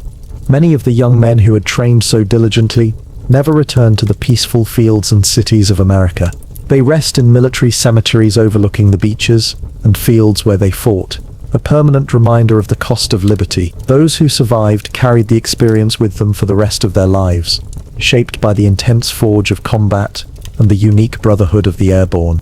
The training of American paratroopers before D-Day represents one of the most successful military preparation programs ever implemented. It created not just skilled soldiers, but adaptable combat leaders at every level of the organization. When plans collided with reality, when carefully orchestrated operations dissolved into chaos, these men had the physical stamina, technical competence, and psychological resilience to prevail nonetheless. In later years, as you drift towards sleep contemplating this remarkable story, remember that it is one of human achievement in the face of daunting challenges. The young men who jumped into darkness over Normandy had been ordinary citizens just months earlier. Their transformation through training, their courage in combat, and their place in history remind us of the extraordinary potential that lies within seemingly ordinary individuals when purpose, preparation, and opportunity converge. Our next topic takes us to how rationing shaped daily life in London. As the clouds of conflict gathered over Europe in the late 1930s, the streets of London continued their usual rhythm, the red double-decker buses winding through neighbourhoods from Hackney to Kensington, marketplaces bustling with shoppers, and children playing in parks beneath the watchful eyes of nannies and mothers. Few could have imagined the profound transformation their daily lives would soon undergo, changes that would reach into every kitchen, wardrobe, and dining table across the city. The spectre of rationing, though not yet visible on the horizon, was approaching with the inevitability of the changing seasons. In the autumn of 1939, as leaves turned golden in London's parks, Britain declared war on Germany. Prime Minister Neville Chamberlain's solemn voice crackled through wireless sets in living rooms across London, bringing the news that peace negotiations had failed. Families gathered around their radios, faces grave, understanding that difficult times lay ahead. Though the bombs of the Blitz were still months away, the government had already begun preparing for the challenges of feeding and supplying a nation at war. Officials in Whitehall worked late into the night, drafting plans that would fundamentally alter the relationship Londoners had with food, clothing, and everyday necessities. The Ministry of Food, resurrected from the First World War, established its headquarters in Portman Square. Civil servants and economists calculated the nation's needs, determining how much food would be required to sustain the population and how best to distribute it fairly. The memory of food shortages during the Great War remained vivid in the minds of many older Londoners, who recalled the long queues and empty shelves that had characterized that conflict. This time, the government was determined to be better prepared, to implement a system that would ensure everyone received their fair share, regardless of their wealth or social standing. On January 8, 1940, the first ration books were issued to every man, woman and child in London and throughout Britain. These small, unassuming booklets, with their plain brown covers and pages of coupons, would become among the most important possessions in every household for years to come. Londoners queued at schools and town halls to collect their ration books, clutching the identity cards that had been issued at the outbreak of war. The atmosphere was one of quiet determination rather than complaint, a shared understanding that sacrifice was necessary for the greater good. The following week, bacon, butter, and sugar became the first foods to be rationed. Each person was allocated 4 ounces of bacon or ham, 4 ounces of butter, and 12 ounces of sugar per week. For many working-class families in the East End, these allowances did not represent a significant reduction from their usual consumption, but for wealthy households in Mayfair and Belgravia, accustomed to abundance and variety, the new restrictions came as something of a shock. Suddenly, the lady of the house found herself limited to the same modest portions as her housemaid. In the kitchen of a townhouse in Bloomsbury, Mrs. Eleanor Harwick studied her new ration book with a furrowed brow. A woman in her early 40s with greying hair and hands roughened by years of managing a household, she had lived through the First World War and remembered the haphazard approach to food distribution that had led to inequalities and shortages. This new system, she reflected, at least promised fairness. She had already registered her family with their local grocer, a procedure required under the new rationing scheme, and tomorrow she would make her first visit to purchase their allocated foods with the precious coupons. The following morning, Mrs. Harwick joined a queue outside Pemberton's grocery on Great Russell Street. Women of various ages and social backgrounds stood patiently in line, ration books in hand, exchanging recipes and advice. The camaraderie that would become characteristic of wartime London was already beginning to form. Traditional social barriers starting to dissolve in the face of shared experience. Inside the shop, Mr. Pemberton, a round-faced man with thinning hair who had run the store for 20 years, carefully weighed out butter and sugar, cutting exact portions and marking ration books with meticulous attention to detail. As weeks passed, more items were added to the ration list. Meat became rationed in March 1940, allocated by price rather than weight, with each person allowed to purchase meat to the value of 1 shilling and 10 pence per week. Approximately 1 pound of meat cooking fats followed in July, then tea, jam, biscuits, breakfast cereals, cheese, eggs, milk, and canned fruit. By 1941, clothing joined the list of rationed items, with each person allocated 66 coupons per year to spend as they wished. A man's suit required 26 coupons, a dress 11, and a pair of shoes 5. The rationing system, though initially confusing, soon became an integral part of daily life.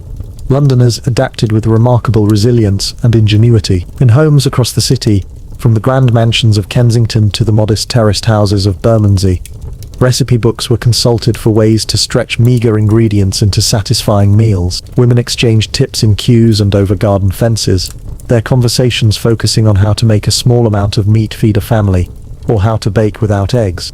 The Ministry of Food launched a massive information campaign, with colourful posters appearing on billboards and in shop windows, encouraging Londoners to make the most of their rations. The character of Dr. Carrot, with his cheerful face and top hat, reminded children that carrots helped them see in the blackout. Radio programs like The Kitchen Front broadcast daily recipes and cooking advice. The distinctive voice of Freddie Griswood would announce, "Here is The Kitchen Front, bringing you food news and information from the Ministry of Food," before introducing experts who shared tips on everything from making sugarless jam to cooking with dried eggs. In the kitchen of her Islington flat, young Sarah Bennett, a typist at the War Office, experimented with a recipe for carrot cookies she had heard on the previous day's broadcast. With sugar strictly rationed, carrots provided a natural sweetness that could help satisfy a sweet tooth. The mixture looked strange, orange-flecked and heavy, but the aroma as the cookies baked was promising. Her flat, small but cozy, had become a place of culinary experimentation, the weekend hours filled with attempts at the latest ministry-approved recipes. Rationing transformed not only what Londoners ate, but how they acquired their food. The familiar ritual of shopping changed dramatically. Instead of visiting different shops for specific items, as had been the tradition, families now registered with specific retailers for rationed goods. They could only shop at these registered shops, creating a new relationship between shopkeeper and customer based on necessity rather than choice.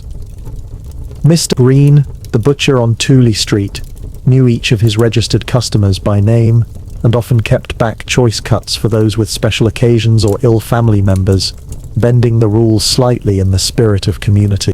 The queue became a defining feature of wartime London. Women would stand in line for hours, sometimes only to find that supplies had run out before their turn came.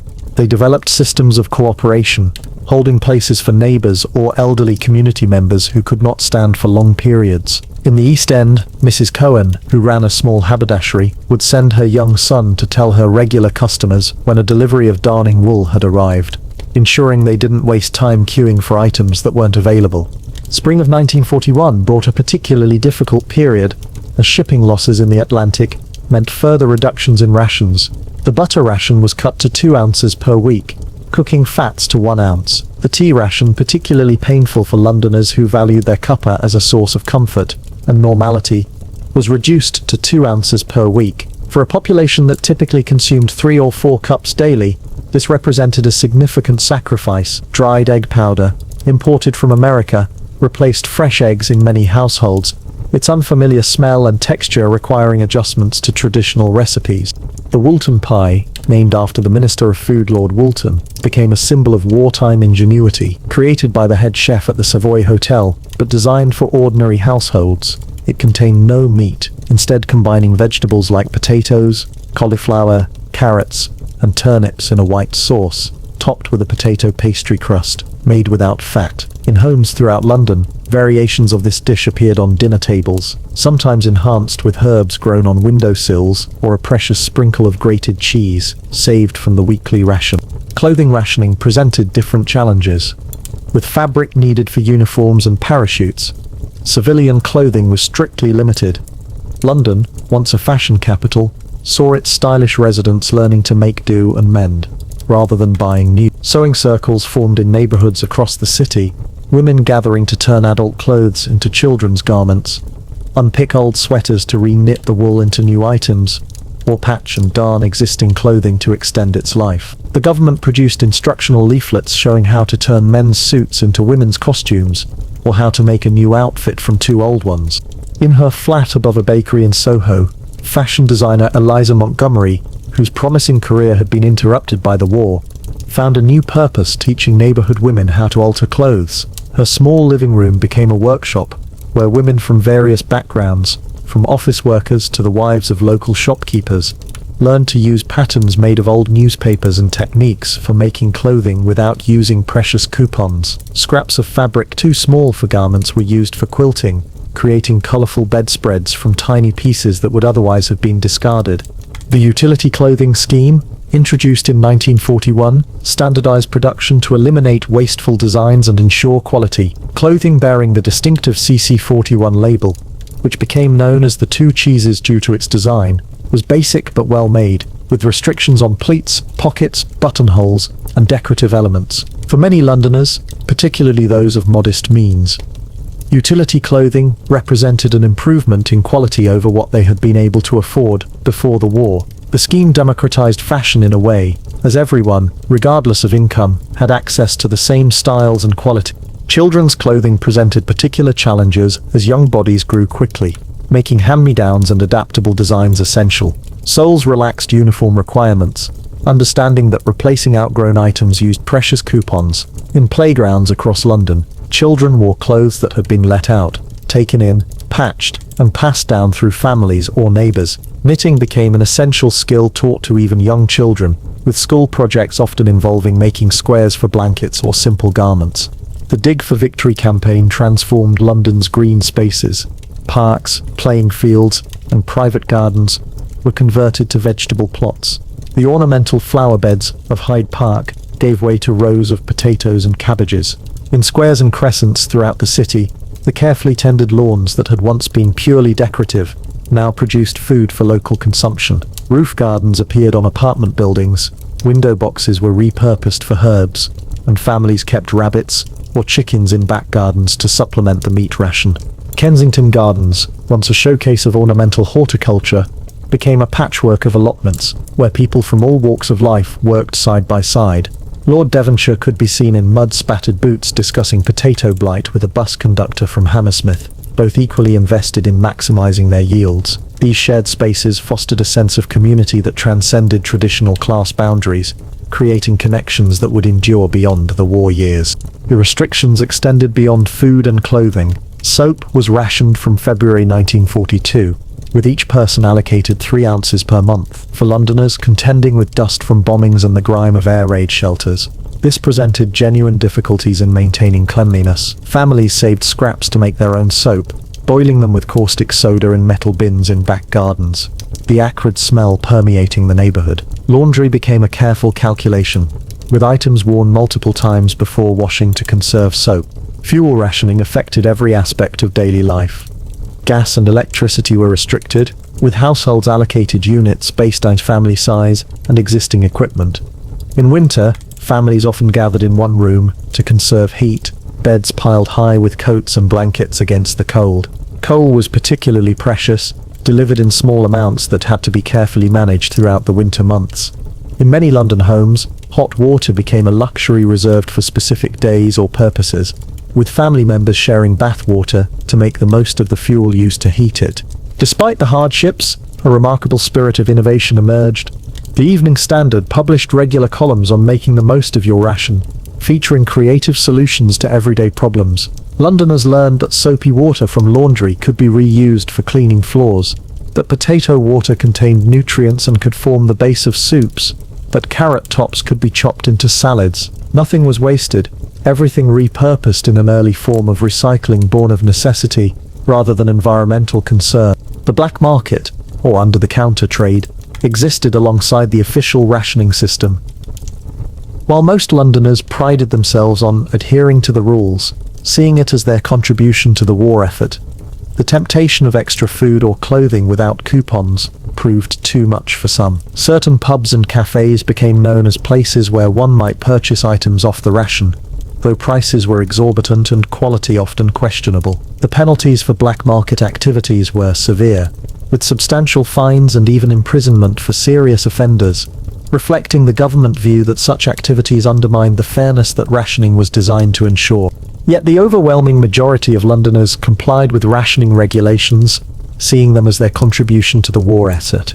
The shared experience of limitation created a sense of unity and common purpose that crossed traditional social divides. In the British restaurant on Commercial Road, dock workers sat alongside bank clerks and shop assistants, all eating the same simple, nutritious meal for 9p, none requiring ration coupons. These government-sponsored communal eating places, originally called community feeding centres, until Churchill insisted on a more appealing name, offered a standard meal of meat, vegetables, and pudding within most people's budgets. For children, rationing shaped their understanding of normality. Young Londoners born just before or during the war grew up believing that queuing for an hour to receive a single orange was standard practice, or that chocolate was a rare luxury rather than an everyday treat. Schools implemented feeding programs to ensure that children received adequate nutrition despite rationing, with daily milk provided free to all pupils under 18 and subsidized meals available in school canteens. In Bethnal Green, 10-year-old Tommy Wilson had never tasted a banana. Born in 1934, he had been 6 when rationing began, and tropical fruits had quickly disappeared from shops. When his teacher described this exotic curved yellow fruit during a lesson on empire, Tommy and his classmates could only imagine what it might taste like. They drew pictures of bananas based on the teacher's description. creating images that sometimes more closely resembled cucumbers or carrots. Having no reference point for this unknown food, Christmas presented particular challenges under rationing. Families saved rations for weeks to create special meals, with dried for Christmas pudding set aside, months in advance. Gifts became practical rather than frivolous, often handmade or repurposed. Children received toys crafted from scraps of wood or fabric, books that had been carefully purchased second-hand and inscribed with personal messages, or clothing items that combined usefulness with the precious gift of coupons spent on their behalf. The Christmas of 1944 saw London still under strict rationing, but with a cautious optimism as Allied forces made progress in Europe. In the Lawrence family home in Fulham, 14-year-old Mary helped her mother prepare a Christmas cake, using dried egg powder, grated carrot to extend the small amount of dried fruit available, and margarine instead of butter. The cake was smaller than pre-war versions, but the ritual of making it maintained a sense of continuity and celebration. Family gifts that year included hand-knitted socks, a doll made from old stockings with hair fashioned from unraveled wool, and for grandfather Lawrence, a precious half-ounce of tobacco saved through careful rationing by various family members over months. By 1945, as the war in Europe drew to a close, many Londoners hoped that rationing would soon end. The reality proved very different. Food shortages actually worsened after the war ended, as Britain faced economic challenges and the need to feed populations in occupied Germany and territories liberated from Japanese control. Bread, which had remained unrationed throughout the war, was put on ration in July 1946, causing more public discontent than any previous restriction. For many, this seemed incomprehensible after victory had been achieved. The winter of 1946 to 47 was particularly harsh, with fuel shortages compounding food scarcity. Snow lay thick on London streets, pipes froze, and electricity was cut to conserve coal. In homes across the city, families huddled in kitchens near the cooker for warmth, often the only heated room in the house. Schools closed temporarily due to lack of heating, and workers arrived at offices to find temperatures barely above freezing. The Ministry of Food urged greater consumption of potatoes as bread remained scarce, publishing recipes for potato scones, potato pastry, and even potato chocolate spread, though few found this last suggestion appealing. Throughout these challenging post-war years, the Women's Voluntary Service, which had been instrumental during the Blitz, continued to support communities. Their members, recognizable in their green uniforms, helped organize clothing exchanges, where children's outgrown clothes could be swapped, demonstrated cooking techniques that made the most of available ingredients, and provided practical assistance to families struggling with the continuing restrictions. Their practical approach and community spirit embodied the best aspects of the all-in-it-together wartime mentality that persisted long after fighting had ceased. Gradually, items began to come off ration. Flour restrictions ended in 1948, clothes rationing in 1949, sweets and chocolate, to the delight of children across London, were briefly taken off ration in April 1949, only to be rationed again 4 months later, when demand far outstripped supply. Shopkeepers recalled scenes of excitement verging on hysteria, as children rushed to spend pocket money on long-forbidden treats, forming queues that stretched around blocks. Meat remained strictly rationed, with the weekly allowance sometimes as low as 1 shilling's worth per person, insufficient for more than one proper meat meal. Creative use of offal, cheaper cuts that required long, slow cooking to become tender, and meat extenders like oatmeal became standard practice in London kitchens. Whale meat, unfamiliar but unrationed, appeared in butchers' shops, though many consumers found its strong flavour and rubbery texture unappetizing, despite Ministry of Food leaflets providing suggested recipes. The Festival of Britain, in 1951, offered Londoners a glimpse of a more optimistic future. The South Bank exhibition, with its modern architecture and focus on design and innovation, suggested a forward-looking approach that contrasted with years of making do and mending. Though rationing continued, there was a sense that Britain was finally recovering from the war, rebuilding not just bombed buildings, but the possibility of abundance and choice. Tea came off ration in October 1952, an event of enormous symbolic importance. For Londoners who had carefully counted out their weekly 2 ounces for so long, being able to brew tea without restriction represented a tangible return to normality. Sugar and butter restrictions ended in 1953, coinciding with the coronation of Queen Elizabeth II, which many saw as marking the true beginning of a new era. The coronation celebrations featured street parties across London, with communities pooling resources to create feasts that, while still restricted by continuing meat rationing, were more abundant than any public gatherings in over a decade. Finally, on July 4, 1954, all food rationing ended when meat and bacon were taken off ration. 14 years after the introduction of the first ration books, Londoners could once again shop without restrictions. The final phase of clothes rationing had ended the previous year, meaning that for the first time since 1940, residents of the capital could make consumer choices based on preference and budget, rather than coupon allowance and availability. The end of rationing did not bring immediate abundance. Many foods remained expensive or scarce, and households continued to practice the economies they had learned during the long years of restriction. Older Londoners in particular found it difficult to abandon habits of thrift and careful management that had become deeply ingrained. Recipe books from the immediate post-rationing period still featured many dishes developed during rationing, using ingredients efficiently and avoiding waste. For children and young adults who had grown up under rationing, the system had shaped their relationship with food and consumer goods in ways that would influence their habits throughout their lives. Many retained a dislike of powdered egg or certain cuts of meat that had featured prominently in wartime diets. Others found themselves unable to waste food, carefully saving leftovers and reusing scraps in ways their own children, raised in more abundant times, would find puzzling or excessive. The physical impact of rationing on Londoners was complex. While there had been concerns about malnutrition, particularly among children and the elderly, the scientific approach to nutrition taken by the Ministry of Food actually led to improvements in health for many. Working-class families often had better access to protein and vitamins than before the war, thanks to milk schemes for children and pregnant women, and the equitable distribution of available food. The incidence of anemia declined, dental health improved, and infant mortality rates fell, suggesting that for some segments of society, rationing had paradoxically improved diet and health outcomes. The social impact was equally significant. The shared experience of rationing had temporarily narrowed the gap between social classes, creating common ground between Londoners of different backgrounds. The wealthy could not buy their way out of restrictions, and the poor were guaranteed their share of available supplies. Women from different social classes exchanged recipes and techniques, found themselves standing in the same queues, and faced similar challenges in managing households under restriction. This shared experience contributed to the post-war consensus that supported the creation of the welfare state and National Health Service. In the decades that followed, as London became increasingly prosperous and consumer culture flourished, the memory of rationing faded. Supermarkets replaced the personal service of small shops, where once the grocer had known exactly how many people were in each family he served. The availability of food from around the world made seasonal eating seem old-fashioned rather than necessary. Fast fashion replaced the careful maintenance of quality garments designed to last for years.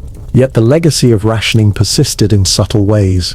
Many environmental and sustainability movements of later decades would echo the waste not, want not approach that had been necessary under rationing. The revival of interest in home food production, preserving techniques, and make-do and mend fashion in the early 21st century drew inspiration from wartime practices, sometimes explicitly referencing the creativity and resourcefulness of the rationing era.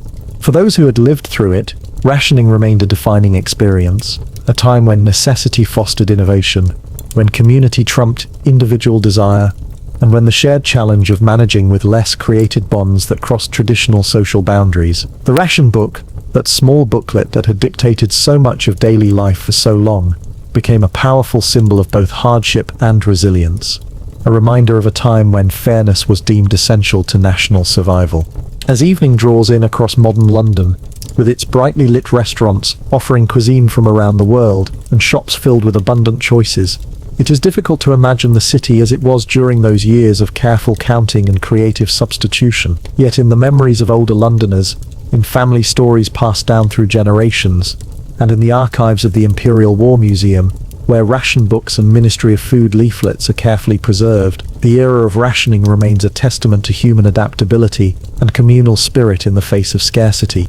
The story of rationing is not simply about what was lacking, but about what was found in its place. The innovation, cooperation, and determination that enabled Londoners to endure years of restriction with dignity and even occasionally with humour. From the wealthy neighbourhoods of Mayfair to the working-class communities of the East End, rationing created a shared experience that temporarily transcended economic divisions and fostered a sense of common purpose. For the women who managed households under these constraints, for the shopkeepers who enforced the regulations, for the children who knew no other system, rationing was not just a government policy, but a way of life that shaped their understanding of food, clothing, community, and consumption. In the home of elderly Mrs. Violet Clark in Hackney, a small glass cabinet contains a preserved ration book, its pages now yellowed with age. Beside it sits a utility-marked teapot, simple in design but still functional after more than 7 decades, and a handwritten recipe book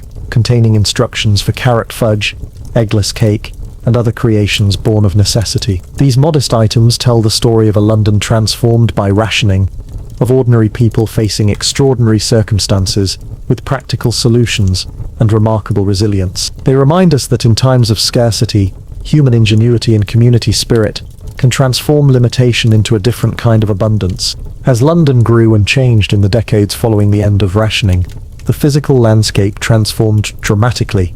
Bomb sites that had been converted to emergency vegetable gardens gave way to modern buildings. Department stores expanded their offerings, fashion returned to the city's streets, and food from around the world appeared in markets and restaurants. The visual evidence of rationing faded, replaced by symbols of prosperity and choice. Yet in subtle ways, the experience continued to influence the city and its inhabitants, a hidden current beneath the surface of contemporary life.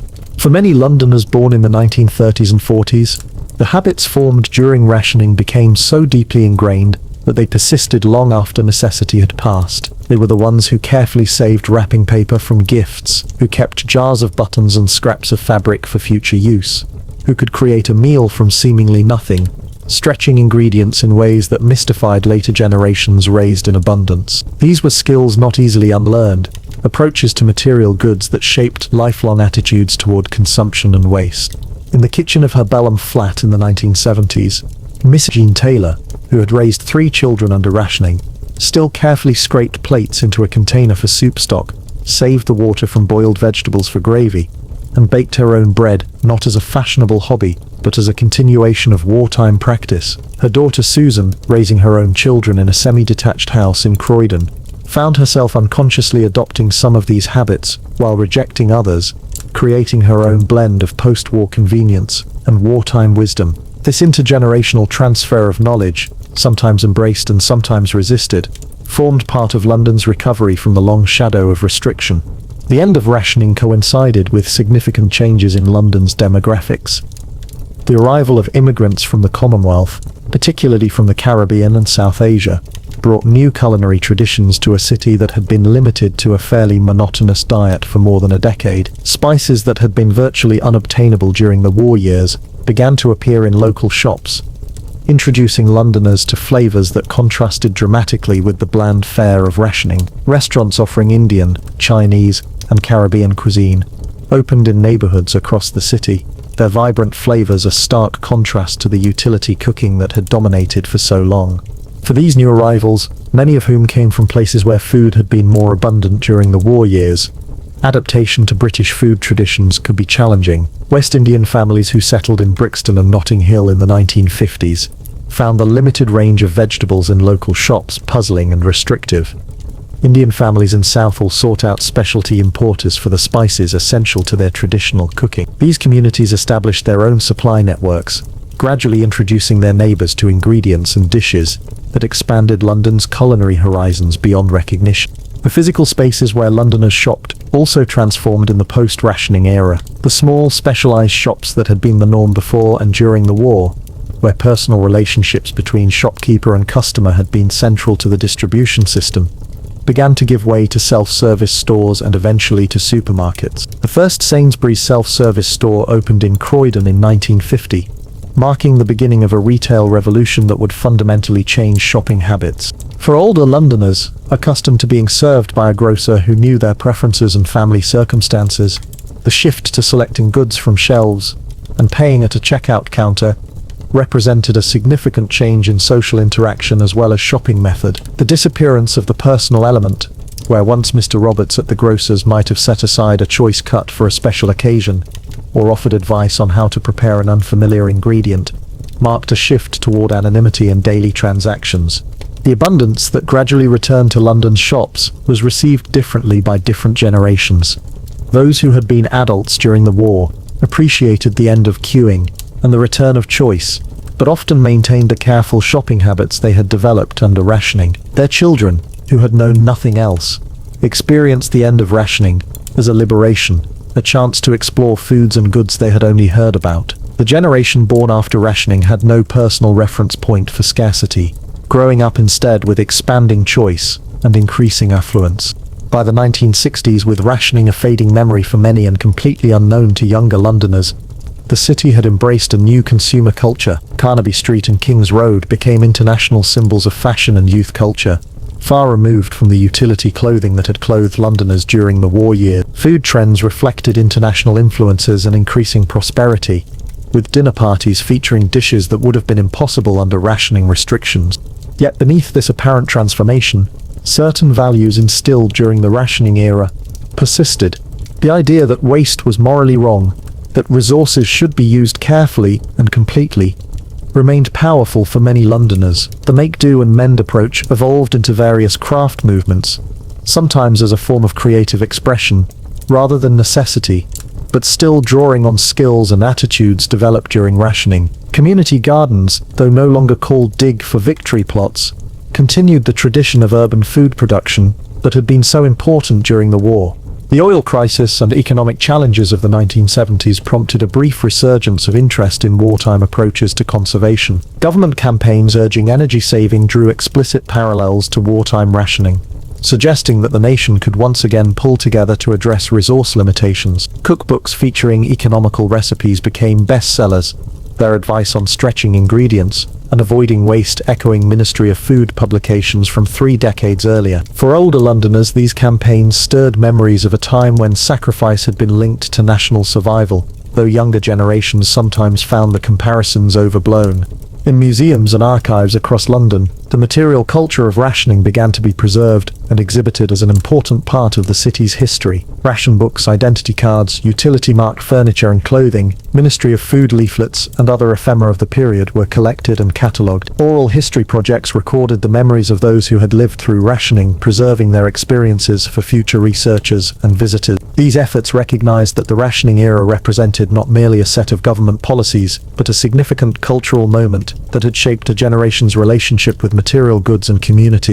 School curricula began to include the home front experience as an essential element of World War II history, with students learning about rationing alongside military campaigns. For children of the 1980s and 90s, classroom activities sometimes included rationing roleplay or cooking with wartime recipes, experiences that could only approximate the reality but that helped connect them to their city's past. Museum education programs at the Imperial War Museum and local history museums offered students the opportunity to handle authentic ration books and utility clothing, making the abstract concept of rationing more tangible. Ironically, as memories of actual rationing faded, certain aspects of the period began to be viewed with nostalgia. Television programs and films set during the war years often portrayed rationing as a time of community spirit and shared purpose, emphasizing the positive aspects of the experience rather than the frustrations and hardships. Recipe books featuring wartime cooking appeared, their introduction suggesting that modern readers might learn valuable lessons from this period of enforced simplicity. This selective remembering filtered out much of the tedium and difficulty of living under long-term restrictions, creating a somewhat romanticized version of the rationing experience. In the early 21st century, as concerns about environmental sustainability and resource depletion gained prominence, interest in wartime approaches to consumption grew once again. The careful use of resources that had been necessary under rationing seemed increasingly relevant in discussions of climate change and environmental responsibility. Campaigns against food waste explicitly referenced wartime slogans and approaches, suggesting that the values of the rationing era might have new relevance in addressing contemporary challenges. Urban gardening movements in London, promoting local food production in community gardens and allotments, drew inspiration from the Dig for Victory campaign. In Hackney, Lambeth and other boroughs, community growing projects flourished, often led by younger Londoners, with no personal memory of rationing. but with an interest in its practical approaches to local sustainability. These projects, while motivated by environmental and social concerns, rather than wartime necessity, nonetheless created a link to London's past experience of urban food production. Fashion sustainability movements also began to reference wartime approaches to clothing. The make-do and mend ethos found new expression in sewing cafes, repair workshops, and clothing exchanges across the city. Skills that had been essential during rationing, like darning, patching, and repurposing garments, were taught to new generations concerned about fast fashion's environmental impact. What had once been necessary frugality became conscious choice, a statement against disposable consumer culture.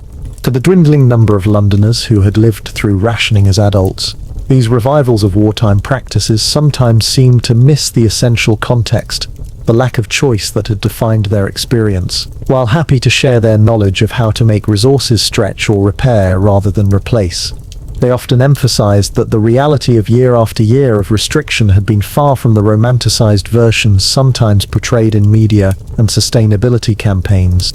As London entered the 2020s, almost 70 years after the end of rationing, direct personal memory of the experience was becoming increasingly rare. The children who had known no other system, who had queued with ration books and worn utility-marked clothing, were now in their 80s or older. Their grandchildren and great-grandchildren inhabited a London that would be barely recognizable to wartime residents, a global city of extraordinary diversity and choice, where restrictions on consumption were matters of individual conscience rather than government mandate. Yet the story of how rationing shaped London persists, not merely as historical record, but as part of the city's understanding of itself. The qualities celebrated in accounts of the period, resilience, resourcefulness, community spirit, and fairness, remain important elements of London's self-image. The physical traces of the rationing era may have largely disappeared from the cityscape, but its influence lingers in subtle ways, in attitudes toward waste and community, in family recipes passed down through generations, and in a certain practical approach to challenges that many identify as quintessentially London. In the 21st century world of abundance and choice, the experience of rationing offers contemporary Londoners a window into a different relationship with material goods, one based on necessity rather than desire, on careful use rather than easy replacement. While few would wish to return to the restrictions of that era, the ingenuity and community spirit with which Londoners responded to those challenges remains a valuable part of the city's heritage, a reminder of capacity for adaptation and resilience in difficult times. As you drift towards sleep, imagine the London of those rationing years, the queues forming outside shops in the early morning light, women with shopping bags and ration books exchanging recipes and news. Picture the allotments carved from parks and playing fields, their neat rows of vegetables tended by office workers and laborers after long days of work. See the make-do and mend classes in church halls, where women from all walks of life learn to turn collars and cuffs to extend the life of shirts, or to fashion children's clothes from adult garments no longer wearable. This is not just a story of deprivation, but of adaptation and creativity, of a city that faced extraordinary challenges with practical solutions and community support. The London shaped by rationing was a place where necessity fostered innovation, where shared experience created connections across traditional social boundaries, and where the careful management of limited resources became not just government policy, but a way of life that influenced generations to come. In the experiences of ordinary Londoners managing extraordinary circumstances, we find a testament to human resilience and community that transcends its historical moment, offering lessons that remain relevant long after the ration books were put away.